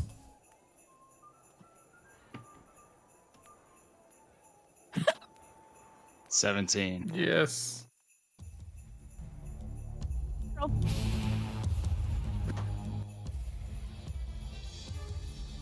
Say again. Grimly with a 17. Natural 20. Natural Hey. 20 for Olanu. Finally. What is your initiative roll? So it's 23. 23. Dan was right. When combat starts, I'm know. telling you, it's literally. All right, Olanu, you have first. This is bare knuckle boxing. Go for it. Make your attack. She brings up her fist. She's gonna go for a jab and rage. Oh, right off the fucking bat! Holy shit! No Her remorse eyes for go Grimly. oh sure. pale and icy, Nice knowing and her Grimly. expression gets real hard. You like literally hear the sound of cracking ice as her like eyes become like frosted over, and she just goes in for the punch. And that is wait, where am I? It's an unarmed strike. There. Yep, that's what I'm looking for. I'm like, It'd there's be too much just stuff on your here. Strength modifier to it. Okay, there we go. So it is a 17. 17 hit, Grim. You have no shield, so -2 to your AC as well. Yeah, it's a 17 actually hits. 17 hits. Go ahead and deal damage. It's 1d4 plus your strength. 20 plus 5 plus 4. Okay.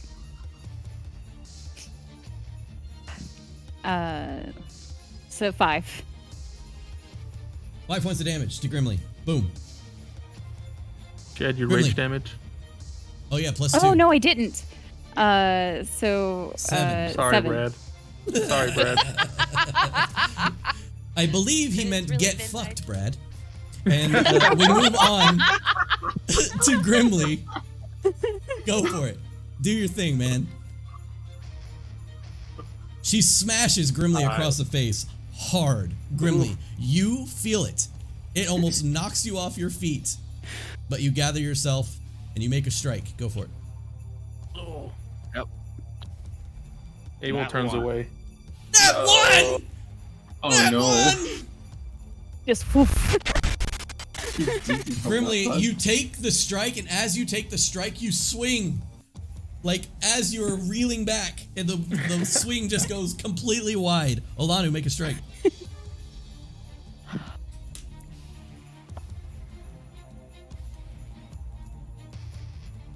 $21.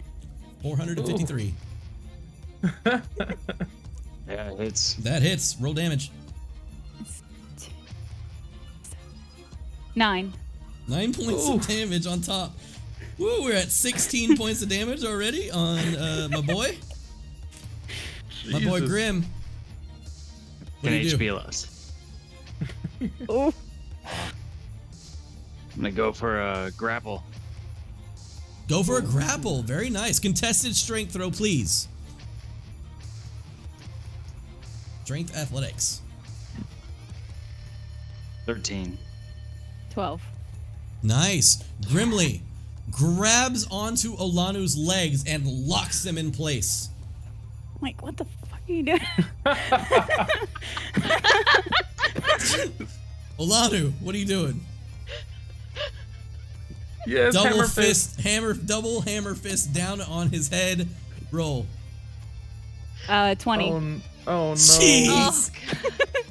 That hits. Roll damage on Grim. Oh, 9. Grimly. 9 points of damage. Grim at 1 HP. As soon as Grim drops to 1 HP, you see Nemetra jump into the ring and step in between you two and grab him by the arms and like grabs him and pulls him away and says, that's it, and like pulls back Olanu and like grabs her fist as she swings. She like hits the bartender just a little bit, but pulls away. And like, the end of the fight comes in. I almost had her. You just hear from the other side of the room the turtle.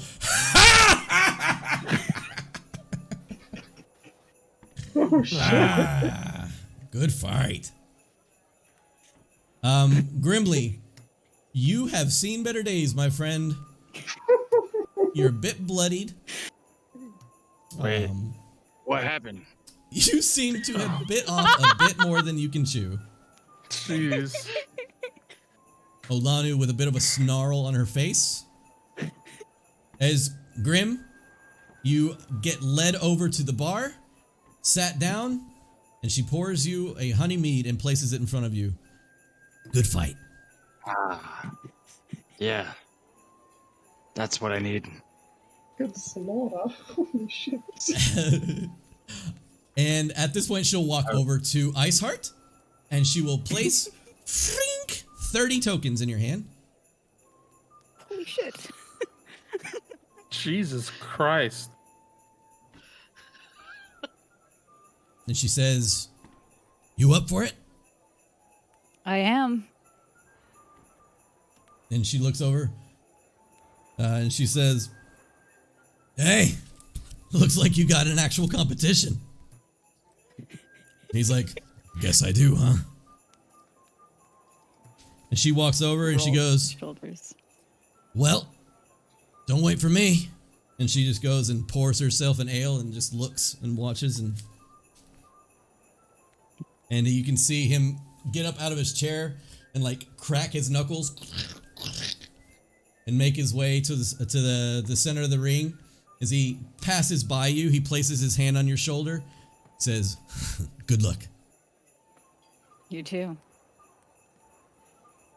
And at that point, he just turns around and fucking throws a punch at your face. And he will make an attack roll at you. And will fail with a 3 plus numbers. So that is a 3. Whoosh. That is an 8 to hit, Olanu. You are no No. longer raging. You were no longer raging as more than 6 seconds has passed without an attack or anything. So the attack goes wide. As you see it coming, you note a movement in his foot that allowed him to gain like a bit of momentum towards you. And suddenly the swing goes wide, whoosh, right by your face. and instead of a fist, you see open claws come at you. And he just looks at you and he goes, "Right, it's on." Definitely raging again. Okay. And we'll just go on from here. You may go now, Oh, okay. as he had already gone. So she will rage again. Okay. Again, her eyes kind of pale with the rage, and her facial features go hard again. You just look at him and he's like, "Bring it." I go to make a punch. It's not great. It is an 8. He looks at you as you are making that punch, and you go to like throw a punch, and he is running at you, literally sprinting at you, and turns his back around, and you punch the shit out of his shell as he turns around to go and hit you in the back, or hit you in the face with his elbow. And does a 12 hit. No. He goes to throw the elbow and you duck underneath it. Your hand reeling Okay. from the last attack. What do you do? I'm going to go to do a jab again towards his face. Hopefully Okay. not his shell. Fuck. 9. You go to jab towards his face, and as you jab towards his face, his head sinks into his shell and then pops back up, and he goes for a jab of his own. This time with a 15. Nope.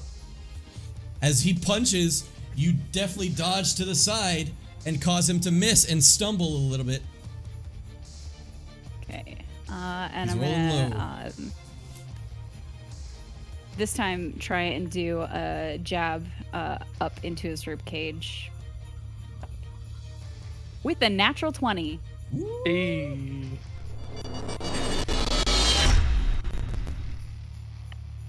Go ahead and roll damage. 38. So each I add my strength modifier twice or once? It's Once? just double Okay, dice. so It's just double dice. 2. That's it. So yeah, 2 plus 5 plus 2. 9. So 7, 8, 9. All right, 9 points of damage. As you make the punch directly into his chest, he kind of reels back and like pulls his arms together and shoves your arm to the side and goes for another attack with his elbow to your face. With a 17. That does hit. With this one, an elbow comes directly towards your face, and you feel it for 6 points of damage. Reduced to half. For 3. Ooh.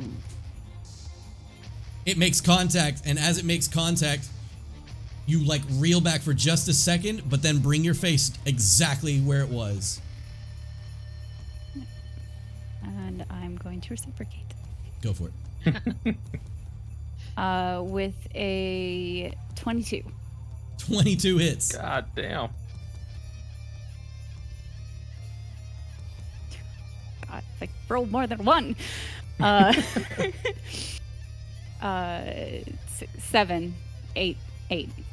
An additional I can 8 add. points of damage. It hits hard as you take the smack of the face, like to the face of the elbow. It really doesn't even bother you as you like grin. You take an elbow to, of your own and spin around behind you and smack him in the back of the head with it, causing him to reel forward. And he will recover, run towards you with a 19. He'll run towards you and do a Superman punch as he jumps up in the air and reaches out towards you and hits you right across the jaw. For an additional 8 points of damage, reduced to 4. Okay. And after taking the hit, she's going to go back and lean into a punch. And miss with a lovely one. No. This is insane. Alright, so the one misses, unfortunately, and as he Superman punches you, it sends you reeling for a second, and you're like blinking up, and like your mind is boggled for a moment, and you make a strike where you think he is, and he is just off to the left of that, and he just moves over to the side. He hits you with another 16. Is my armor class, so it hits. 16. So as he dodges to the side, he goes for a straight uppercut to the chin. Ooh, max damage. So that's 8 points of damage to reduce to 4 again. So that's a total of 11 so far. Okay. Go for it. Okay, this time I'm gonna try and do a kick towards him. 10 probably misses. Nope, 10. You do the kick, and as you kick, he turns again, and you smash right into Shell. Oh. Oh, but unfortunately, the kick was so strong, he did block with it, but as he blocked with it, it caused him to lurch forward and fall like forward into the kick. You're up again. And, You missed. So now that she has him in a more advantageous position, hopefully she can hit again. Another punch. Do it. Nice. 19 plus 6? Yeah, that hits. 25. Or 5. Was it 5? 5. Okay. Fuck. 8. 8 points of damage. Yes. Let's see, what's the numbers? Okay. 8 points of damage. Leodin, you had just, or not Leodin, whoa. Iceheart, you had just kicked him in the back, causing him to like stumble forward and across the room, and he's like slowly kind of like turns back in your direction. How do you want to do this? I give him a big smile because I know this is going to be lights out, and I just wham him in the face with even my left fist instead of my dominant hand. Right, I mean, you don't want to kill the guy, of course. So, as soon as he stumbles forward, you know this is your advantageous spot. You know this is right where you want him. He stumbles forward, and you anticipate him turning to his right to gain the advantage, or, you know, to get to see you again. And as he's turning to the right, you are already mid-sprint and outward with your left hand, meet with him turning to the right, causing it to smack even harder into his chin. And as it hits, you hear a crack that lights the room up, and suddenly he just rolls limp, boof, to the ground as he rolls onto his shell and kind of rolls off to the side. And you see Nemetra run up to him. Whoa, whoa, whoa, whoa, whoa, whoa, whoa, whoa, whoa, and like puts her hand up to you. You She got stopped. this. You win. And at this point, Nemetra will like grab a small package, like to her side, and kind of take it and rub it across his face, and he'll suddenly like, and then she'll put it back in her pocket, and she'll kind of slap him across the face, and she goes, "You got beat." Like, and he just lays his head back down on the mat. And she walks over to Good you, fight. Olanu, as you kind of are coming down from your rage, and takes the purse, puts it in your hand. You earned it. Good job. And you look inside and you see 50 tokens. Yes. And at this point, Leodin, Kinrava, and Ian, from the top of the mountain, you can see that a crowd has been gathering in the center of town. As something is going on, you see a few people walking out towards the center of town. You see now a large wooden area that once was set up to house Fizzlestaff's boomsticks shenanigans. They have now been moved to the side, and you see a large pole being set up. And slowly walking out of the central town hall, you see a red-robed, cloaked figure flanked by 2 of the town's guards exiting the front door of the building and making its way towards the pedestal. And that's where we'll end today's session. Oh my god. Let's go. Good job, This- Iceheart. For everybody watching on YouTube, thank you for sticking around. This was a longer episode, so I really appreciate it if you made it to the end. Thank you very much. Note that you can catch us live on Twitch on every Saturday at noon Central Standard Time or 1900 CEST time, Germany time. And we'd really appreciate it if you came here live. You can join in and chat and hang out with us. And I really hope you enjoyed today's holiday adventure. Thank you very much for being here. Keep being your best self. And we'll see you next Saturday. Bye, guys.